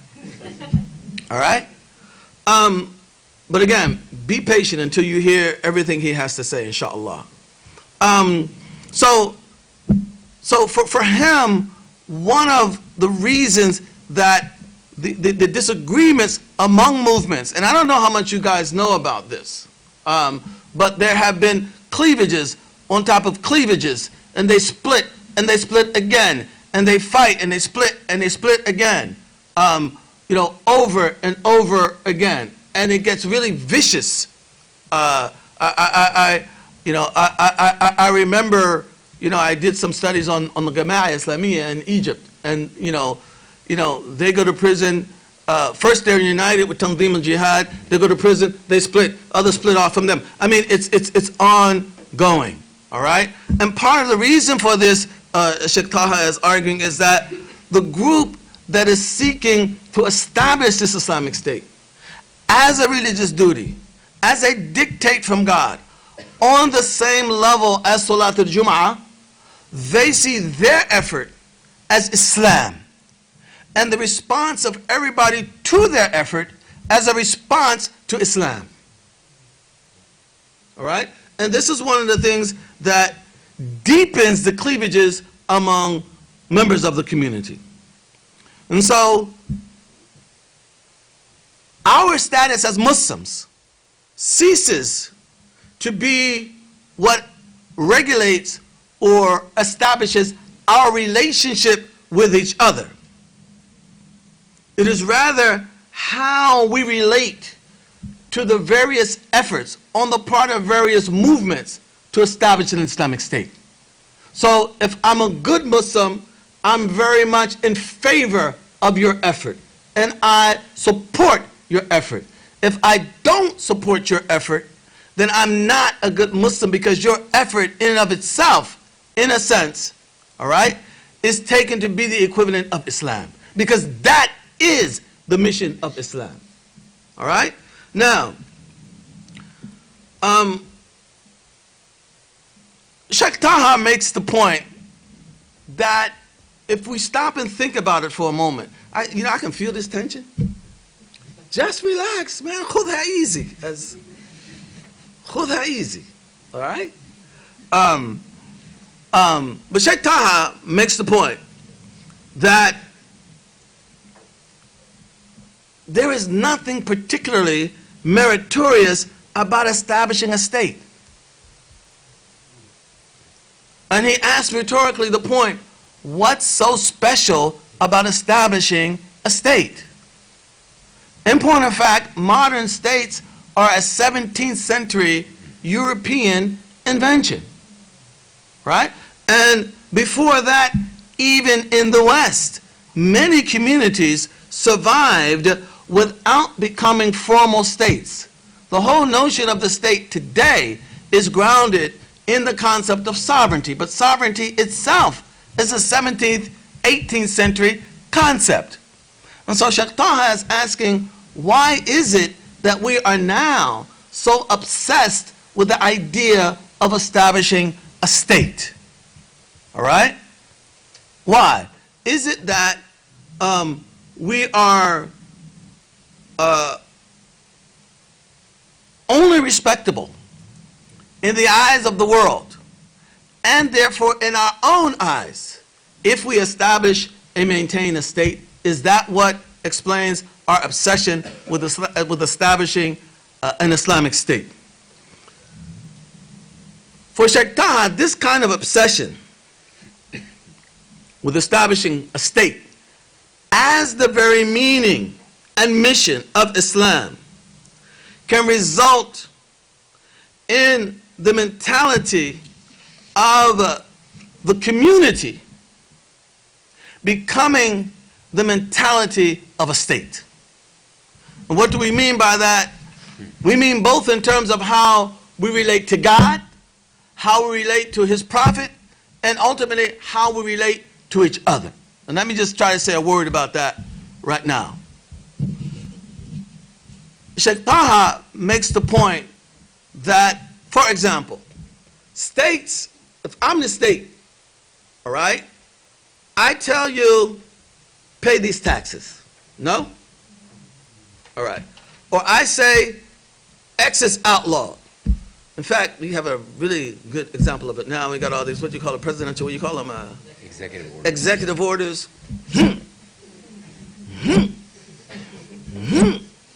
All right.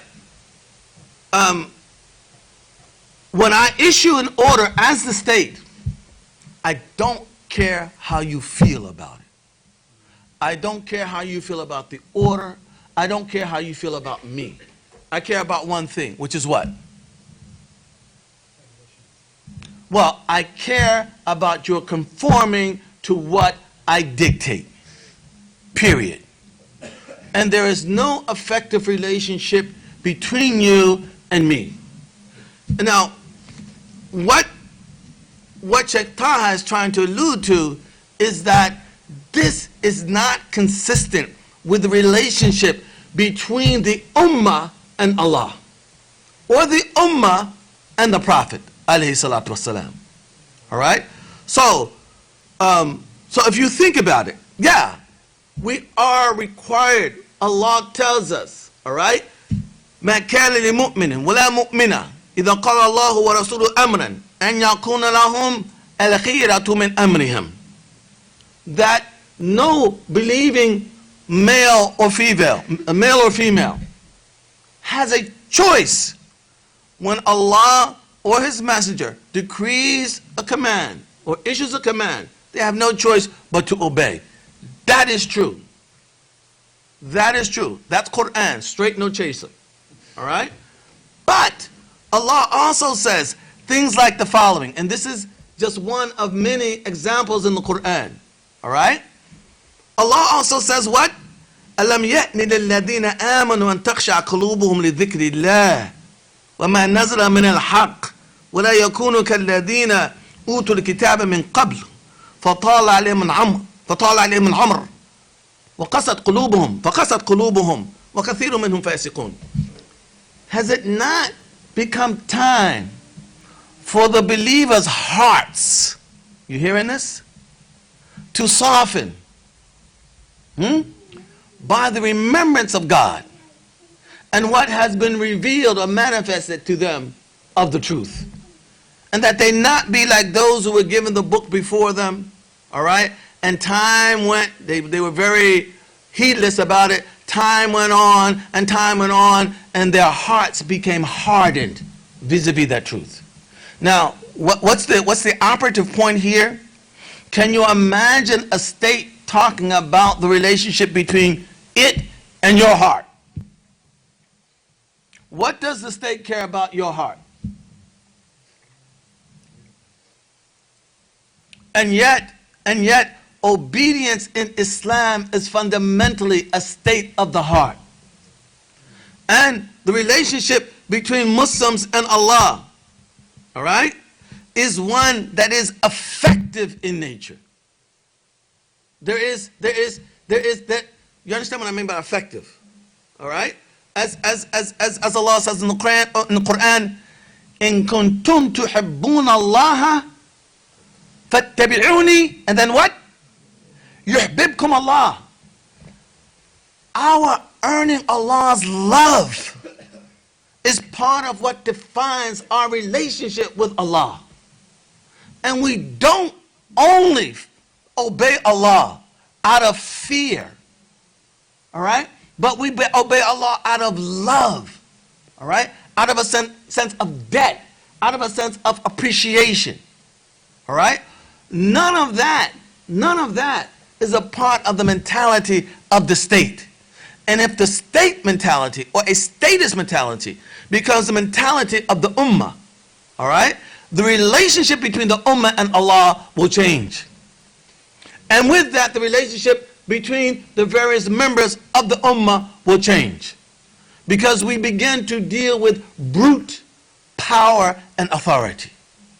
And just imagine that. Allah has ultimate, infinite power and authority. And yet, our relationship with Allah is still mediated through love, appreciation, khushu', debt, and all of these things. All right? And what Sheikh Taha is arguing is that if we see the establishment of a state as the essence and mission of Islam, a status mentality can become the mentality of the ummah, and the ummah then becomes something other than it was intended to be. All right? All right? I mean, the same thing. We see this, multiple times in the Quran. Let me just read one more verse from the Quran. Ya ayyuha alladhina amanu man yartadda minkum an dinihi fasawfa ya'ti Allah biqawmin what? Yuhibbuhum wa yuhibbuna. That Allah will bring, that as if this is the very will of Allah. This is the whole point of producing a community that He loves and it loves Him. And that is that reciprocal relationship of love. All right? This is part of what will guide that community. All right? As it goes about the business of being what Allah would have it to be. Where is the effective relationship between us and the state? You love your president? No, not just this one. You love your president? No, I mean, I shouldn't ask that question. Maybe some cameras up there. But you understand the point that I'm trying to make here. And what Sheikh Taha is arguing is that, we can go down the line. There is an effective relationship that binds us even to the Prophet. All right? They loved the Prophet. They had an effective relationship with the Prophet. All right? Azizun alayhi ma'anittum. And he had an effective relationship with them. He was always worried about what would affect them. Not in order for him to win votes. He didn't have to worry about that. He's the Prophet. He's not doing things just for political consumption. All right? You get the siege of Medina. The siege of Medina. Okay? And by the way, make no mistake, the Muslims were scared to death. With Zakir al-Absar wa balqad qulub al-hanajir. They got so scared. This is Quran. All right? They got so scared, their eyes began to roll around in their heads, and their hearts jumped up in their throats. وَتَظُنُّونَ بِاللَّهِ ظُنُونَ. You even began to entertain vain thoughts about God. That's how scared you were. And what does the Prophet do, alayhi salam? Okay? All right, Bani Ghatafan, I tell you what. Now, Bani Ghatafan, make no mistake about it, these are Najdis. I don't know if you know anything about that. All right?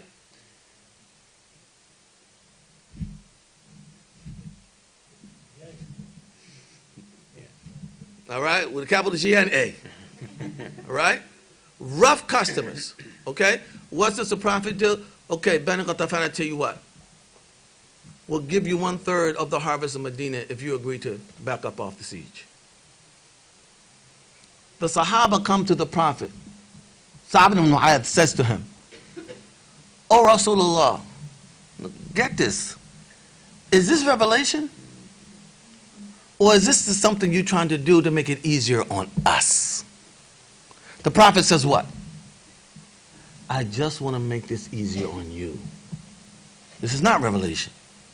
Right? This is my view of what will relieve this situation." So Mu'adh says what? "O Rasulullah, before you came to Medina, those Bani Ghatafan wouldn't even dream of taking a date out of here without our permission. You think that now that Allah has blessed us with you, that we're going to give them 1/3 of our harvest? We'll give them this." And that's all they get. That's what he says. But what's my point here? Why is the Prophet doing this? Is he worried about the next election cycle? No, I'm not joking about this. His position as prophet is secure. Nobody can be him. Nobody can be elected to prophet. They can't say, "We don't like you anymore, so you're not prophet." He's prophet by what? By revelation from God. And only God controls that.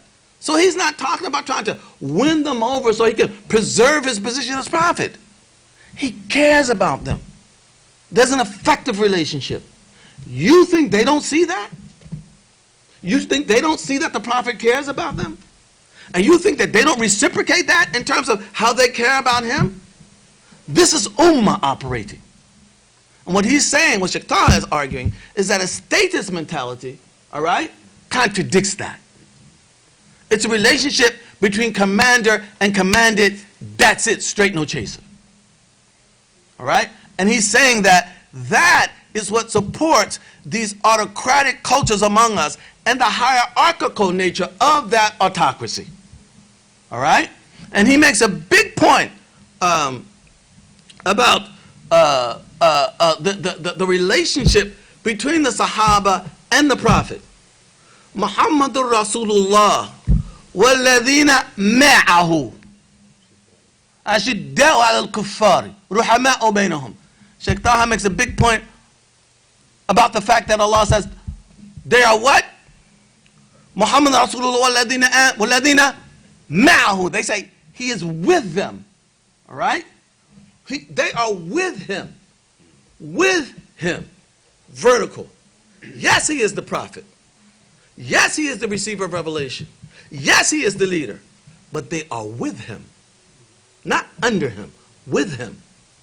And we notice that they are not called his followers. They're called what? His companions. His ashab. You beginning to see a relationship here? All right? And what Sheikh Taha is saying is that this whole status mentality militates against that. All right? Because states want to preserve their authority, all right, to dictate first and foremost. And that is not mediated by any kind of effective relationship. All right? Now,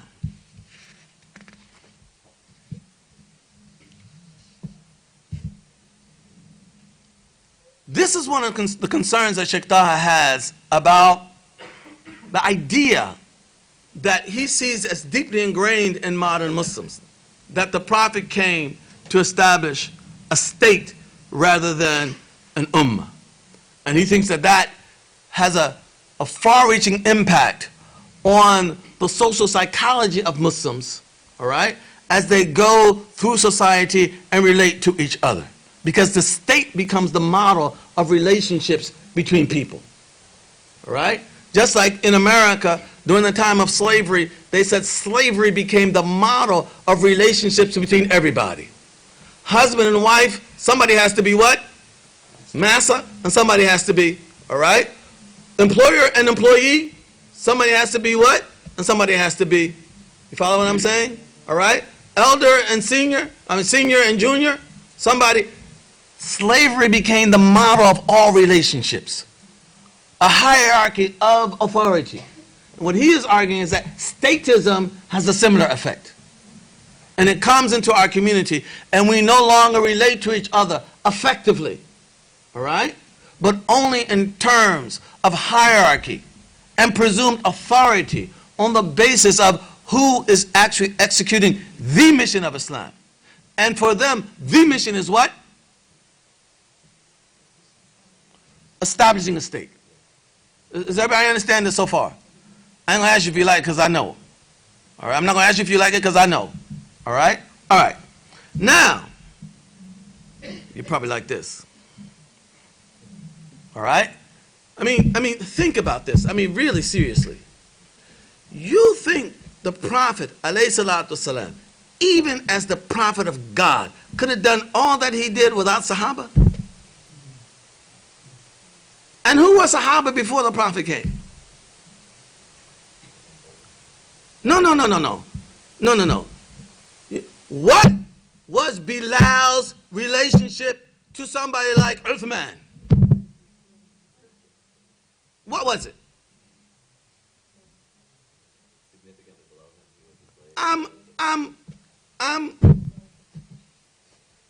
Uthman. I didn't know that cat. He probably can't even walk on the same side of the street with me. He definitely don't live in my neighborhood. I don't see him going to the supermarket where I shop. All right? He's over there. All right? What do you think the relationship of some people from Bani Makhzum were to Bani Hashim? All right? What does Allah say? لو أنفقت ما في الأرض ما ألفت بينهم ولكن الله ألف بينهم. Allah ألف بينهم. Allah brought harmony among them. And that's part of what constituted them as an ummah. Is everybody seeing this? And what Sheikh Taha is saying is that the brute metrics of status power, all right, doesn't include that. And if it doesn't include that, in some ways it's going to dislocate, all right, the normative nature of an ummah. All right? Okay. Now, having said this, and I saw a few people leave, so you catch them and you tell them I said this. Having said that, Sheikh Taha is not advocating an apolitical Islam. He is not saying Islam does not want a state. In fact, he is not saying Islam does not need a state. Yes, Muslims must establish a state, or whatever you want to call the political arrangement that empowers and enables them to oversee and execute the interests of the ummah. Of the ummah. But his argument is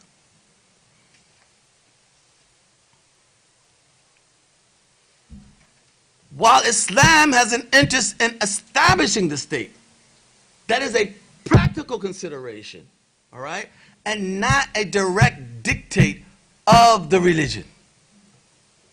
In other words, this comes out of the reality that is confronted on the ground. How can you survive as a collective if you cannot arrange your affairs in such a way that you're able both to confront outside adversaries and take care of the community that you have within?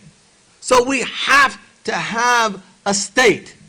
But the chief point that Sheikh Taha wants to make is that having a state and the necessity of having a state is not on the same level of the necessity of having Salatul Jum'ah. Does everybody understand the difference between that? All right? I want to be clear. He is not apolitical. He is not saying Islam has nothing to do with politics. He is not saying let's separate the state from politics. That is not what he's saying. Ultimately, however, what he's saying is that we must establish a state, but that state must be for the purpose of serving the ummah in its charge to carry out the risala of Muhammad ibn Abdullah sallallahu alaihi wasallam. That the state, just like the prophet, okay, modern states are what's the word I'm looking for? Are unaccountable. Do you understand what I mean by that?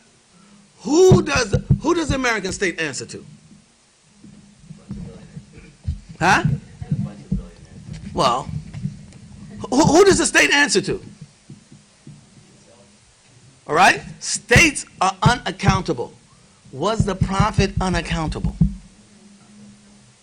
The prophet answers to Allah just like the ummah. Right? He can't even try to substitute Allah's authority for his. He is just as accountable to Allah. That's what he's establishing. An ummah that is accountable to Allah. All right?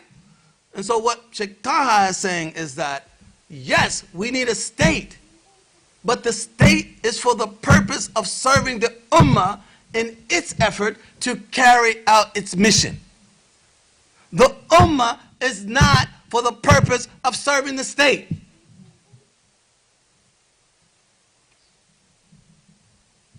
And again, what he is arguing is that if we don't get this right, ultimately what happens, the mission of the ummah gets compromised, all right, and sacrificed as the state, which has happened, separates from the ummah.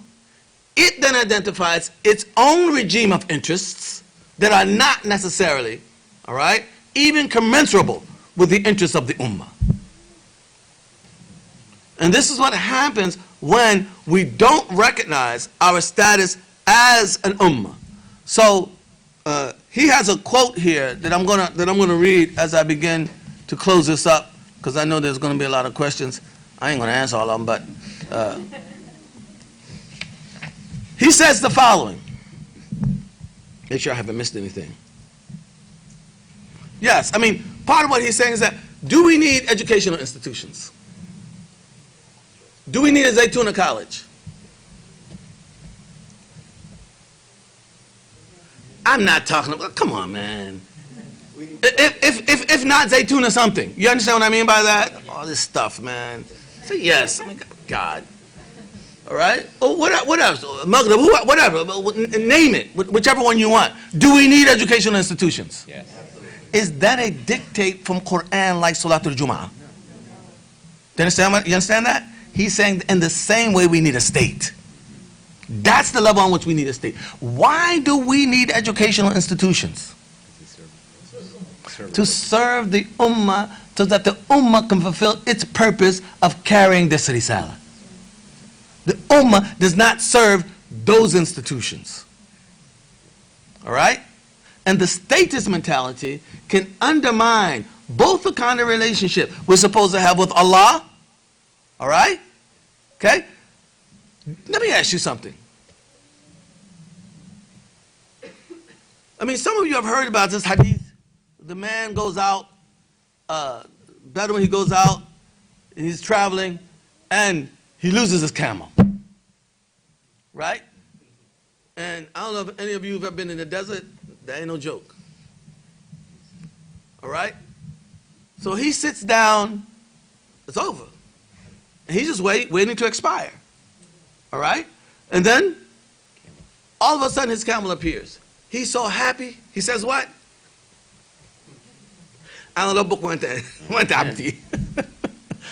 He's so happy.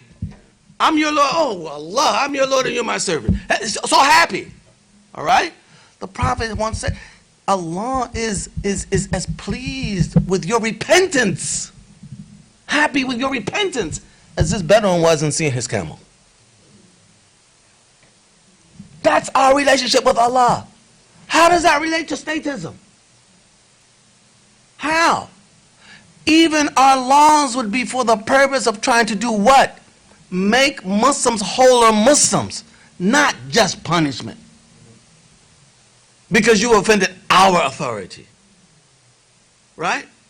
I mean, this all goes along with this mentality. All right? So what Sheikh Taha says is this. In sum, upholding the ummah is primary. Upholding the state is secondary, not the other way around. Establishment of a state, which is described as Islamic, but which does not concern itself with the well-being of the ummah, will both harm the interests of the ummah and hinder the work of spreading the message of Islam. Since a state such as this will represent nothing but the rule of a given sect, group, tribe, or family, thereby perpetuating conflicts of interest and even deepening conflicts. So what he is saying is that we want a state. We need a state. All right? But we want a state as a function of who we are as an ummah. We don't want to be an ummah as a function of any state. All right? And that as we organize ourselves politically, we must remember our mission, and all of the institutions that we establish must be commensurate with the serving of that particular mission.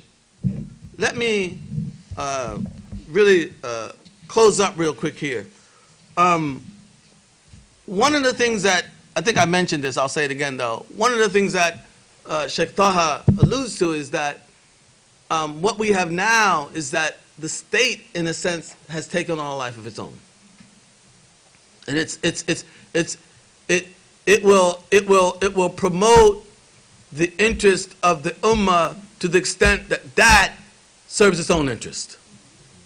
I mean, not the other way around. Of course, not always. I don't want to paint with a wide brush, all right, and say everything that states do is just self-serving. That's not what I mean at all. All right? I'm talking about dominant trends. That's all I'm talking about. Dominant trends. All right? But we can see how problematic this can be. All right? And when that group that sees itself as being the representative of the Islamic State looks out at every other group other than itself, what will it see? What will it see?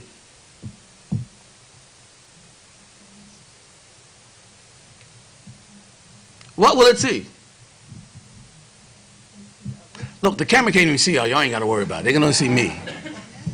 Huh? Other? That's a nice way of putting it. Opponents. Or maybe subjects. But you see the relationship. All right? Okay? And part of what he's arguing is that this ultimately becomes the political culture of Muslims, period. All right? And that becomes deeply problematic, especially for the mission of an ummah. All right? And so what Sheikh Taha wants to say, that if you are a Muslim movement, maybe just an activist, All right, maybe just a scholar who has, ambitions to get X and Y and Z done for the Muslims. No matter how important you are, no matter how accomplished you are as a movement, you cannot forget that the goal of what you are doing is to secure the ummah and facilitate its mission to continue the risala of Muhammad ibn Abdullah sallallahu alaihi wasallam. We cannot forget that, all right? Because there will be movements in this country or that country, all right, who are rightfully struggling to establish, all right, a more congenial, in fact, to establish the risala of Islam where they are, all right? And they should be supported in that. But we have to know that if it's going to be a truly Islamic polity, it must see its obligation to serve the ummah. Not just that. The ummah. And this risala of Muhammad ibn Abdullah. All right? This, and this is all that Sheikh Taha means, when he asked the question, did the Prophet establish a state or an ummah? Did the Prophet establish an ummah or a state? All right? Yeah, we could even say both, and that's fine, as long as we understand what we're saying. All right? Because it's both, all right? Certainly not in time and not in essence. You see, like this watch on my arm, which moved first, my arm or the watch? No, it's not. That's not a joke. I'm not joking. Wait. Somebody said both? How can both move first? In time, what? My arm moves first. No, in time they move together. In essence, my arm moves first. The watch can't move without my arm. You understand what I mean by that? Okay?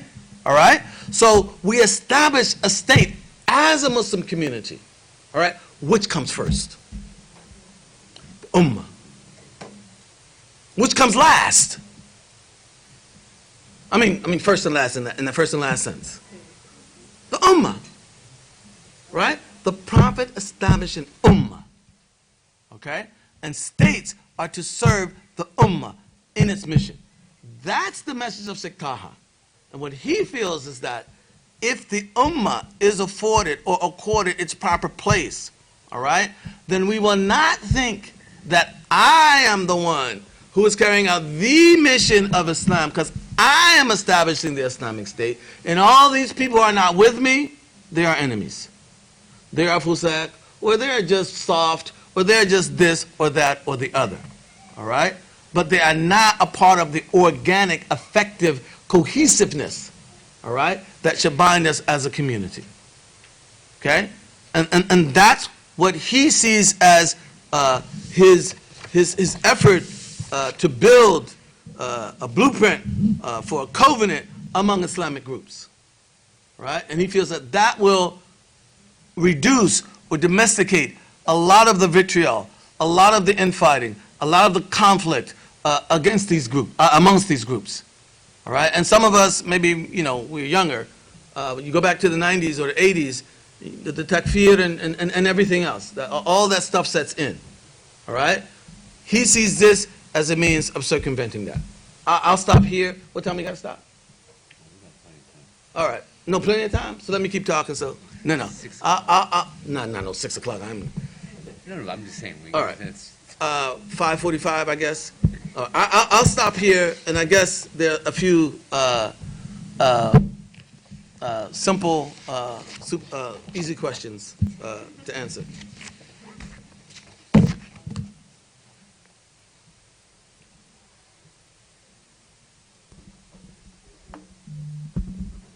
Assalamu alaikum, jazakallah khairan.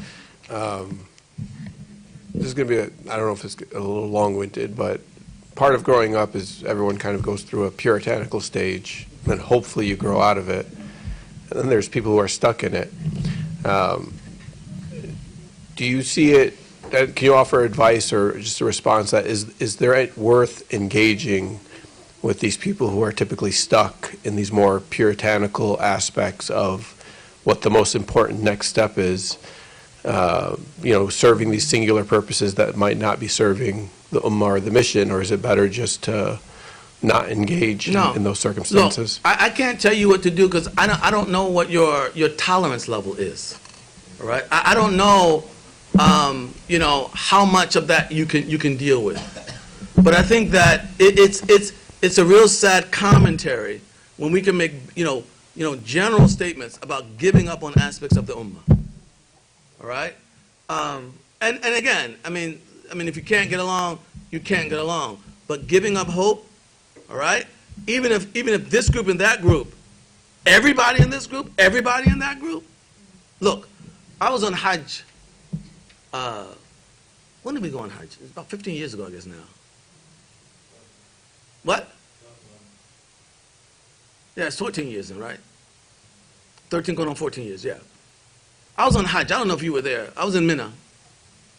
And brother came up to me, staunch East Coast Salafi. Staunch. And he said to me, are you Abdul Hakim Jackson? And I said, oh, here we go. Yes. This is what he said to me. He said, listen, I've learned over the years that, and he said, the immigrant community has something that we don't have in our community. Respect for our elders.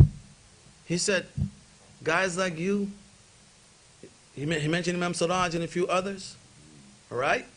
You've been in the trenches for 30 years. Given what you had, we don't always agree with you, but given what you have, if nothing else, we owe you respect. Now, this is a Salafi saying this. Why should we give up hope? Why should we give up hope? All right? They're getting older like you are. And by the way, theirs is just another perspective. I mean, I'm a Maliki. Do I agree with Hanafis? Sometimes. Most times not. You understand what I mean by that? So what? I just dismiss Abu Hanifa? Just dismiss the whole? No. I think that we have some. I mean, it's tough, and that's why I'm saying I can't tell you what to do. I don't know what your level of tolerance is. All right? I might say, yeah, I want to go and talk to them, but I go talk with them. All right? I mean, my behavior becomes worse because I can't control myself. All right? So maybe I shouldn't. And if that's where you are, maybe you shouldn't. But as a blanket statement, just stay away from them and leave those people alone. I'm not there. I don't know if I answered your question.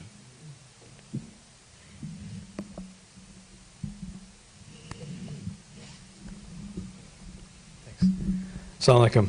Jazakallah khair for all the education for today. I'm going to take a stab at this. I've been contending with a lot of different thoughts, as I'm sure everybody else has today. Not while I'm talking. Well, since yesterday night. I'm joking. Golly, man. I know. So I apologize if there isn't a question at the end of this, but I'm hoping you can shed some clarity. The first is a question, and it starts with the exercise that Dr. Qureshi started with, talking through the civil war that happened with the Sahaba. We're talking about working through disunity or disagreement. So the first question is rather basic, is why hasn't the trajectory corrected itself? It's been 1,400 years. We've had this schism and this corpus of work from all these amazing scholars and the same realizations that they had, and we're here at this point in America with a variety of different people. Like, why hasn't that corrected it? The second, and I want to... Could I ask you a question? I'm sorry. Yes. When you say corrected it, what do you mean? Why haven't we been able to create unity from that point since? But what do you mean by unity? I'm not just trying to nitpick here, all right? I mean, even going back 1,000 years, you know what Ghazali says about Shiites? I think they're, how can I put this without sounding offensive? I think they're misguided, Mhm. but not kafir. So then that means they're what? Part of the Ummah. So how is that not unity? Which brings me to the second point, because I'm contending with all this, is Brother Parvez said that, people under the age of 30 want a more definitive answer. I actually think no matter what your age is right now, especially within the last year and a half in the context of Gaza, we're all looking for greater unity, I would say. And I get that we're all part of the Ummah. But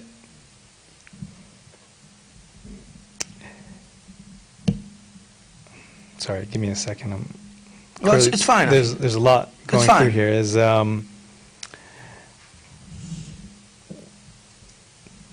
What shape does that take? Because the example that's been running through my head all day is, as far as a power here that's contending with Israel, it's coming from, or from the Muslims at least, it's coming from Yemeni Houthis and Iran vis-a-vis Hezbollah, who are our Shia brothers and sisters.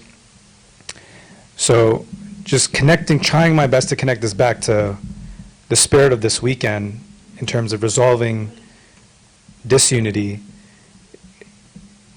being in America. I mean, can you speak to that, or where is our place in terms of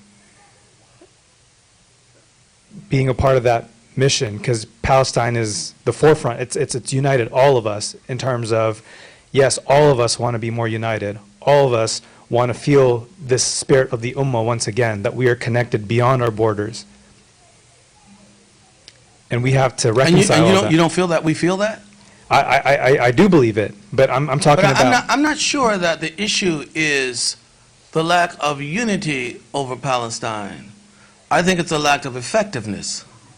I mean, the fact of the matter is that we don't, let's face it, we don't own the weapons, the influence, the political influence in the world to properly be brought to bear on a situation like that. And our disunity, all right, our inability to effectively bond and to see ourselves as the Ummah contributes directly to that weakness. And so what we're doing here, Akhi, I'm sorry, this is not going to happen overnight. I agree, yeah. And the more we want it to happen overnight, all right, we wake up every morning, we say it didn't happen. Khalas, ma fi fayda, as you know, khalas, there's no hope, all right? And we quiet quit. We quiet quit on the Muslim community. Is that how you say it? Am I sounding cool? Good. Right? We psychologically drop out. All right? That's not going to happen. I mean, but again, I mean, just imagine, there's another community in the United States that has brought its resources and its influence to bear, all right, on how this country spends its money abroad, who it supports abroad, how and when, all right? What about us? What do we do if we decide that's the route we want to go, all right, to take us there? We got a lot of big decisions to make. Because one of the decisions we have to make is this. If we're going to do that here, then this has got to be the focus for a minute. This has got to be the focus for a minute. All right? Almost single-mindedly so. I didn't say single-minded. I said what? Almost single-mindedly so. So we got to make some decisions. And we can't make decisions without being able to discuss. And that's why the whole point of the difference between consensus and unity, I think, is important. Because we're not likely to get consensus on that. But can we agree to move in the same direction? Do we want to win the game or not? And what is the game? So I feel your pain. I think I have that pain. I mean to watch Palestinians being killed and the numbers and the ways that they were being killed, and the whole world sits by and watches. And then lectures Muslims about this, that, and the other. The utter cheapness of Muslim life is offensive, and it's painful. Especially if you know where we were. And look at us now. So we feel that, all right? But just feeling that's not going to change that situation. We're going to have to marshal our resources, bring our hearts and minds together. And we don't have to be, we don't have to have consensus on everything, right? Most of the people here don't have a consensus with their spouses half the time. No.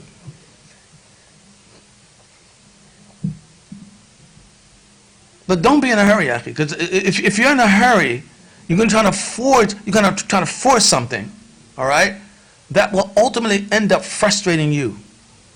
It's not going to happen like that.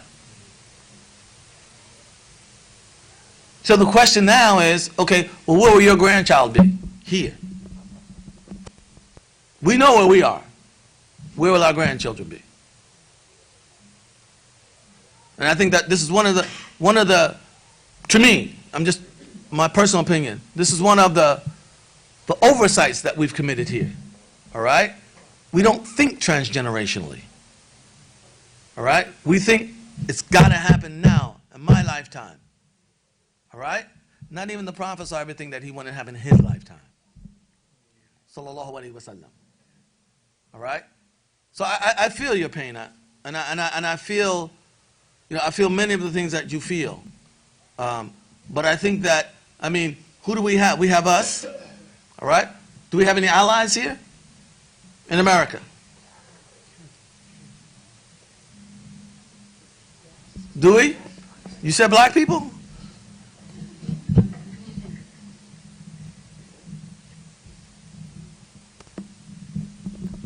Okay, if you say so.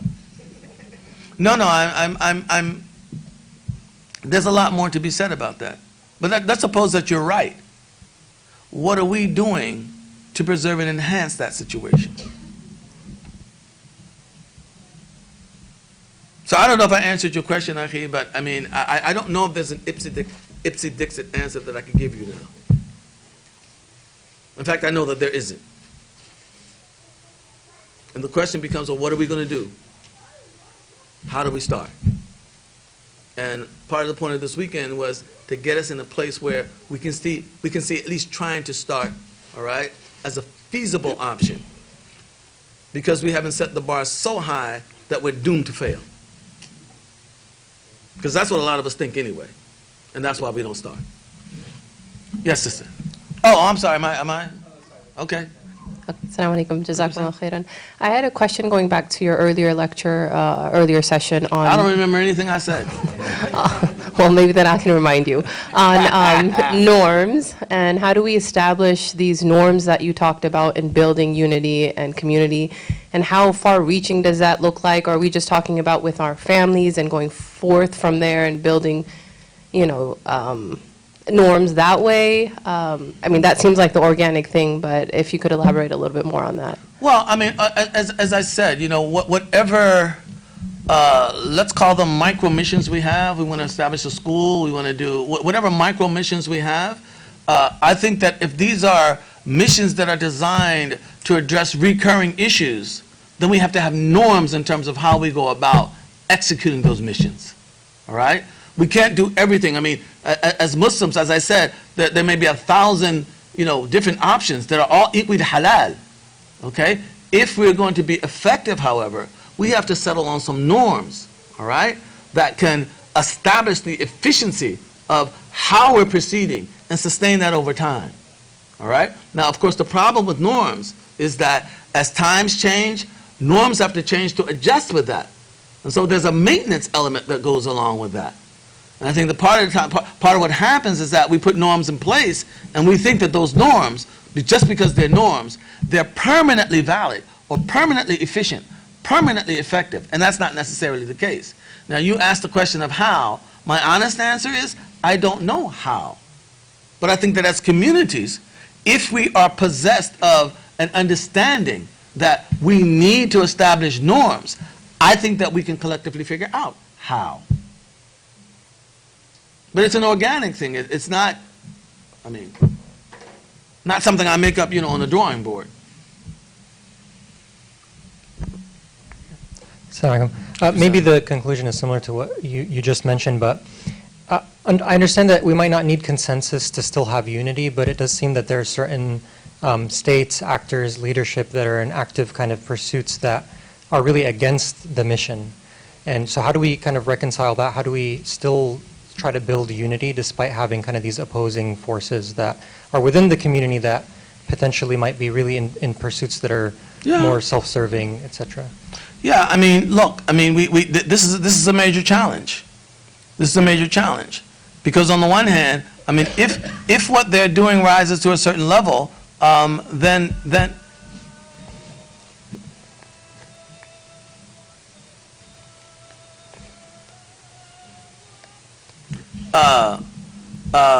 if what they're doing, rises to a certain level, then it may be appropriate for us to turn in a different direction. But the problem that we have is that, a bad Muslim is still a Muslim.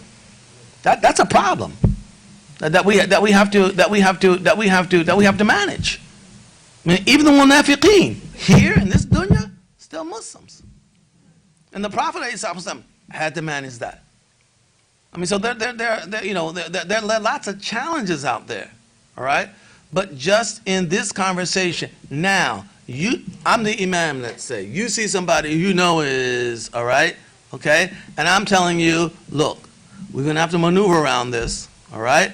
But we cannot start this wave of takfir. You know what that's going to do to our community, all right? Now that you understand where I'm coming from, you see what I'm saying? Then we can proceed together. And this doesn't break up our community. And we try to neutralize the negative impact of that individual, or that group for that matter. Is this making sense? Look, there's no easy ipsit-dixit solutions to this stuff. And the other thing that we have to get used to, okay? Even if my solution starts out great, all right? Subsequently, there might accrue some negative residuals to that. You follow what I'm saying? We can't come up with ipsy-dixit, squeaky clean solutions all the time. And as a community, we've got to be able to accommodate that. Right? Because if you don't, you're going to put me in a position where I can never admit my mistakes because you make it too costly for me to do that. Right? But I need to do that. And you need to hear me do that. I blew it. Okay? Yes, Akhi, you blew it. But we got your back. Because you don't want a weak-spined leader. You don't want a gun-shy leader. Do you understand what for the mission, not for him. For the mission, not for him. All right? So, I mean, these are we have to manage these things.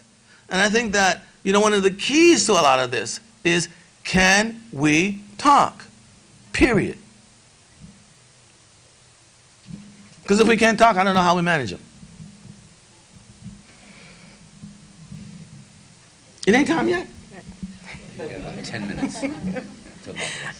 So in the absence of having like a living central authority, the Prophet ﷺ, how do we understand what the interests of the Muslim community are, seeing how how many Muslims there are in the world? Yeah. So if we talk about the interests of the Ummah, do the ulama play a specific role in establishing that? Is it ground up? Is it? No, I don't think we can isolate. In my view, the fortunes of Islam never have and never will rest solely with the ulama. We do like community consultations, No, it's not a matter. It's not a matter of community consultations. I mean, you talked about Palestine, for example. I mean, and we all make dua for Palestine. We protest for Palestine. We do all kinds of things that work, etc. All right, and all that's great. It would be nice if they had some surface-to-air missiles, though, wouldn't it? No, do you understand what I mean by that? So where's that going to come from? All right, the ulama. I'm not joking here. I'm not joking here. You can't expect the ulama to do that. All right? Look at the culture that our children have inherited here. Basic moral values that used to be, you won't believe this. You won't believe this. Where I grew up, I always like, it gets out before I can bring it back. Anyway, I'm going to say it. No, I mean, I grew up with some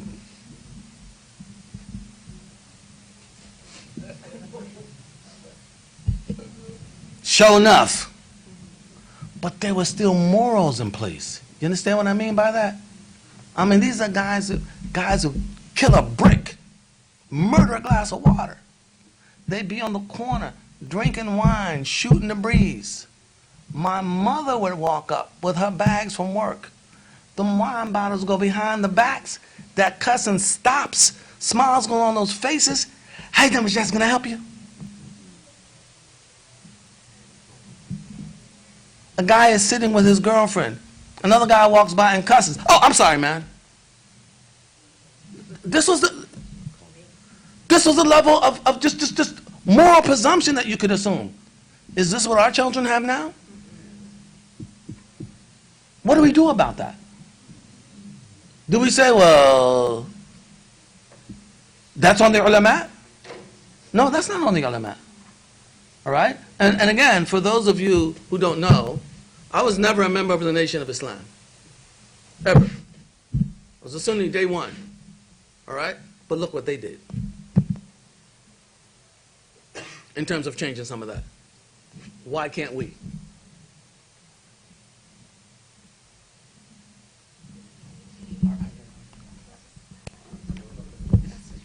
Sorry, it was just a quick follow-up question. Because we talked about in the conception of Sheikh Taha being Ummah being first and last, I just want to make sure, like, what is his definition of Ummah? Yeah, I mean, again, we are, the Ummah, are those who say La ilaha illallah Muhammad Rasulullah, on the understanding that that entails carrying and conveying the Risalah of Muhammad sallallahu alaihi wasallam. Now, there are lots of incidentals along the way, because we have lives too. We have families too. We got to feed them, we got to support them, etc. All right? But in the aggregate, in the macro picture, that's who we are. Now, micro, we can be a lot of different things, depending on where we are, what circumstances we are facing. All right? That's not going to look like in Palestine what it looks like in New Jersey. So we're a lot of different things in that regard. All right? But the ultimate macro goal, all right, is to continue this message to the world. And by the way, I mean, to look at this from a more, almost, you might want to call it selfish perspective, all right? Do we benefit by the fact that the global culture today carries none of our sensibilities? Do we benefit by the fact that the global culture today carries few of our sensibilities? Would we benefit if it carried more? All right.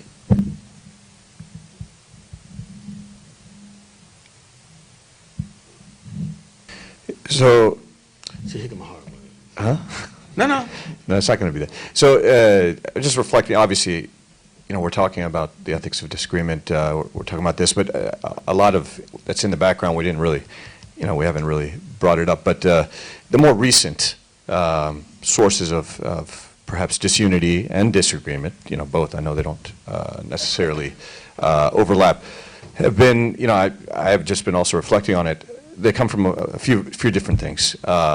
One is, you know, the person who's shooting that three-pointer, right, is people questioning the intention of that person shooting that three-pointer, right? Is he making them?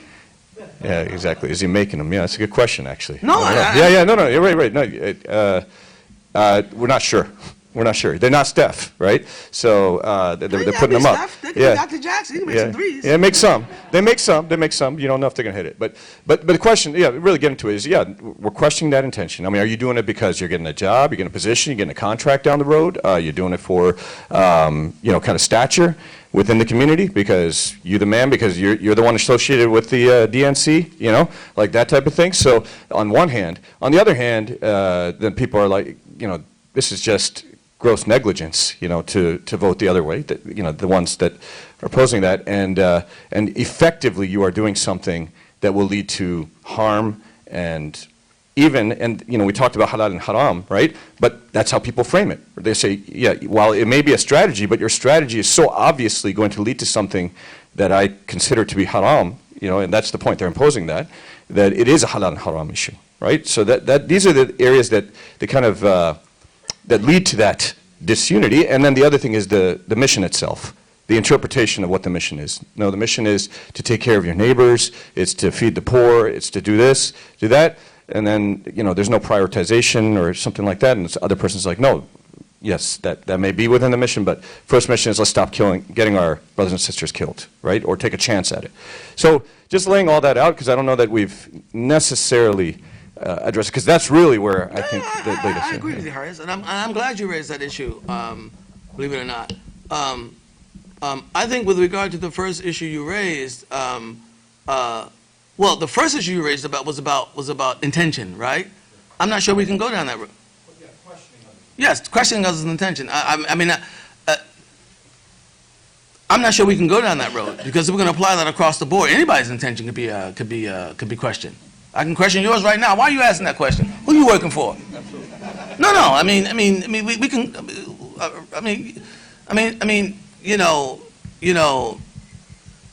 We have to be very careful about that. All right? And the Prophet was very careful about that. Okay? You don't want people running around talking about everybody's munafiq. All right? So that's the first thing. The second thing with regard to, you said that, and let me just concretize what you're saying. And if I'm getting it wrong, just correct me. So you're saying that, people are saying that, well, if you're going to vote for Harris or you're going to vote for Trump, all right, that's going to lead to irreparable harm to the Muslim community, and in that context, to vote for them is haram. That's what you're saying, right? Okay. So what are you saying? If not essentially. Oh, okay. Okay, you agree. Okay, all right. So that's what you're saying, right? Okay. I think, quite frankly, that Shar'an, there is an argument to be made in that regard. Okay? You could say, you cannot vote for X. Saddan lidhara'i'. There's a principle in usul fiqh that says that even if you do something that's halal, if you're going to do something that's halal, all right, that in and of itself is going to lead to a known haram impact, all right, then that action can be banned from the beginning. All right? That is a principle in usul fiqh. The problem, however, Haris, is that the relationship between this and this, all right, that's an empirical conversation. And people are not willing to have that empirical conversation. They simply want to say, it leads to that conclusion because I said it leads to that conclusion. That's on the one hand. On the other hand, the other side has the same thing. No, it's you vote for so-and-so, that's going to lead to not irreparable, but immense good for the Muslim community. And therefore, it's haram for you not to vote for them. There's another empirical assumption that goes along with that. And as I think Jawad said earlier, we hear all these positions, but we don't really hear, all right, a sort of a rational defense of them such that I could engage it. Do you understand what I mean by that? And if we are, look, there are things where you can make that argument. I mean, for example, they say in the books, if I'm a grape farmer, okay, you could come on the scene and say what? No, you can't grow grapes. Why? Because you'll use them to make wine. Nobody bans the growing of grapes. They say the connection between the two, it's not immediate enough. All right? It's not absolute enough. Okay? All right? There are other things. You want to dig a big giant hole right out in the middle of the street in front of your house? No, we ban that. People are going to fall in there and get hurt. That's immediate. All right? Is digging holes haram? You can't dig that hole. You see what I'm talking about? All right? And then measuring the distance between, or the likelihood, all right, between that action and that conclusion, that's a conversation. Have we had those conversations? Then how can we draw those conclusions? I mean, I can draw it for myself, but the point is to convince you of that. All right? And so I think that we're still in the same ballpark. Why would I assume? I mean, I'm going to disagree with you, all right? But why would I assume, knowing your hadith, that you just don't care about Islam? Why would I assume that? I think that's actually part of the problem that I've observed is, for us, for example, in Michigan, we were at the heart of this. I know many people are unhappy with us, or they're happy with us, depending on where they fall. But we also were a microcosm of what was going on in the Muslim community at large. But I think one of the differences was that we at least had familiarity with the people that we were dealing with, right? So that way, I might have a little bit more husband of the person who is, for example, maybe they're advocating for Harris and whatever it might be, and say, well, you know what? I know this person, and they are sincerely, that's what they believe. They believe that's the best strategy, that's what they're doing. But that requires some familiarity. Yeah, but even without familiarity, all right? Can I blow it? No, I just made a wrong decision. Can we handle that? No, we can't. No, I'm serious. And this is a part of what poisons our discussions. Because I gotta be right. If I gotta be right, we can't have a real discussion. Because I'm hiding anything that might even a tiny little bit justify your attack on me. What kind of basis is that for a discussion on issues that really affect us as a community? But every time I make a little mistake, you want to crucify me. You want to crucify him. You want to crucify her. Why do we do this? And it's not even an issue of halal haram. It's an issue of, you see the relationship between voting for X as that. That's going to lead to that. Somebody else sees it as that. Do you understand what I mean by that? How do we have that conversation? We're not going to get our way all the time as individuals. And it's not about me. And there's a price to pay for community. So I get that, Hadis. As I said, I don't know if you were here last night. As I said, most of the issues that, you know, that's doing the most damage to us as a community are not issues of haram halal. They're these kinds of issues. All right? Where the discretionary decisions of Muslims, all right, come into play. But we don't have a principled mode of negotiating those issues, and that's what we need to work out. We're honored to have you here, inshallah. We want you to lead namaz for Maghrib, inshallah. Me? It's time right now. La la la la. It's time right now. A'tadir. Inshallah. Come on. A'tadir. Inshallah. Come. It's Maghrib time right now, and if you want to join us. Yeah. Is it possible to return here for just a few minutes after Salat? No, You got I'm something to just. say? Well, organizationally, we have something to say. Oh. I don't have something to say. At 6 o'clock? So we. Yeah, but here in this room? Yes, we can't come back. Okay, so I know we have to go to Salah. For those who are not returning tomorrow, this is especially for you. You know, if you can donate to ALIM and the programming and some of the summer program, the money directly goes to provide scholarships for students who cannot afford to pay either in full or in part. So whatever you can do to support the work that ALIM is doing, please do so. I know just by attending you are doing that, but anything you can do above and beyond. Again, this is especially for those of you who are not going to be able to join us tomorrow. I also wanted to acknowledge some in the leadership who are here, but I'll save that for tomorrow because of the essence of time. But thank you so much for attending. Jazakumullah khair. Subhanakallahumma wa bihamdik. Ashhadu an la ilaha illa anta wa astaghfiruka wa atubu ilayk. Assalamu alaikum, everyone. We're going to go ahead and get started. We have Dr. Jackson leaving very shortly, so we want to go ahead and get started. We're a little behind schedule as it is. So thank you again for coming back out this morning.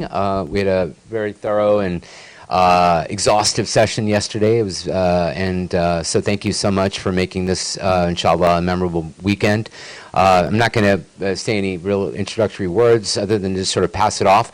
The scholars are really here for entertaining questions and hopefully making this a conversation and a discussion. So anybody has any questions, they can go ahead and go first. We'll just go ahead and pass the microphone around just so that people who are live streaming will be able to hear it as well. Yes, first question.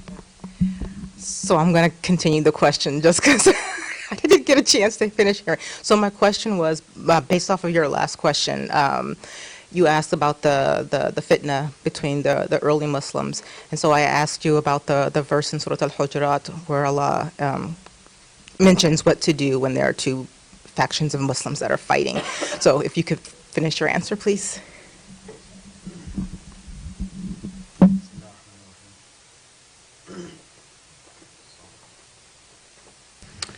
Bismillah ar-Rahman ar-Rahim. I mean, the general orientation is that in all of our Shari'i deliberations, whenever all of our ethical, actually all of our deliberations that pertain to our, let me rephrase that. All of our ethical deliberations are going to have to look at a series of tensions that can that we'll find in the Book of Allah and the teachings of the Prophet sallallahu alaihi wasallam. And in the end, we have to ask ourselves which set of, so in other words, you can use the Quran to justify that I need to go to war with this person because they've broken from the tradition in some way, and therefore, you know, their iman is compromised, and I can go to war with them. And there's also then the sets of verses or orientation that would say that one needs to bring peace and reconciliation between people. So we have to work this tension out, right? And we have to figure out then, this is the job of the faqih and the person who's involved in this deliberation, is what set of verses or what teachings govern the particular moment in the present, right? So yeah, there are moments in which, and this is one of the problems that most Muslims fall into, is that we want Islam to say one thing. We want the Quran to just say one thing, and this is the universal thing. Quran is only about peace, there's no war. And then others say the Quran is only about war, right? So we know our jihadi brothers who are like, the Quran is just war, that's all we're doing, it's just war, war, war, war, war, more jihad, that's it. And then others will say, no, there's no such thing as any kind of armed struggle at all, right? Well, the Quran says both. There's times to go to war and there's times to make peace. And which sets of verses, which ethical concern governs a particular moment, that's the job of the faqih. So we can't, people can always try to make the Quran say what they want. But we have to make the better argument to say, well, taking into account the entirety of the Quranic message, what applies in the given right now. So there is options for people to raise arms. But there are the general orientation of the Prophet ﷺ seerah and the Quran itself is towards peace. General answer.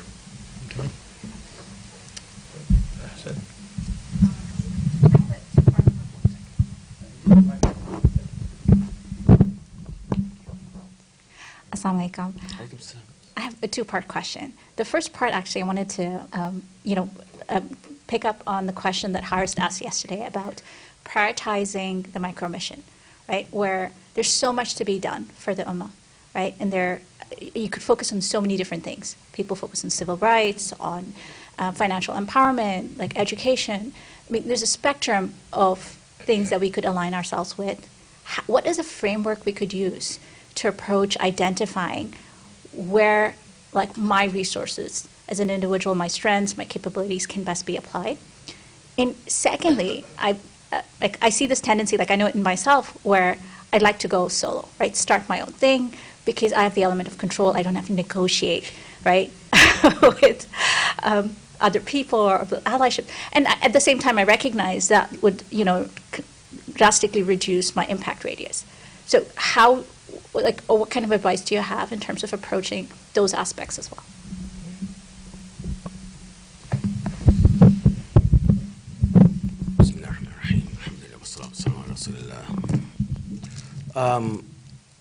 First of all, let me start off with a corrective. I think that I think, I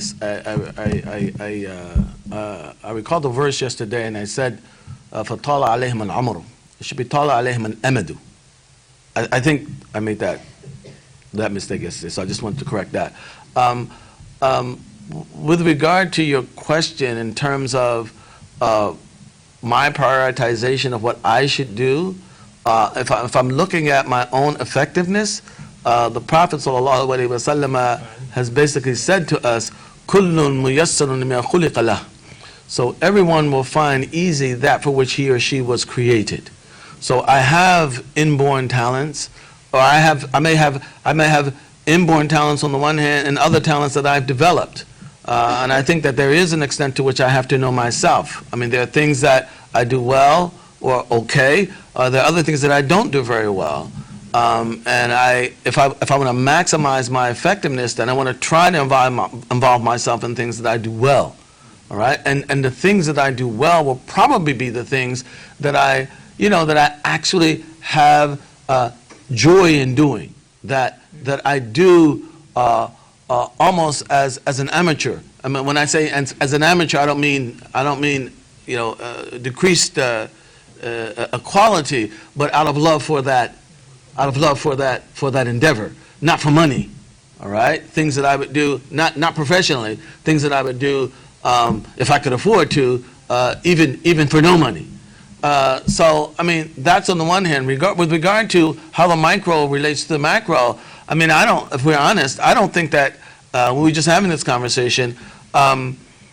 Beyond certain generalities, the one thing that I want to ensure is that my micro is consistent with the macro, right? That it's not contradicting the macro. And I understand that my micro may be very different from somebody else's micro, because my reality is very different from somebody else's reality, or my assessment of my reality is very different from somebody else's reality, all right? And I think that, thinking as an ummah, however, all right, means that I'm always thinking in terms of how that macro relates to a general, how that my micro relates to a general macro, all right? And there may be moments, such as what we're to a large extent facing now, where the micro elsewhere, all right, so directly impinges on the macro, all right, that I may even prioritize that. All right, but that's not something that I can do on a sort of consistent basis, because there may be people in parts of the Muslim world or minority Muslims someplace, all right, whose reality I just don't know about. And if I did, it would have maybe a higher priority than it does. But speaking in general, I want to make sure that my macro, number one, in a sense, inshallah, is serving the ummah, all right, and the mission that we have, and that hopefully it's not contradicting anybody else's macro, all right? But I think that the role of us all is to ensure that our respective macros are consistent with our respective micros, all right, are consistent with the macro. I hope that helps.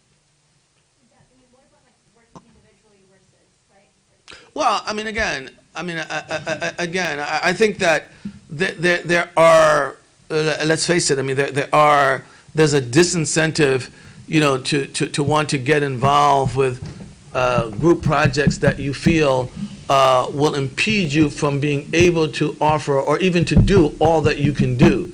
And I'm not sure that I have any kind of ipsy-dixit advice in that regard, but I do think that if we're talking about changing the reality of Muslims in the world, we're looking at a multiplier effect that goes beyond individuals. And let's just be honest. Not everybody even has the mindset to be able to work things in terms of how to attach the multiplier effect to them. So if you're a writer, all right, you know how to write. You know nothing about distribution, right? And for you to try to get involved in distribution would probably just jack everything up. So hopefully somebody who will come along, somebody will come along who knows something about distribution, all right? And that cooperative effort can add the multiplier effect to what you're doing. But I don't know of any ipsy-dixit kind of rule that works all the time, in that regard. Okay, I have a question that was submitted from a viewer, online viewer. So I'm going to just read the question and paraphrase where I can. After 9/11, I believe the tragedy would unite Muslims in a common cause, i.e. protecting Muslim Americans. At the time, most Muslim activist organizations were still young, making unity perhaps more feasible. Instead, a struggle emerged over who speaks for Islam in the United States, creating a binary. Either you were with the dominant faction or against it, mirroring at that time President Bush's sort of infamous rhetoric of you're either with us or against us. Today, this binary is only hardened. A confederation of organizations led by a handful of individuals, some living outside of the United States, now dictate who represents, quote-unquote, American Islam. They have also allied with media agencies and influencers that discredit voices challenging their narrative. Their central cause, and again, this is the questioner, is Palestine, particularly Hamas. While crucial, this singular focus neglects other crises such as Sudan, where 20,000 have been killed, 10 million were displaced, and a major hunger crisis looms. Domestically, we also overlook issues like the effectiveness of Islamic schools, mosque governance, and the alienation of women and youth. So applying Sheikh Taha's ideas, how do we break this monopoly on representation and address the real challenges while also embracing all voices that comprise, quote-unquote, American Islam? Well, that's easy. Yeah. I don't know. No, I don't know, man. And I'm supposed to know. You always know. No. No. Between you two, I'm not getting involved. No. I said this is between them two, so I'm not getting involved. I mean, I think we do have a problem, and the problem is that many of us feel that our micro is so urgent that it is the macro, and all of us are susceptible to that tendency, and I think that what really impedes our ability, and I think the questioner got this right. I mean, we're so polarized that we can't have the requisite conversations about these things to be able to negotiate out, well, where exactly do we stand? And in the absence of that, I think you are going to have micros presenting themselves as the macro for everybody. And I do think that squeezes out all kinds of issues that are very important that we cannot ignore. And on some level, we have to learn to walk and chew gum at the same time. I happen to think that the Gaza issue was a top priority issue. People were dying, and the attitude of the world was one that no Muslim should be comfortable with. I mean, this was reflecting a level of disregard for Muslim life against a background of norms that should have even prevented this from even coming about. And so we're talking about a major occurrence, in our collective lives as Muslims. And yet, that event does not negate the fact that you have all kinds of other issues that Muslims are facing all over the place. And it doesn't have to be a matter of life and death. Muslims in America, are holding on by a thread. You have Muslim converts who are being kicked out of their homes by their parents because they don't agree with their conversion to Islam. All of these kinds of issues are occurring. We still live in a post 9/11 moment in America. We haven't gotten back to a balance yet in that regard. So there are all kinds of issues that still need to be negotiated out here.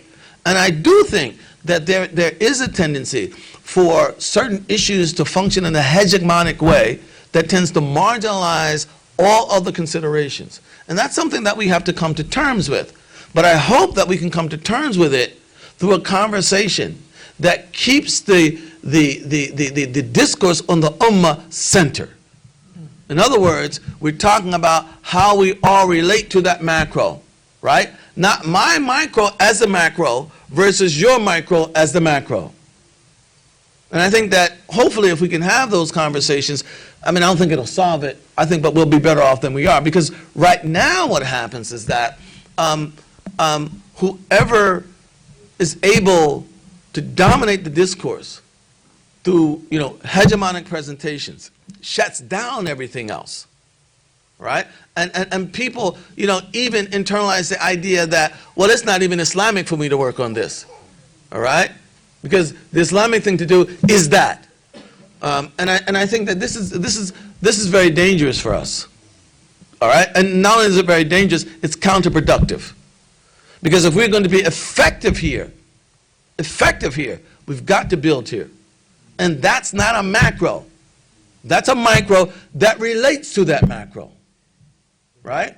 So yeah, I think the questioner is right. And I think that, quite frankly, there are other conversations that need to be had. I'm not sure that over a microphone like this is the proper forum for that.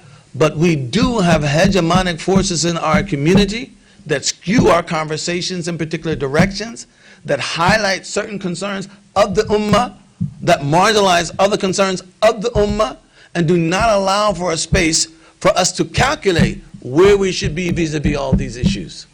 We do have that problem, and we need to face that problem. But I'm not sure this is the forum to do that.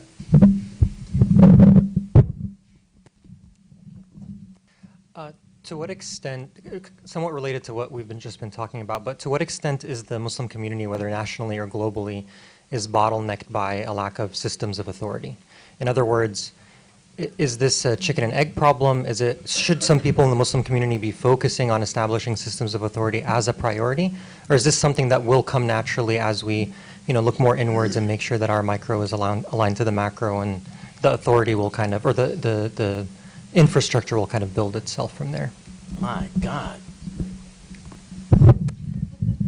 I can tell you wanted in last time. Bismillah. You had something, Dr. Jackson? Well, I was going to say, I mean, part of Sheikh Taha's perspective on this is that Muslims are so chafed by how systems of authority, as you put it, have operated in the Muslim world, that authority has become the enemy, right? And for that reason, organizing in any kind of structured way becomes extremely difficult. And what Sheikh Taha was arguing partly is that the authoritarian sort of culture, let's just be honest about it, that has come to dominate us has a lot to do with, in his view, a misreading of the life of the Prophet. Because, alayhi salam, because although he was the leader, again, the Sahaba were with him, all right? It wasn't just a brute, command-response relationship between him and the Sahaba. And so you have much more of an egalitarian model. And again, the Prophet is the authority. There's no, I'm not questioning that in any way. But notice how, even when the Prophet makes decisions, companions could come forth and ask, wait, is this from Allah? In which case I have no choice but to accept it. Or is this simply something you think is a good idea? All right? And on numerous occasions, no, it's a good idea. Well, I have another idea. Let me propose this to you. All right? I think that the problem of authority is a real problem for us. Okay? Because on the one hand, I mean, everybody wants to blame the authority figures for our problems of authority. All right? But we too, who are not in positions of authority, are a problem. All right? Because the moment you tell someone, do something, you're a tyrant. No, I'm not a tyrant. I'm just telling you to do what needs to be done. All right? And so we have this hassasiyah, this allergy. All right? And this is why liberalism is so attractive. I mean, even, and I don't mean attractively, I don't mean attractive, I mean even subconsciously. All right? Because it relieves us, it frees us from this fear of authority. All right? And one of the things that we have to get back to is a healthy relationship with authority. Authority cannot remain the enemy, all right? And yet we still expect to get things done. All right? But this is a major problem. And by the way, I see authority as a problem, and part of it has to do with the autocratic culture that has somehow become normalized in Muslim communities. I mean, we think that is Islam, and this is part of what Sheikh Taha was talking about. All right, and it stifles our ability to have healthy systems of authority. So it's a much broader problem, and I think that many of us are not fully honest about it. All right, we look to the authoritative figure as the sole problem, the way that he is exercising authority. That may be a problem. In many instances, it absolutely is. All right, but even when the imam just says, we're going to do X or Y.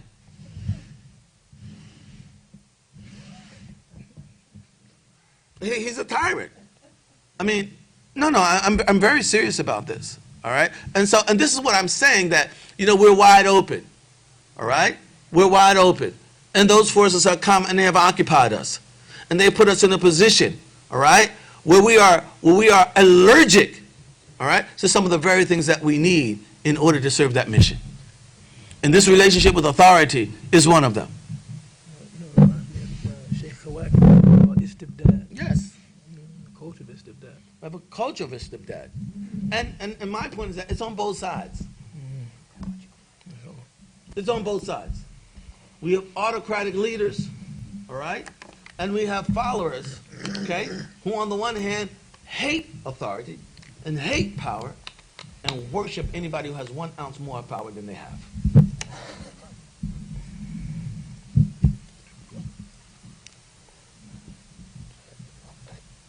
So some of the ideas that were presented, I think especially Friday night and then on Saturday morning, about the ideas of how to deal with disagreement, whether it's inevitable or not, the idea of unity, were challenging what I have come to kind of think about those things, were very different than what I had come to accept. So trying to understand what it means, I was trying to look for a model, right? And I think that's probably why there were a lot of questions about the fitna between the Sahaba and things like that, because we're trying to say, okay, if those are the principles that we're supposed to interact with, by understanding disagreement and unity, then where's the model where we can see that in action, so we can try to implement? Because obviously, the Sahaba ended up being disunited in that situation.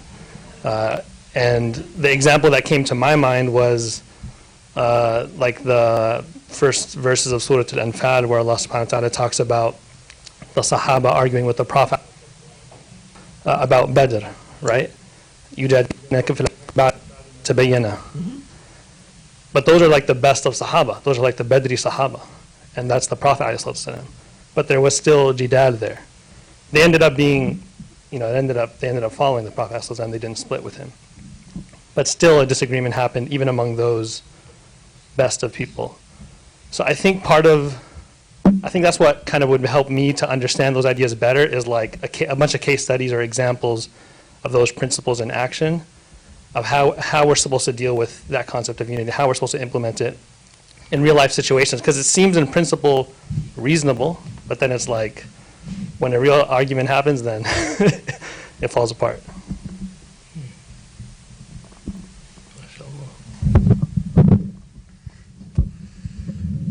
I thought that was directed to Dr. Jackson, but so it came to Dr. Jawad.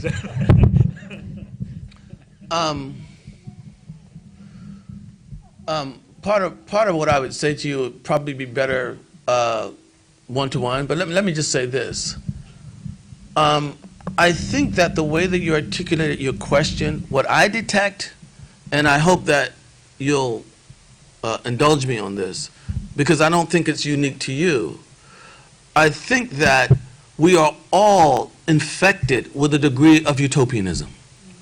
And part of the reason for that is that all of the ideologies that emerge in Europe as part of modernity are utopian ideologies. They are ideologies that is essentially supposed to turn this dunya into paradise. And that standard has become the standard, the prism through which we read everything, including Islam. And so the model Muslim community is a utopian Muslim community. All right? I would invite you to consider the following, that it is the humanity of the Sahaba that preserves our ideal and not kill it. And let me try to articulate what I'm trying to say here.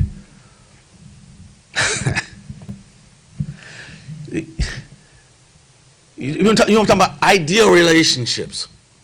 There are verses in the Quran that speak of, if a woman offers herself to marriage to you or Rasulullah, etc. We know these verses, okay? You know what Aisha is reported to have said to the Prophet in this regard? Ara rabbaka yusari'u fi hawak. I see that your Lord hastens to satisfy your passions. Now this is who? Talking to who? Now on the criterion of these modern understandings of good, which is utopian, all right? Okay? We should have no confidence in Aisha and her relationship with the Prophet as a model. In point of fact, however, okay, that makes my wife look good. And yours too. In other words, what I'm saying is that, all right, this preserves, okay, our aspiration, okay, to constantly do better, okay, and understanding that even when we don't hit the utopian mark, we're not worthless human beings any more than she was in her relationship with the Prophet. And so although the Sahaba did not necessarily hit the mark on that issue, and I think another thing we have to consider is, why are we focusing just on the fitna and not all of the other things that they did? They preserved the Quran. They preserved the legacy of the Prophet. They preserved Islam. That, yes, it happened. It's an unfortunate thing, all right? But again, if we're not utopian, all right, and we don't understand that everything that is not perfect is evil, all right, then we can continue to pursue the good and understanding what the good is, and that the good is not perfect necessarily. And I think that what we're often doing is we're striving to, for kind of perfection. This is the dunya. I'm not even sure what perfection is here.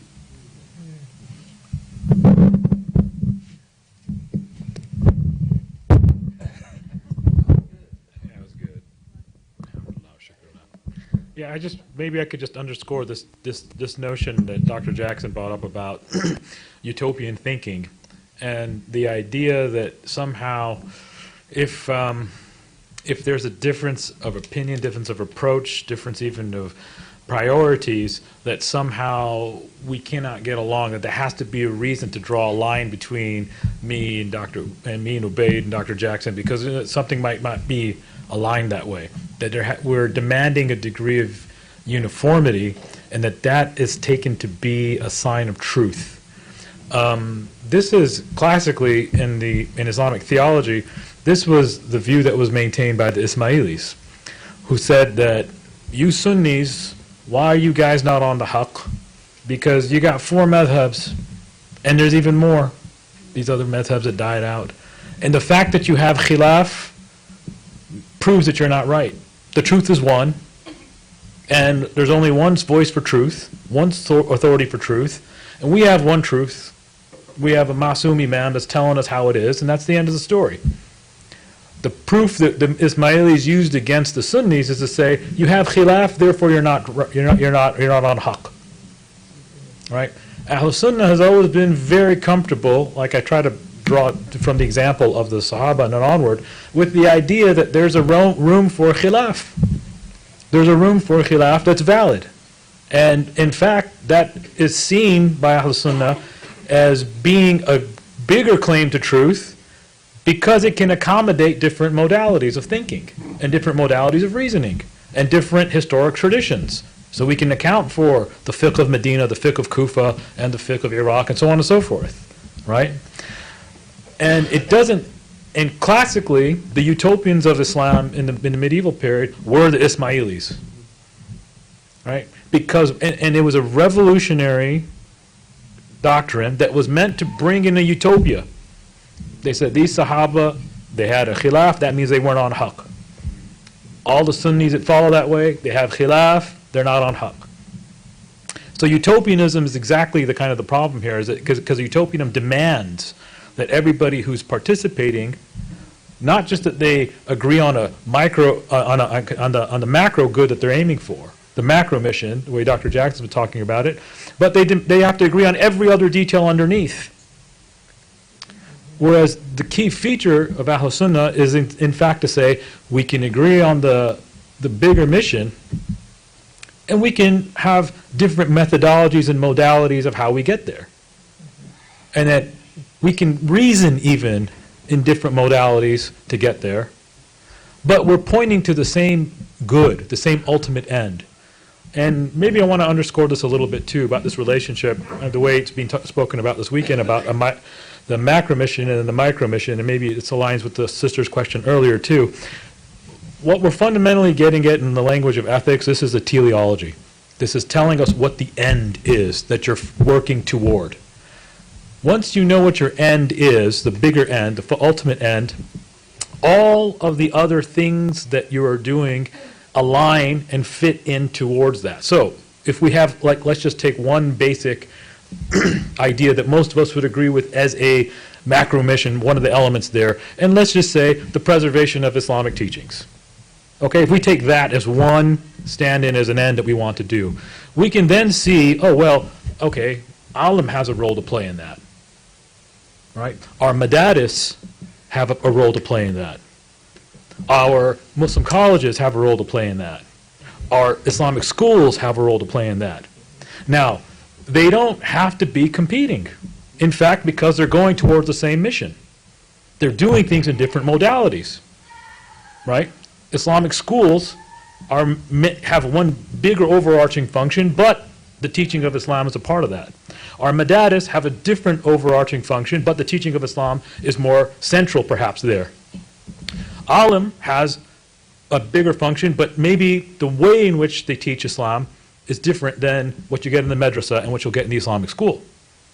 But they're all fundamentally working in the same direction.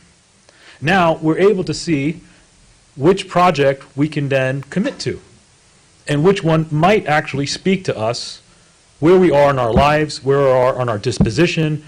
Maybe I like the madrasa, and I like that kind of the conservative environment. That works better for me. Ahlan wa sahlan. Maybe I don't want to do the madrasa thing, but I still want to learn my deen somehow. And there's another modality that's open to me. Well, alhamdulillah wa shukrullah. So that way, we have the ultimate end clear. All the other things that feed into them now can be aligned. There's an alignment. And there, وَفِي ذَلِكَ فَلْيَتَنَافَسُ الْمُتَنَافِسُونَ. In the khair, let the people compete. So let there be, a Zaytuna and another college and another college. Ahlan wa sahlan. The tide raises all ships. A victory for one, a success for one, is a success for all because we're aiming to the same end. Right? So if we have that clear, the teleology, the end, we then have a sense of understanding, well, how do I fit in? Where do I fit in? What are the projects that I'm working on that fit into that? And I gave the example there of education, but you can turn that now social justice. You can turn that to welfare of the Muslim community. You can turn that to all, other social issues that the Muslim community is facing. This mosque, mashallah, is a really great mosque where they have like a million things happening here, right?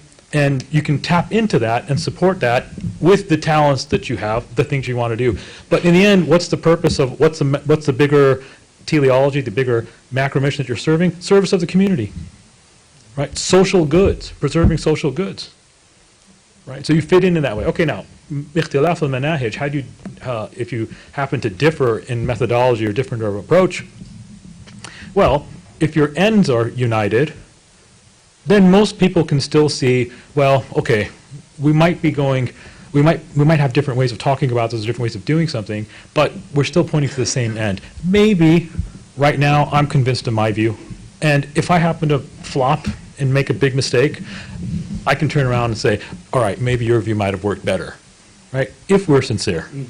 If we're sincere, right? Allahu alam. I just want to add this one thing. I think that it's very important because we live in the modern world. We live in a world that has been fashioned by forces that have been beyond our capacities for the last 300 years. I think this business of utopianism is very serious because sometimes we adopt that as a defense mechanism. Islam has to be perfect, all right, in order for it to be valuable, in order for it to be true. Okay? And what we end up doing is forfeiting a lot of good stuff, all right, just by comparing it to that utopian standard. Got a good husband. Perfect? No. Good? Absolutely. Good wife. Perfect? Maybe not. Right? But good. Good. And you end up blowing that, all right, for something that doesn't even exist. For an idea that doesn't even exist. All right? And I think that we as Muslims have to be very careful about that. All right? Allah does not demand that I be perfect. He demands that I do the best that I can do. You got tawbah, you got kafara, you got all kinds of things. All right? So let's just keep that in mind. And one of the things that, I pride myself on as a Muslim. All right? Okay, as one scholar, religion is not true because it's rational. It's true because it comes face to face with reality. And our reality is a human reality. And any religion that can't come face to face with a human reality is a cult, not a religion. We have a question here in the audience. Dr. Ahmadib here, so thank you. Assalamu alaikum to our beloved teachers. It's an honor to be with you. My question is for Dr. Jackson. If I remember, you maybe summarized the challenges that we have as, the problem of intellectual authority and cultural production. And today you mentioned there are still issues that we have yet to navigate in our land. On our path to unity, which I recognize is going to have like a multiplicity of approaches and priorities, what are some of these issues that you still feel we've yet to navigate properly as a community in America?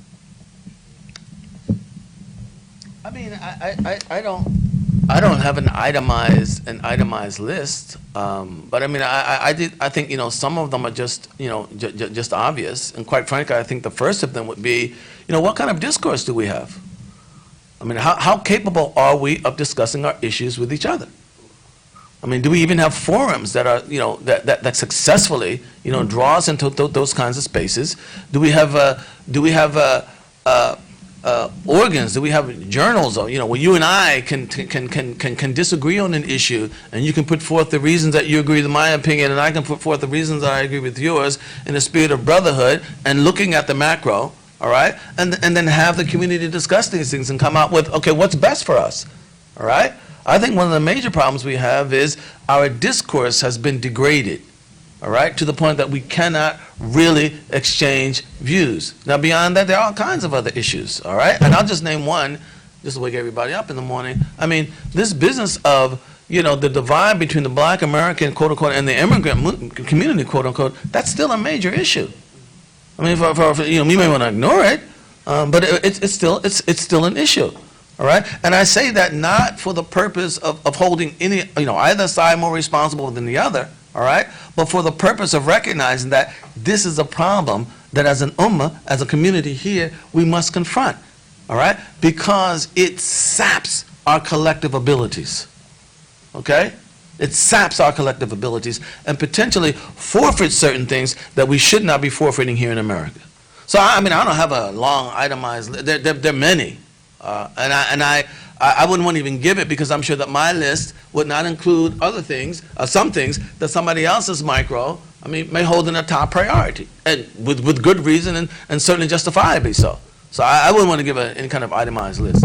But in general, I do think that we lack cultural authority and we lack intellectual authority. I do believe that.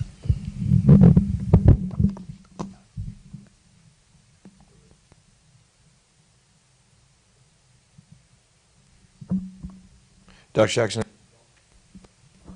as a follow-up to yesterday, I told you it was coming, but we had this discussion and we were talking about how people will turn their issue, whether intentionally or unintentionally, I think a lot of times it's not intentional, into an issue of halal and haram, and we talked about that, and you had talked about the involvement of the scholars, and I think if you could just expound upon that in light of our discussion afterwards, was that that's where the scholars could come in to say that this is not actually a discussion about halal, haram, or sadd al-dhara'i or anything else.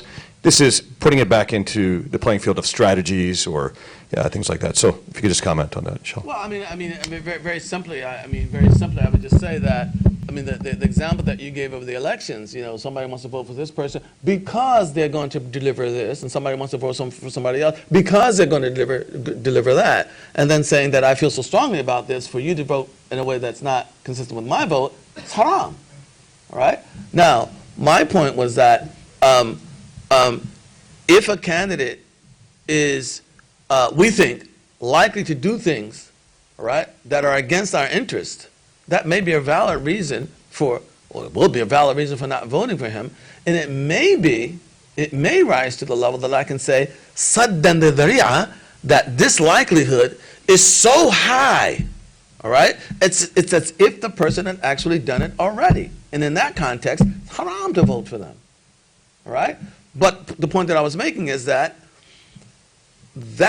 is dependent upon an empirical determination as to how likely they are to do the thing that we feel will bring harm to us. All right? Now, all of that comes under the principle of sadd al-dhari'a or sadd al-dhara'i'. Okay?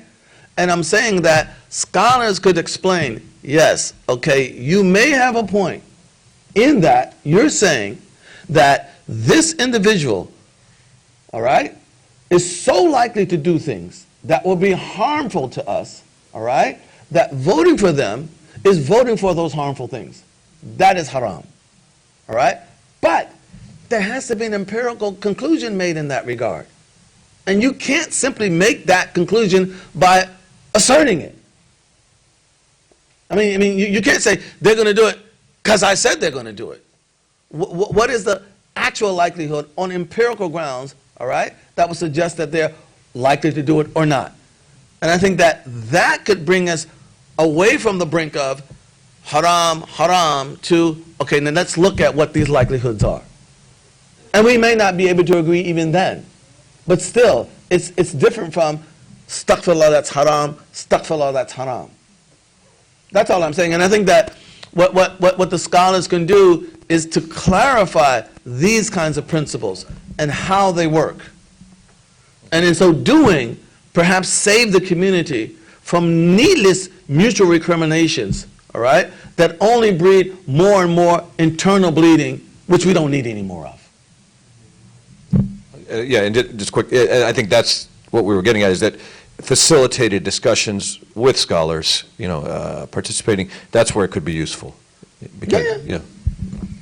I think there's an assumption in place, though, that one, you have scholars who are able to understand, and I don't mean any disrespect to any of you, of course, but just scholars who are able to engage in that kind of an empirical analysis. But I don't have to engage in an empirical analysis. Why?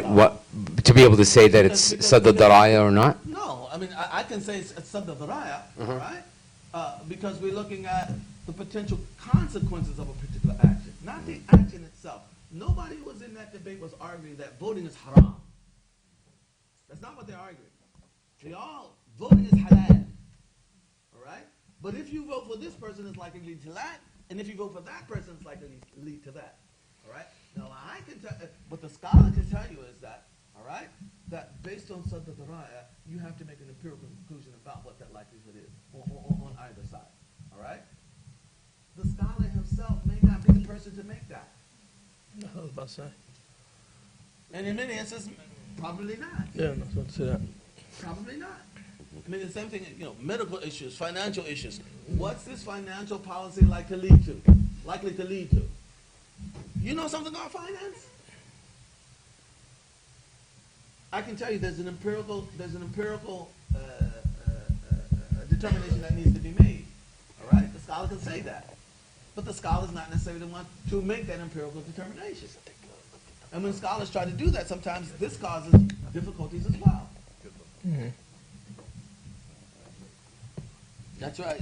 Okay. Well, unfortunately, Dr. Jackson has to leave.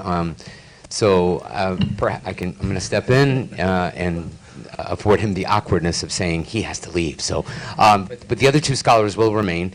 I want to say from the bottom of my heart, Jazakumullah khair to Dr. Jackson for everything this weekend.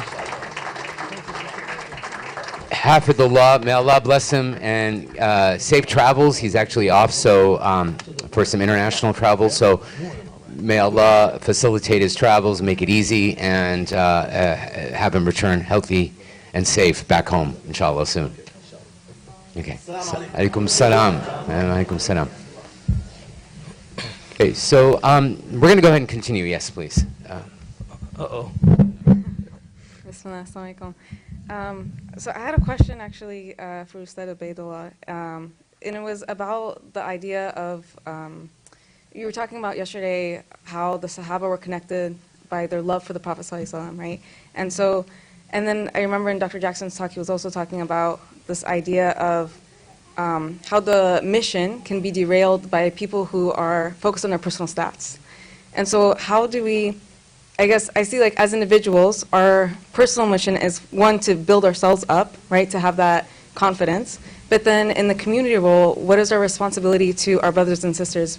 Because I do remember you saying that we can't just, and I don't know if I understood this properly, but you were talking about how looking at the different factions and just like turning your eye and be like, okay, whatever, you do you, I do me. And but maybe, like, what is our responsibility if besides loving them, is there a responsibility to also try to get them to see the mission, or do you think cultivating that love for the Prophet ﷺ will automatically get them in line with that mission?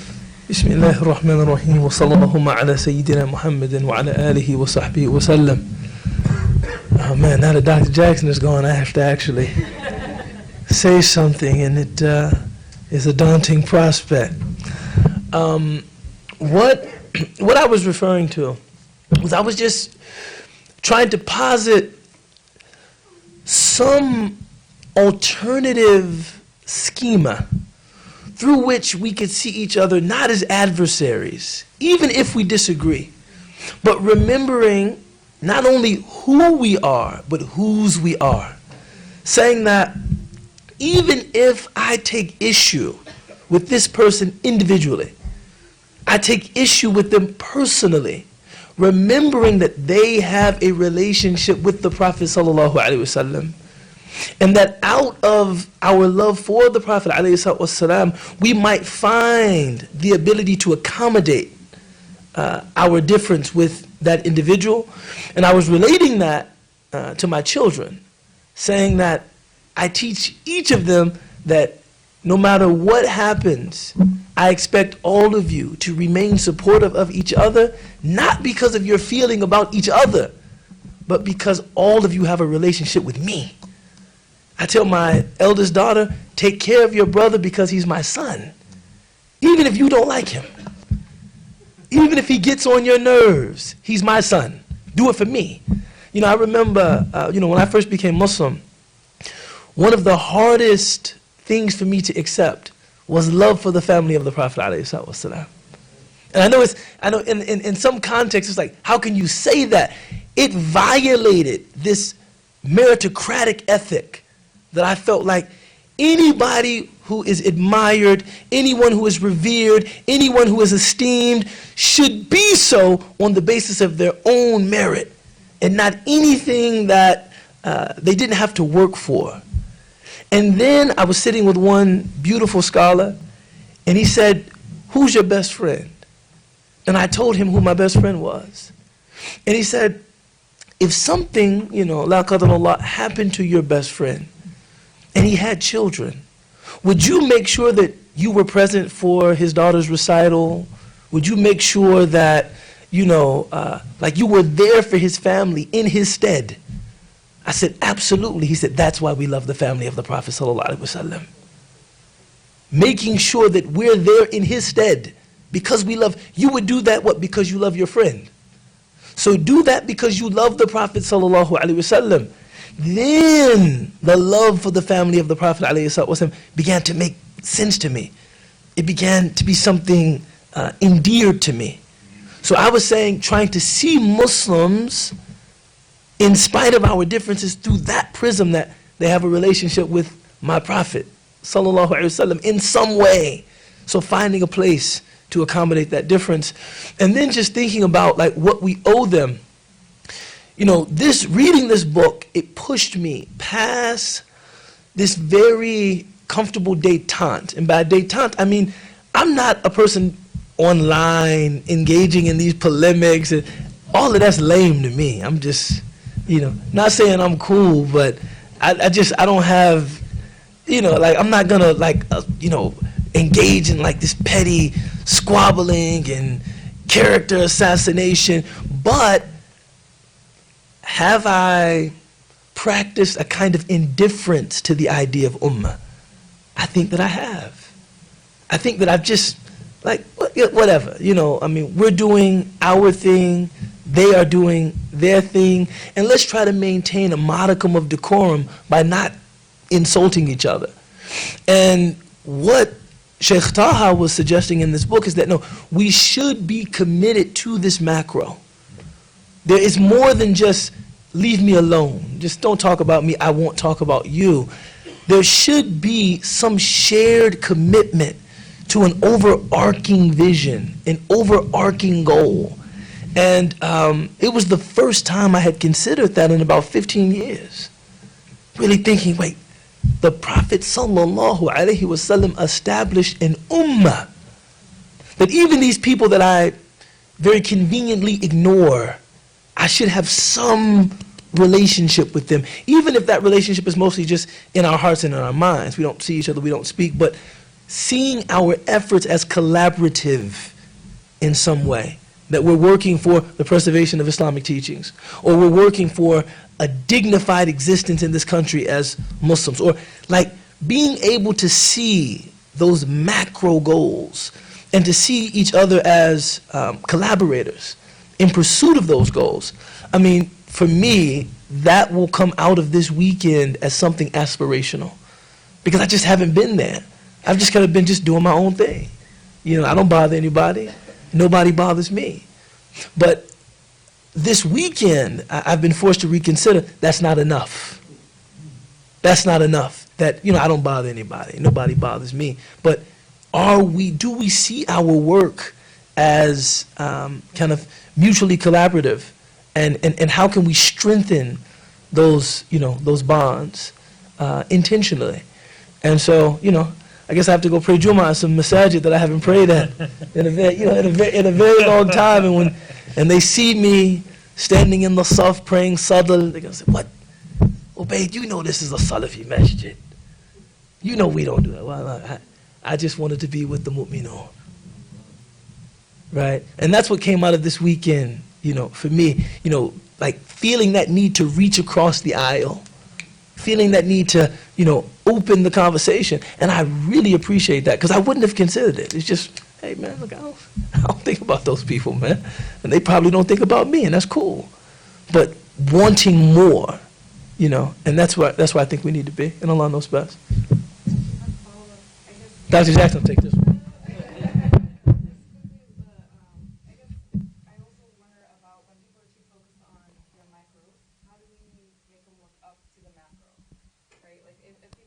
Ingrained in their micros, we remind ourselves first and foremost, and then also like remind each other that, hey, there's a macro we should all be striving towards, not just in the constantly looking in the trenches.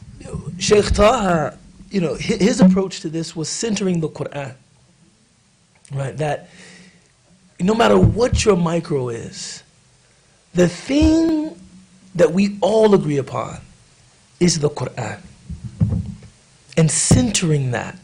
So if there was any thing that could gather us, anything that we could collectively look up toward and say, okay, we're working for the same thing, it would be by centering the book of Allah subhanahu wa ta'ala, right? And when, things extraneous to the book of Allah are centered and the book of Allah is made peripheral, then bickering, infighting, intramural rivalry becomes, our lot. May God save us from that. Ameen ya Rabbal Alameen.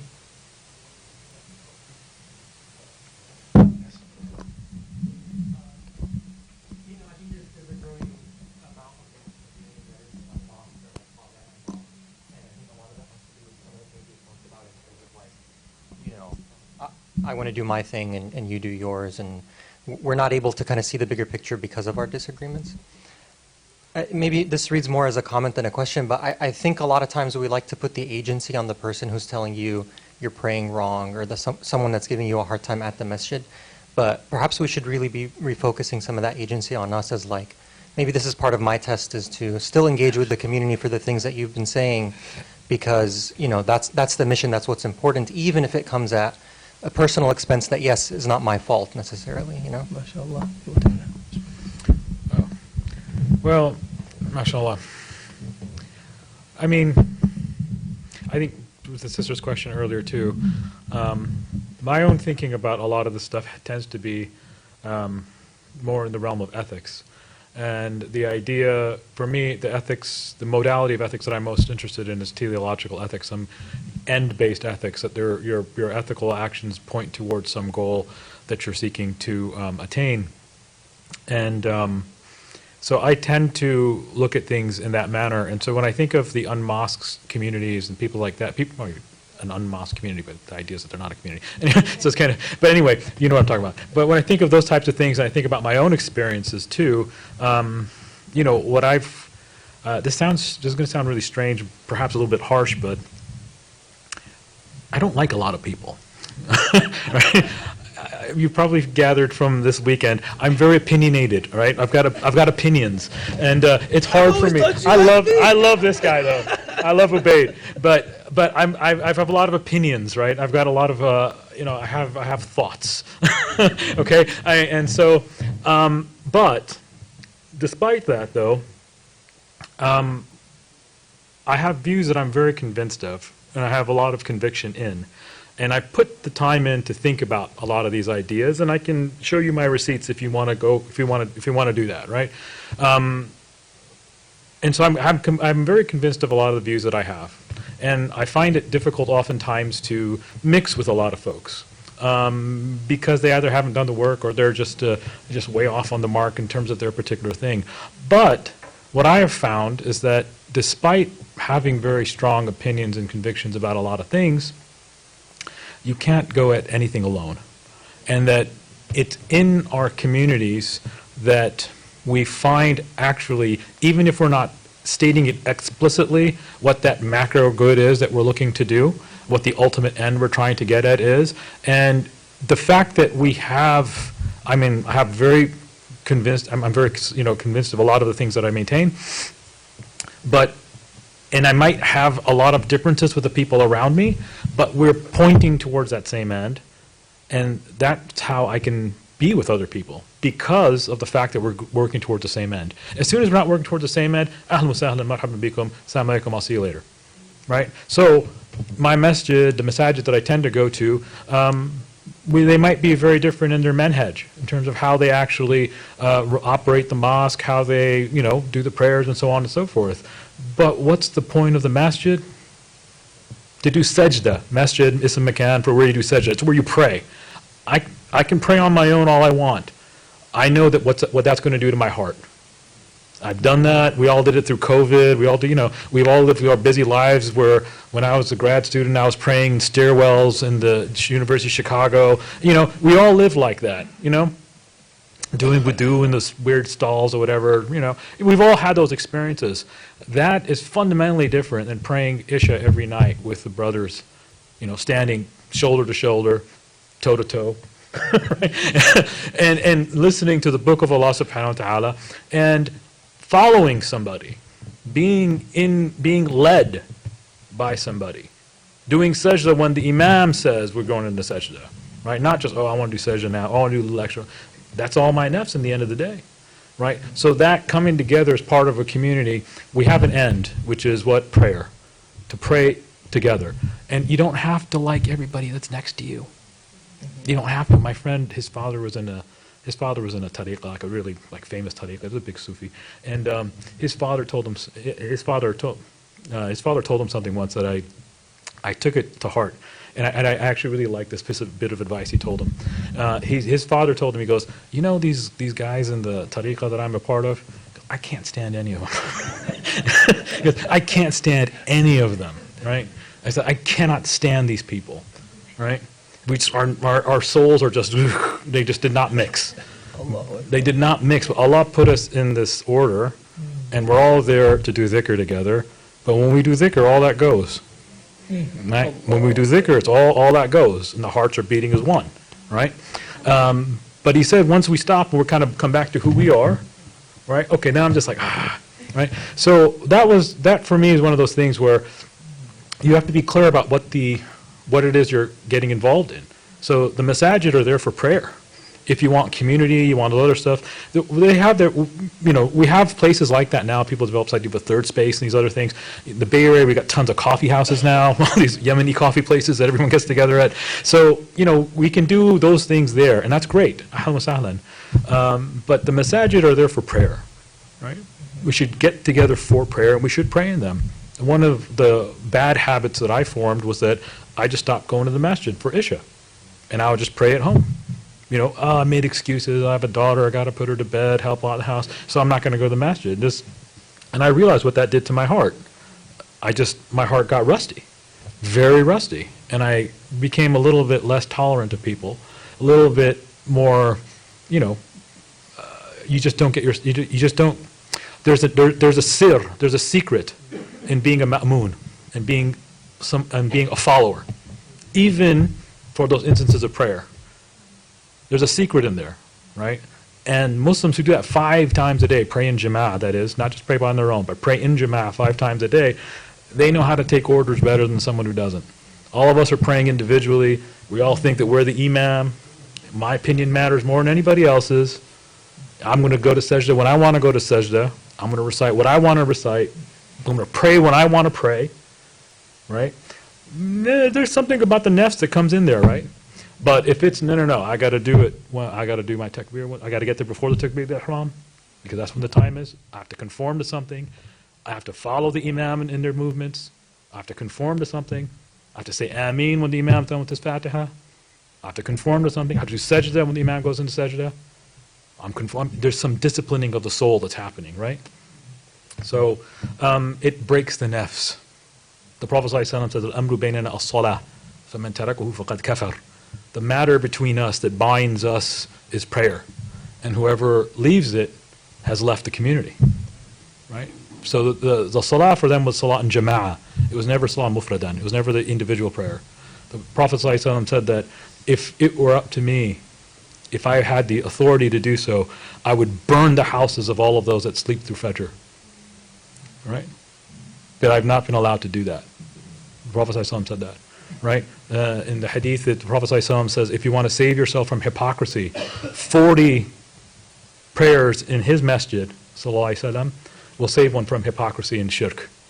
And then he also has a hadith, the Prophet ﷺ says, 40 prayers in jama'ah of Fajr and Isha, not just in his masjid, this can be happen anywhere, can save one from nifaq and shirk. Right? Okay, these are like big things, right? But we need to start pondering these and contemplating these. What's the secret there?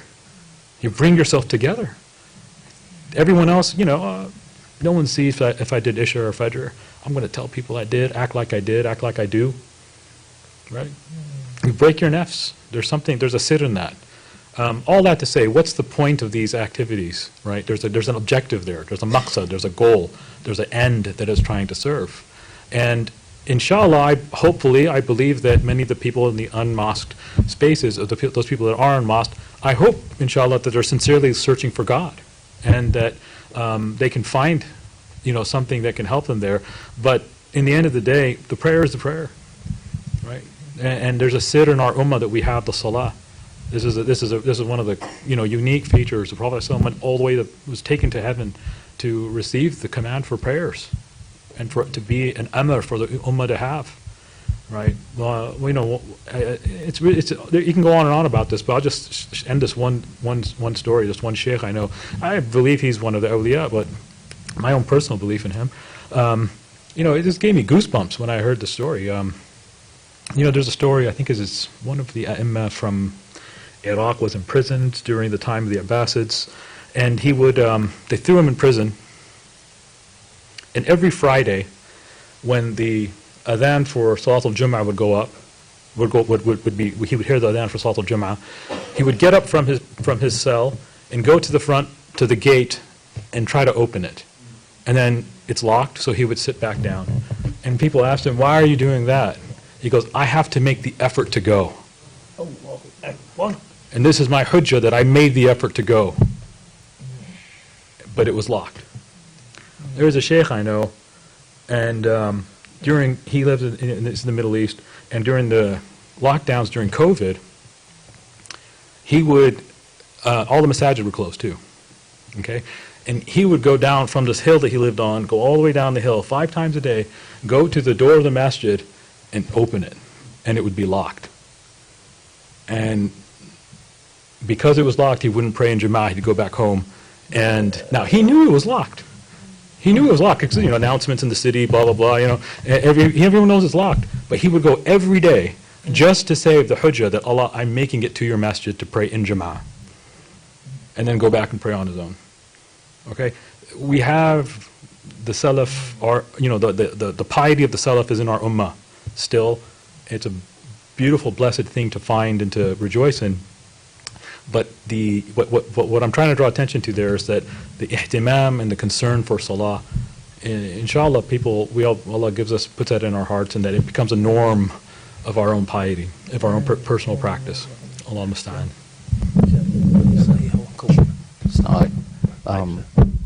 So one question, I think it is related to what you just mentioned. We've talked about, obviously, leadership and followers and the companions, and I guess I'm trying to maybe get some comments from you all on how do you see for the American Muslim community, how should we kind of be with our leaders? Because I think there's a issue of leaders, followers, and then sort of companions in the community, and Rasulullah Sallallahu Alaihi Wasallam's Sahaba were companions to him, and we learn from them. So how can we be good companions to our leaders? Because I do think there's many times we make demands of our leaders as if we have a list of demands, please deliver these. Other times we just kind of glorify them, and other times we just shun them and want to cancel them. Like what are we actually supposed to be doing? Bismillahirrahmanirrahim. I was nudging Dr. Jackson as he was answering a similar question this morning, reminding him of a quote that we both reviewed of Sheikh al-Kawakibi, a Syrian scholar, who said that the ummah, now he's writing in the 18th and the 19th century, he said the ummah is infected with istibdad, with despotism, as something that characterizes power dynamics and relations in our community. And he said that this istibdad, or this despotism, was like a pathology that had shot through the entire ummah.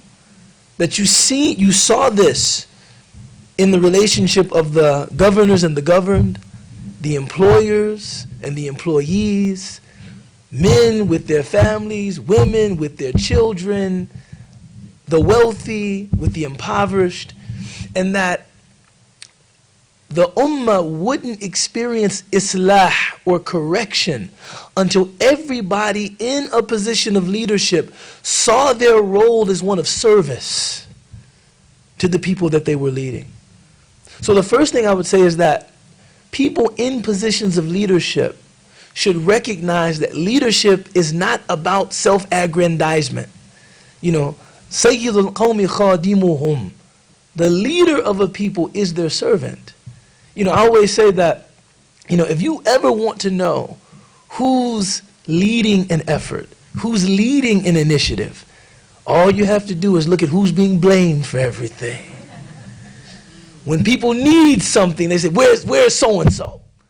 That's a true leader. Not the person that has the pictures posted everywhere and everyone is saying, no, the person that is tirelessly dedicating themselves to the service of other people. In terms of people following, I think the inaugural address of Sayyidina Abu Bakr radiallahu anh is particularly exemplary, you know, in this regard. He said, if I'm right, support me. And sometimes we're quite sparing in our support of our leaders. Like when somebody does something good, to commend them, to assist them. If I'm doing the right thing, assist me, support me. And if I'm doing something incorrect, correct me.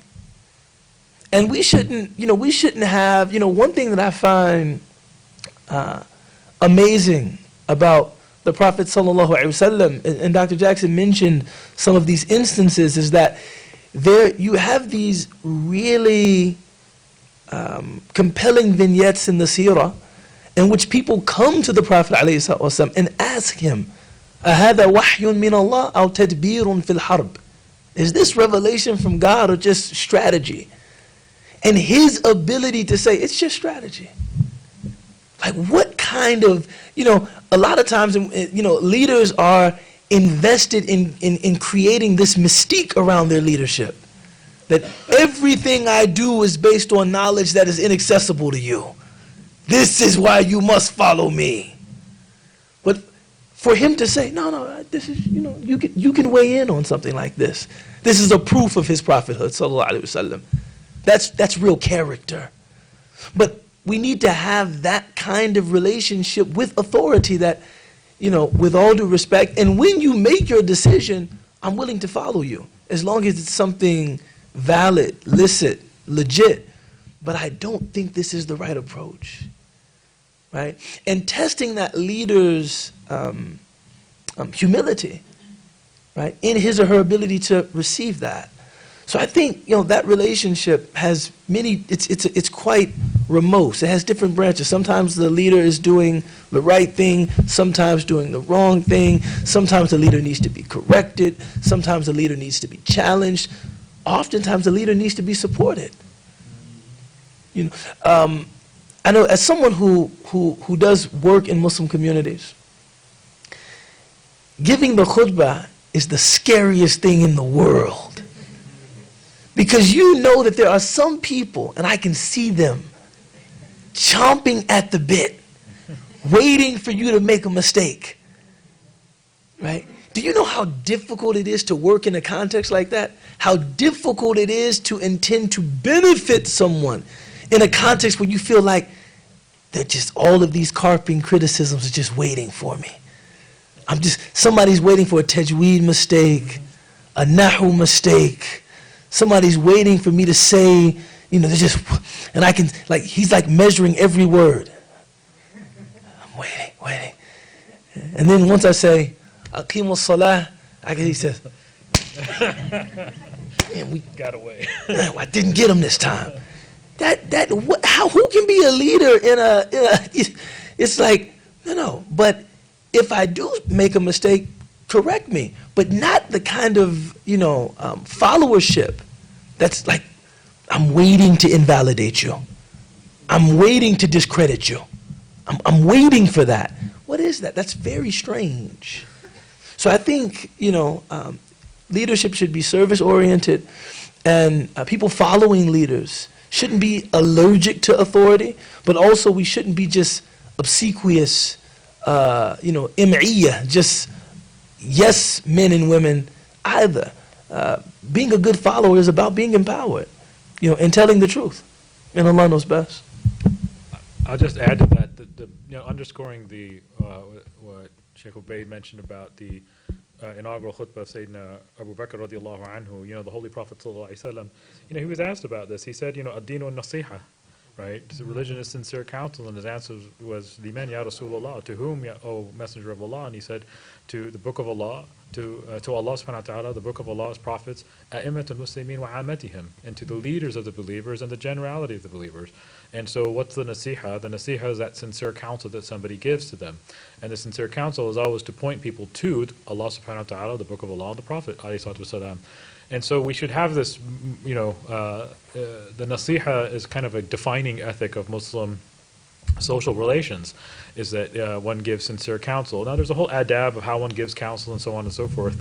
But in terms of like engaging with leadership, there should always be some mechanism that's there by which the people in the community are able to voice their concerns and voice the issues that they want to raise with the leadership. It should always be that there's some kind of feedback mechanism that's happening there. Whatever it looks like, we can figure that out. We can have a valid khilaf on that if we want.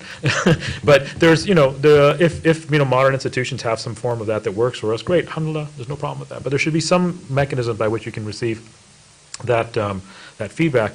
And nasiha is a tough thing, though, right? It's a tough thing because, what you're fundamentally doing is oftentimes you're drawing attention to something that somebody is, putting their full effort into, that you're saying, well, maybe not quite like that, right? And so it's very hard to receive that nasiha as well, right? It's very hard to receive that nasiha as well.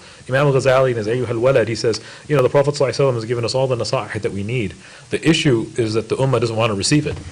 Right, because the guidance of the Prophet ﷺ is very clear. I mean, like most of us can, if we had to sit down and think about it, we could figure out what I should be doing in this situation. Right? Yeah, it's bayda. It's just clear, right? The problem is, are we willing to accept it? Are we willing to accept the nasiha? And it goes both ways then, right? If the leadership happens to say, you know what, maybe y'all should just, get to the prayer a little bit quicker, right? Are we going to be, just go back with that example, is that something that's going to hit us, right, in the right way? If they come down harsh in some particular matter, or what seems harsh, are we able to accept it? But yet we look at our leaders and we're like, well, I've got a whole laundry list of mistakes that you did. Like Sheikh Ubayd is saying, you got your i'rab wrong on this point, you cited the ayah incorrectly, and and we're expecting them to carry all of that. It's a bit unfair too, right? So the nasiha is tough, but the qabul al-nasiha is tougher. The acceptance of the nasiha is even harder. And that's where we need to grow a little bit of a thick skin. And the way we make it non-personal, where we don't take it as a personal slight, is if we understand the intention that by which it is given, which is to point towards those higher goods that we're all aiming toward, right? So, Allahu Alam. Assalamu alaikum, jazakumullah khair, and thank you guys for carrying us. My question is, we don't need to like everyone, but don't we need to love everyone? And what does that look like to not like someone, but to still love them? And assuming the premise of my question is correct, that as a Muslim and we're required to love each other, what does that look like, that I don't like you, but I love you? Like, how does that manifest? And whether it's the different methodologies or schools or different flavors of Islam or different relationships, how does that manifest where I don't like you, but I do love you? It's interesting. I was talking with my wife about this point, and I don't know where she encountered this quotation, but she said, "You like people because, but you love them in spite of." Right? I like you because this or that thing brings some kind of comfort or enjoyment or satisfaction, but I love you in spite of some things that I might not, particularly agree with or might not find agreeable. And I think with Muslims, when I say I like someone, I'm talking about ittilaf. Like there's the personalities, al-arwah junud al-mujannada. That, we have, the souls are like conscripted soldiers, that we have common interests, or we get on with each other very easily. But I do recognize that there is some superficiality in that. Now, it's important, to quote Dr. Jackson, it's very important to have Muslims that you like, because if you don't know Muslims that you like, you don't know an Islam that you like.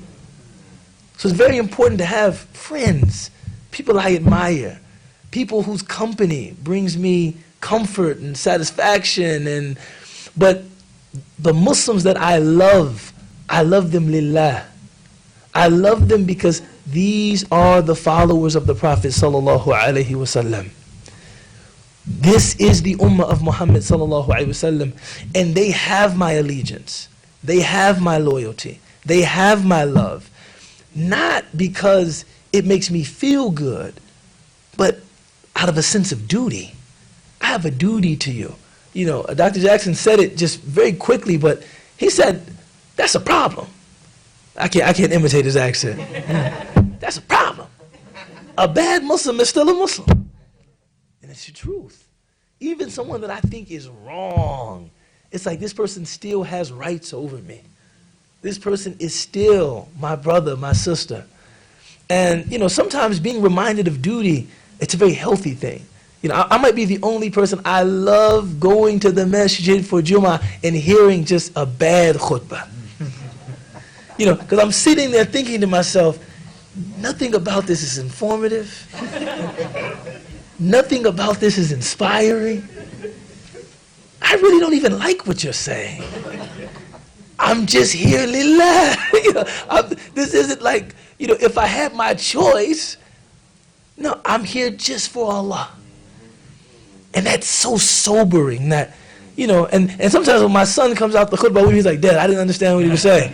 I'm like, son, it was not a good khutbah. Don't feel bad that you didn't understand what he was saying. I didn't understand what he was saying. But we went for Allah. Tabli'atu dhimma. We did what we had to do for Allah. We love these people for Allah. And, sometimes it can actually deepen one's love. And so I would say, love in that connection probably mostly manifests itself as respect. Right? It's not a warm, fuzzy feeling. It's respect. That, man, this is a follower of Sayyidina Muhammad sallallahu alaihi wasallam, and there are certain things about him or her that I must respect. Even if I think that they're wrong, even when I address them in what I think they're wrong about, I will address them with respect because of who they belong to. Sallallahu alaihi wasallam. These are his people. Right? So I think respect and a sense of duty, even if it doesn't make me feel good. But you, Mahdi, I like you and I love you. Alhamdulillah. Jazakallah kulla khair. Alhamdulillah. I'll just share one basic story about that too. I mean, it might have come off a little strong the way I said that, but there are folks who you can align with on certain things and folks you won't align with on other things, and you might like some folks more than others. But what the love comes into, and I want to tie this with what Sheikh Ubayd was saying about the love of the Ummah of Muhammad sallallahu alaihi wasallam. And how do you know the Ummah of Muhammad sallallahu alaihi wasallam? It's those who pray. Just to share a very real story happened. We were at an academic conference, and a bunch of Muslims were there, and there was a Muslim brother who I absolutely love. Well, actually, I should take that back. It was a Muslim brother who, very learned person. We were on very, very different sides of a particular approach to a problem, right? To the point where we were just like at odds, right? We just did not agree at all. And there was a non-Muslim who happened to be more aligned with my views and so on and so forth, right? And we had a very heated exchange, right? To the point where I was like, I can't stand this guy. He's annoying me, right? Again, I'm very opinionated. So, but during one of the breaks, the brother who I had this really strong disagreement with on so many points, he said, Jawad, we're going to go do Maghrib over there. Do you want to come? We're going to do Jamaat over there. And so we lined up together, right? We did our Jamaat together. So yeah, we disagree completely. And to the point where the brother just annoyed me, right? But when it came to pray, he was there. And the other person who I agreed with wasn't a Muslim, but they're not interested in prayer. So he's from the Ummah of Muhammad sallallahu alaihi wasallam. And when it comes to forming the line, he's right there, shoulder to shoulder with me. We're making dua together. We're saying Ameen to his words, right?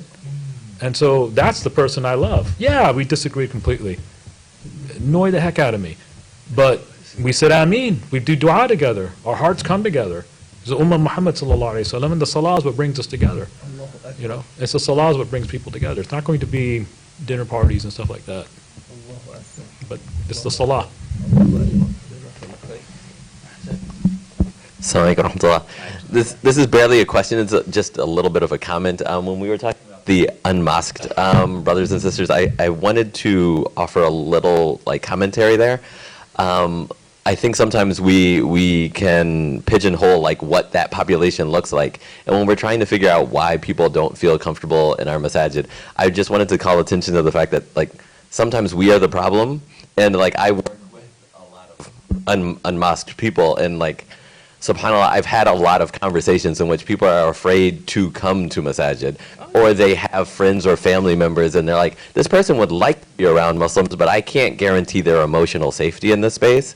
And subhanAllah, sometimes it's because they're new and just exploring the faith, or sometimes it's because of things they're I don't know, they're afraid that they are about to be evicted from their home and they just want to take refuge in Allah's house, and they aren't confident that the way our cultures work, that they will be able to take refuge there.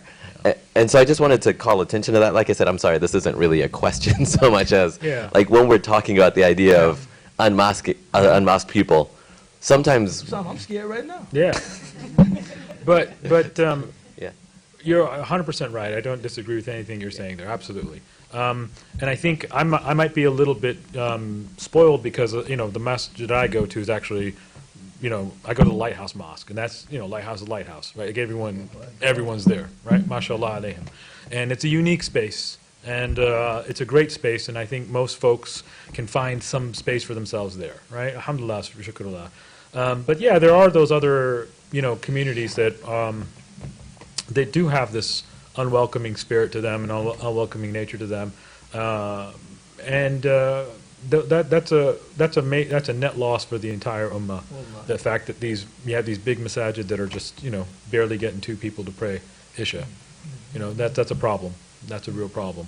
And if it's because of the nufus that are there, then that's a very clear problem there. But I would just suggest that there's still a khair in going to those spaces for prayer, for the sole purpose of prayer, to pray in Jamaat and to pray, to make the amount of hadith that the Prophet ﷺ tells us about the ajr of making your way to the masjid and praying in Jamaat, doing your sunnahs in the masjid itself, are just too numerous to even, every Muslim, we all know these, right? And that's an aspect of the religious life in America that the Muslim Americans don't have. One of the things I was bothered with when I was Syria, but it was just new to me when I went to do Talab al-Ilm in Syria, was that, well, let's go to the masjid to pray. And I was like, well, why don't we just pray in our room here? Why can't I just pray in my apartment? Why do I got to go down to the masjid? And they're like, what do you mean you're praying in your room? I had a Salafi brother. This guy was really hardcore. He would actually, if you came to his house and you didn't pray in the Jamaat, and you say, can I pray in your room? Can I pray in your house? He would actually take the sajada and throw it out his window and say, pray outside. You don't pray in my house. He was hardcore. He was hardcore, really hardcore guy, right? So you want to talk, unwelcome space. To the point, he was saying this to me with a lot of pride. you know, like a lot of pride. No, Jamaat, he was praying Jamaat. And then he actually put a sign up on his wall that said, La Jamaat, La Salatul Jamaat fil Bayt, right? Okay, well, all that to say, though, that there is a tremendous khair, despite how toxic some of those places might be, to still pray. One of the awliya, one of the people I believe is in one of the awliya, the imam for their masjid, right? This guy didn't know a lick of fiqh. He was just like, you know, government guy, then got a job.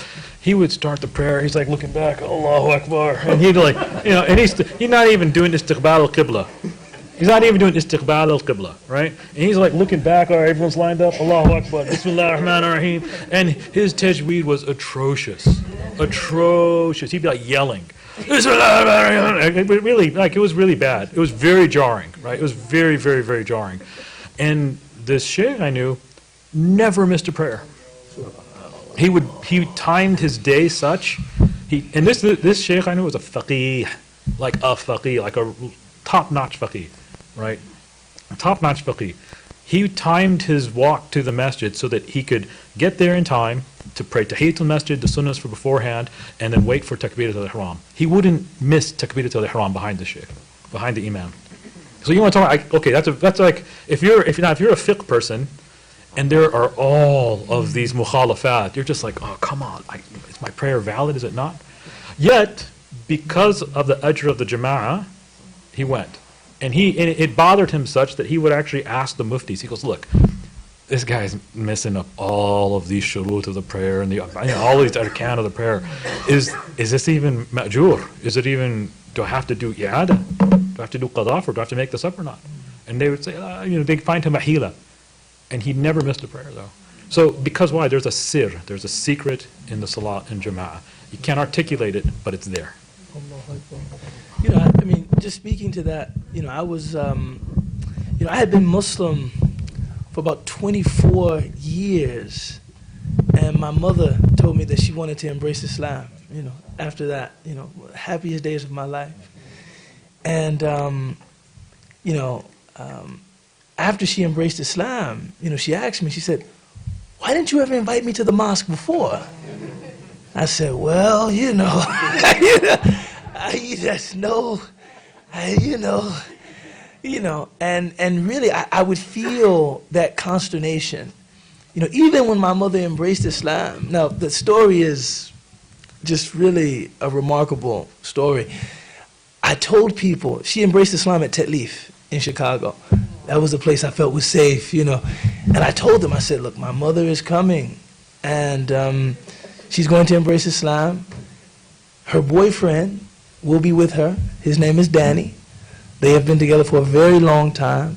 If anybody mentions to my mother that there's some problem with the relationship, or makes her feel uncomfortable, makes him feel uncomfortable, it's a fight. And I was very serious about that. I'm going to take you outside, and I'm not going to be Ustadh Ubayd. I'm going to put these on you. And, you know, she came, she embraced Islam. And, I was embracing her, and we were weeping. And Danny, of course, he was also crying. He said, I'm so happy for your mother, man. She's been wanting to do this for so long, man, you know. And I said, Danny, you so happy, man. Maybe you want to embrace Islam. He said, I've been thinking about it. He got really serious. He stopped, he thought a bit. I said, would you like to embrace Islam? He said, yes. And he took his shahada, subhanAllah. And I said, well, you guys are both Muslims, you should get married. No, my mother said, babe, you want to do it? He said, let's do it. I did the nikah right there. No, it was unbelievable. The opening was unbelievable. So my mother embraced Islam. She never had a non-Muslim partner. She never spent a day living with a man she wasn't married to. It was someone's dua. It was someone's dua. But I do think, could that have happened in some of our masajid? And I worry about that. You know, because that was probably the most important day of my life. And when I think about the Islamic centers in Chicago where that could have taken place, I just don't know. You know, so I understand what you're saying, man. No, really, I understand what you're saying. And a lot of times we are to blame, for some of these attitudes, and we can make the masjid a very unwelcoming, a very scary place, So, yeah, no, I agree with you. Sorry, Sidna, I literally took the mic into my own hands. I apologize. I don't have a question. I just want to deeply appreciate both of you for, your dignified vulnerability on stage. Some of these stories, Dr. Jawad, your comment about not liking a lot of people, I think it opened discussions and insights that I've never heard before, and some of the most beneficial insights I've heard. So I just wanted to thank both of you for that. Allah yahfazkum, inshallah. It's not that I don't like people. That's a tough one to walk I've back. just got opinions. Huh? It's too late. It's going on YouTube. Let's put it, I love Sheikh Abdullah Ali. He's my guy, right? Who doesn't love Sheikh You Abdullah? don't love Sheikh Abdullah. Well, I love Sheikh I love Sheikh Abdullah. He's my boy. But again, just to make that point, Sheikh Abdullah and I are very different. We have very different stories, backgrounds. Mashada, he studied in the Maghrib, I studied in Sham. He's Black American, Chicago, Philly. I'm a Desi American from wherever, Chicago, kind of Missouri. And we have very, very different backgrounds. I'm more university inclined. He's more Ilm inclined. Very different politics. Oh, very different politics. Right? Very Different politics. But I can honestly say that he's one of the few people in the Bay Area that we just click. Right? We just click. I can say very clear friendship, at least from my side. I don't know about you. But, so my point is that, yeah, you can have strong opinions on things, right? And actually, you can get over yourself a little bit. Just get over yourself. You're not that important. And, and for me as an academic, academics are the most small people in terms of their personalities, and they're some of the worst people because they know so much about so little. Literally, they've written a dissertation on something so little, right? So juz'i, so particular, and that they make that the whole world for themselves, right? And they're very hard people to get along with sometimes, right? Except for the ones who've gotten over themselves and done a little bit of self-work, right? And seeing that there's more to life than simply the article that they wrote or the book that they're writing, right? And so they've gotten over themselves a little bit. But alhamdulillah, I love Sheikh Abdullah. As do I. MashaAllah. Jazakallah khair. I just have a follow-up. Thank you both for your responses to what the brother was asking about, the third spaces or kind of. I know that you mentioned that the mosque is for prayer, but I think the time of the Prophet ﷺ, it was more than that. And I think of, for example, as somebody who's moved quite a bit. I think when you move to a new place as Muslims, and even just the mission that we're talking about, right, that brings us together, you automatically go to a mosque to find community. Right. And so I think that's the issue that I think a lot of us encounter is when we're trying to have that dialogue, when we're moving forward the mission, where do we do it? A lot of times, we initially try to do it in these community spaces that we think of the masjid being the center of it. But then when that gets pushed away, so where do we ultimately come together to have that? What are these spaces, what does this look like to do more than just prayer? Obviously the prayer being the center of it, but also more than that. Yeah, I just want to add there that, there was a time in the 90s and 2000s where people from my generation were all these young college kids were we got religious all of a sudden, and we're going to take over the mosque. We're going to do a little revolution in the mosque, get on the board and get these people there and change everybody out, get all these old uncles out and all the, and we're just going to take over the mosque and turn it into what we want it to be. So their social club wasn't good. We're going to make it our social club. Right, and that's the kind of naive, younger, we need to learn to accept communities as where they're at. Meet them where they're at. So if you happen to go to here in the Bay Area, we have a lot of straight up just Afghan mosques, right? They khutbahs in Dari, everybody's talking in Dari, and they're all just Afghans, and that's the mosque. You got other masajid to go. This is a Black American mosque tied to the Wardi Muhammad community or somebody else. That's just who they are. You have another masjid, it might be more of the Arabs, and we just need to meet the mosque at where it's at. The asl of it, the source of it, the principle of the masjid is where we come together and fulfill our religious obligations, and we have that religious community.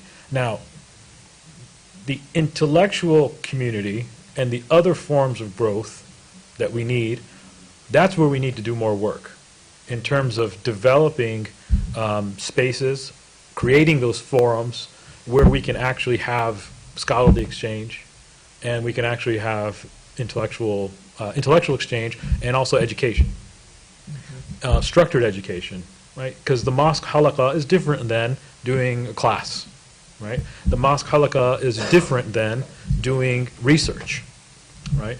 The mosque halaqah is different than developing a narrative of Islam in America, or studying the narrative of Islam in America. So I don't want to make the masjid the place that we do everything. We fill it with every responsibility and every function that we want to have. It's where, some institutes do that. Some of them are able to do that. Here at MCC, mashallah, you can see there's lots of space and lots of different things happening, and they can do a lot of that work. Adam Center in Virginia area is also one of those big mosques that can do a lot of that work. But, your local masjid, where you can do you can do your Jama'ah prayers, and then you can do your Jama'ah. We can't ask that of them, I feel. So we need to meet the mosques where they're at. And what that means then is that we need to be creative, and we need to find new forums and spaces and support those scholars and those voices that are doing this other work, and recognizing who those voices are, valuing their expertise, and supporting them. Right, putting people in, bringing them together in that way. I think, these types of gatherings are good to at least, kind of remind us, oh yeah, we should be thinking about some of these things.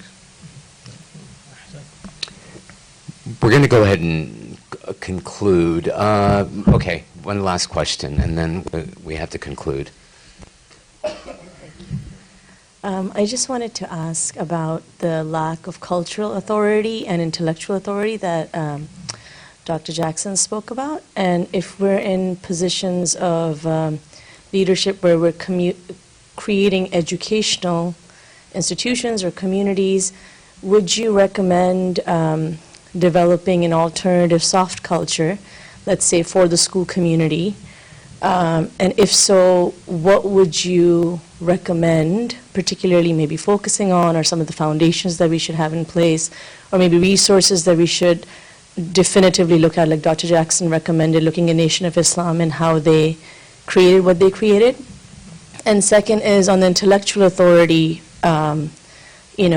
focus in our educational communities or schools or institutions. What would you particularly recommend focusing on? For example, should we address secular education and fighting it with God-centered education, as an example?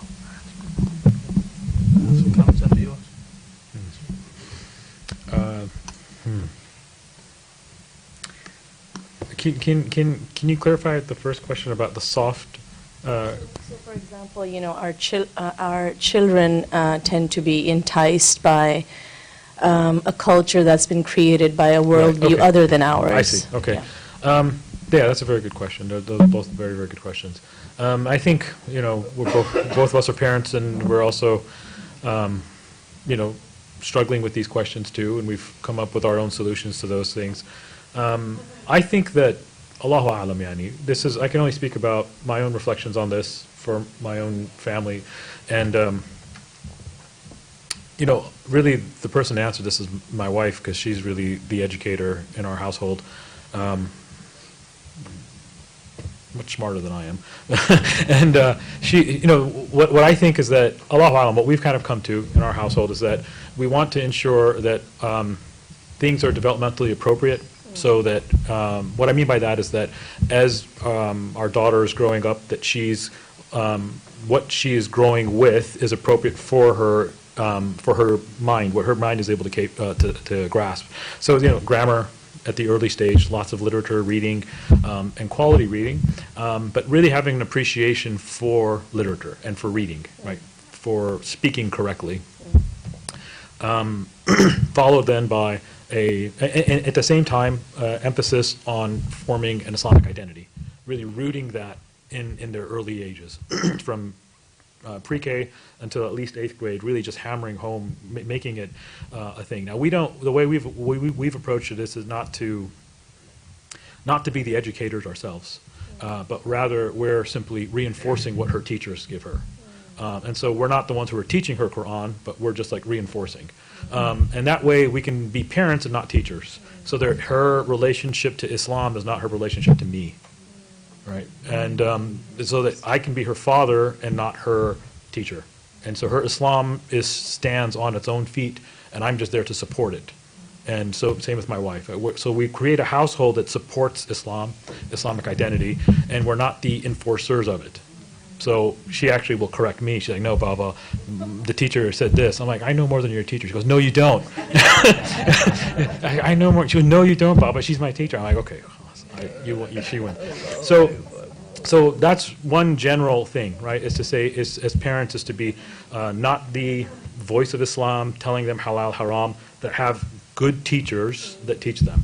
And then we simply reinforce what the teachers say, right? Make sure that message lands with her. Because when you have conflicting messages, that's when you have students or children that become confused. So it's all one message. And our role is just to reinforce. And then in terms of the soft content, that's really what you're getting at, is I think that there's a lot of great literature that they can study, or it's things that they can study that are from kind of, predominant American Western culture that are beneficial and that are actually fruitful for them to engage in. A lot of it is just, to be very honest, is just good literature, just having them get an appreciation for good literature that's appropriate for their age, of course.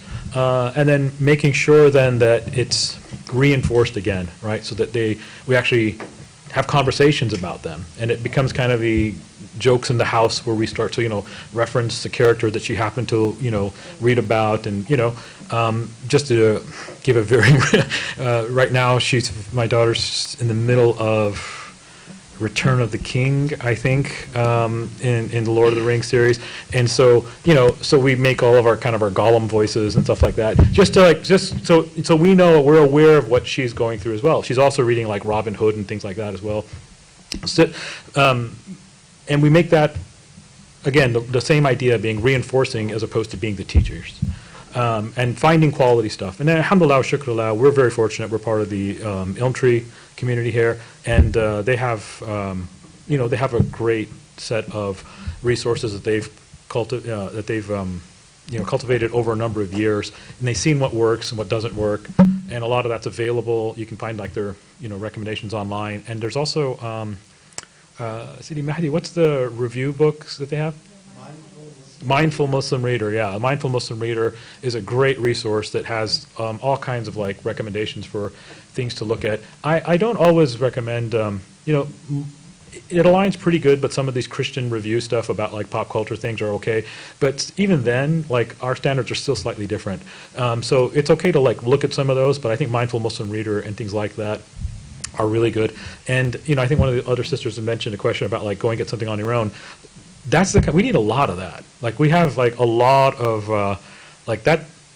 The sisters that are running that, they have like, between them, that's at least 30, 40 years of experience, because they've all been doing this like 10, there's like 3 or 4 of them. So that's 40 years of experience that they've collectively put together.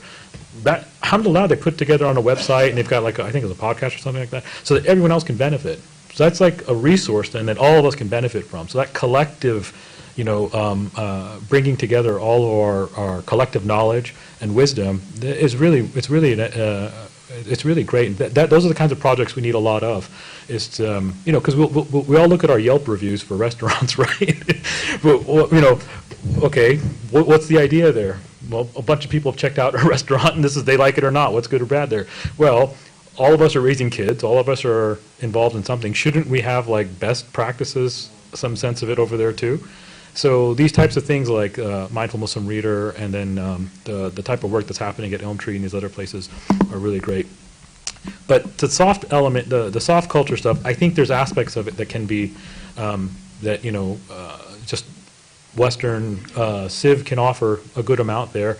But we always have to make our Muslim children sensitive to the fact that there is a rich Muslim culture as well that's out there, and to reinforce that as well. That's harder, and I think those who are able to, if they're able to travel, that's one of the best things you can do, but not everyone can afford to travel. And if it's not travel, then it's simply exposure. So taking them to, different masajid, you can get lots of cultural exposure that way, and making the Muslim calendar a very important calendar. So Ramadan is like a big deal. We make an effort. We live in Oakland, but we drive out here to MCC for Taraweeh. Even it's a 40-minute drive, but we do it because all of my daughter's friends come here too, and so they just have a night at the mosque, and it's just kind of, we get to hang out at the masjid. So making positive associations with religious experiences and religious spaces, so that, again, that's why the unmosqued stuff happens, is because all of these negative associations with religious spaces, those are all absolutely important. So, and then the last thing I would add there is that if you happen to be involved in any Muslim space in any capacity, to really ensure that the experiences of the people that are participating are positive. Because the thing that kills religion for anybody is a bad experience with a religious authority. And we know all of this stuff that happened with the Catholic Church, the stuff that's coming out for a lot of things in the Muslim community, it's killing religion for people.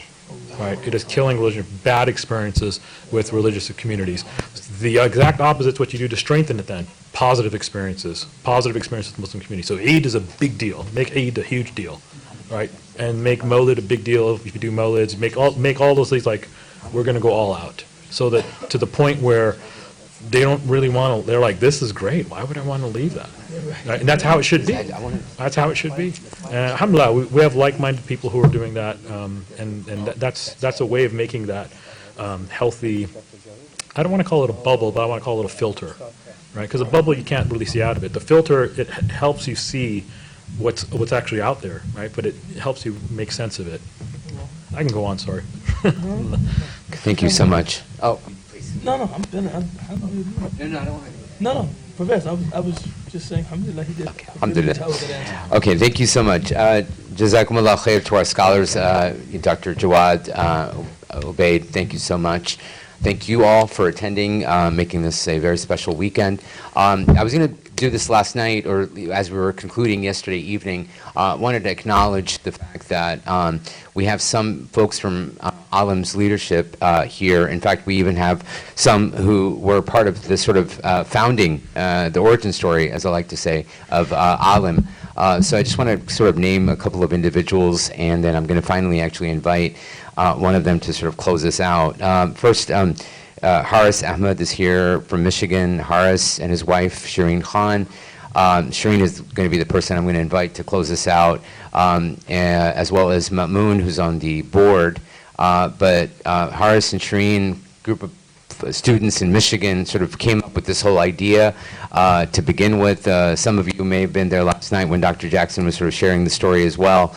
But ALIM now, almost 30 years of consistent year after year programming, winter program, summer program. It all started with a group of students who had an idea, and they pitched that idea to Dr. Jackson, and the rest, as they say, is history. So people like Haris, Shireen, Ma'moon, Shemail, I see here as well. I mean, these were people who took Dr. Jackson's class way back when, had an idea to create this type of an environment, forum, where students could engage with the caliber of scholars like Dr. Jackson, Dr. Munir Farid, Sheikh Ali Suleiman, Ustadh Ubaydullah Evans, and the numerous scholars that they've had who've come and taught at the program throughout the years. So it's an amazing accomplishment for 30 plus years of an organization to be able to do consistent programming. So that speaks volumes about the kind of work that ALIM does, and about the kind of individuals who have been behind the scenes all along. So last but not least, I'm going to invite Shireen, who's, as I mentioned, Shireen Khan is the executive director of ALIM, to just say a few words. And again, from me as sort of the host committee, one of the host committee members here at the Bay, here in the Bay.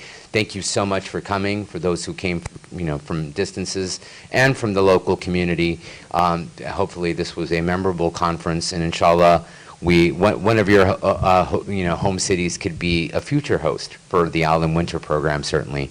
And so I'll let Shireen sort of say some additional words about the summer program and some of the other things that they do consistently online and other components. So thank you so much. Jazakumullah khair. Assalamu alaikum.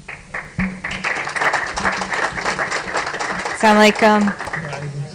Thank you so much, Barvis. Thank you for nudging us to come to the Bay Area. I really enjoyed not running on ice and snow in the morning and being able to be outside. So it's been really nice, alhamdulillah. Just ways that you can stay engaged with ALIM. We have our monthly book club with Ustadh Ubaydullah. I really encourage everyone to sign up for that and join us. We have a great moderator too, Sister Whitney, who helps us select books and moderates that session every month. So it's a great way to stay engaged and have these conversations on a monthly basis. Also join our YouTube and our Instagram. If you follow us on ALIM, you can keep up to date with what's going on. We do have an ALIM Umrah trip coming up this December, inshallah. More information will be out about that soon. But before that, the ALIM summer program. If everyone can at least spread the word, ask a student in your community to come if you haven't been. You can either pass the word on to somebody who you think would benefit from the program. The cost is $3,250. You can sponsor a student to come to the program, and they'll really benefit. Just spreading that Islamic literacy and empowerment and building that confidence in young Muslims is so important today. Am I missing anything? Donate to ALIM. There's Zelle, Venmo. Please give what you can. Every dollar counts, and it goes a long way to supporting the work that we do. Thank you so much. It's been a pleasure being here. Thank you for coming out. Just the warmth of the community. We really appreciated being with all of you. So may Allah bless you and your community. Thank you. Can you give it? Oh, yes. We don't want to take T-shirts, tote bags, and water bottles back to Michigan, so please purchase them and help us lighten our load.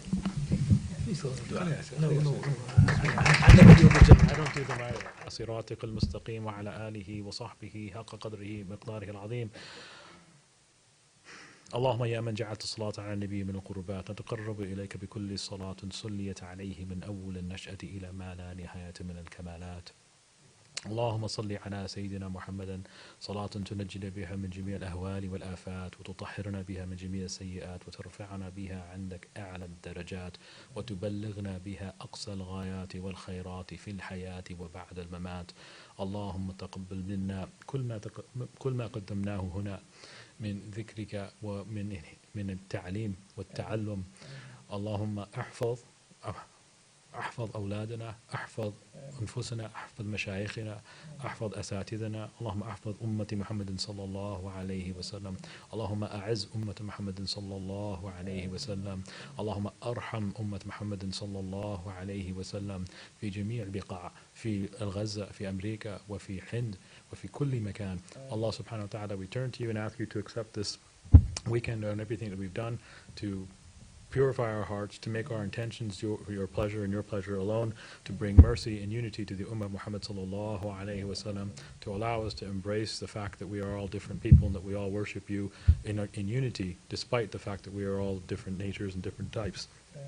We ask that you unite our word to raise the status of your religion, and that we can bring this as a light to the world in the way in which you planned for us. You make us worthy inheritors of the Prophet ﷺ, worthy inheritors of the mission of the Prophet ﷺ. Give us the tawfiq to live according to your dictates and demands and desires. وما ذلك عليك بعزيز والحمد لله رب العالمين. اللهم تقبل منا بالسر الفاتحة.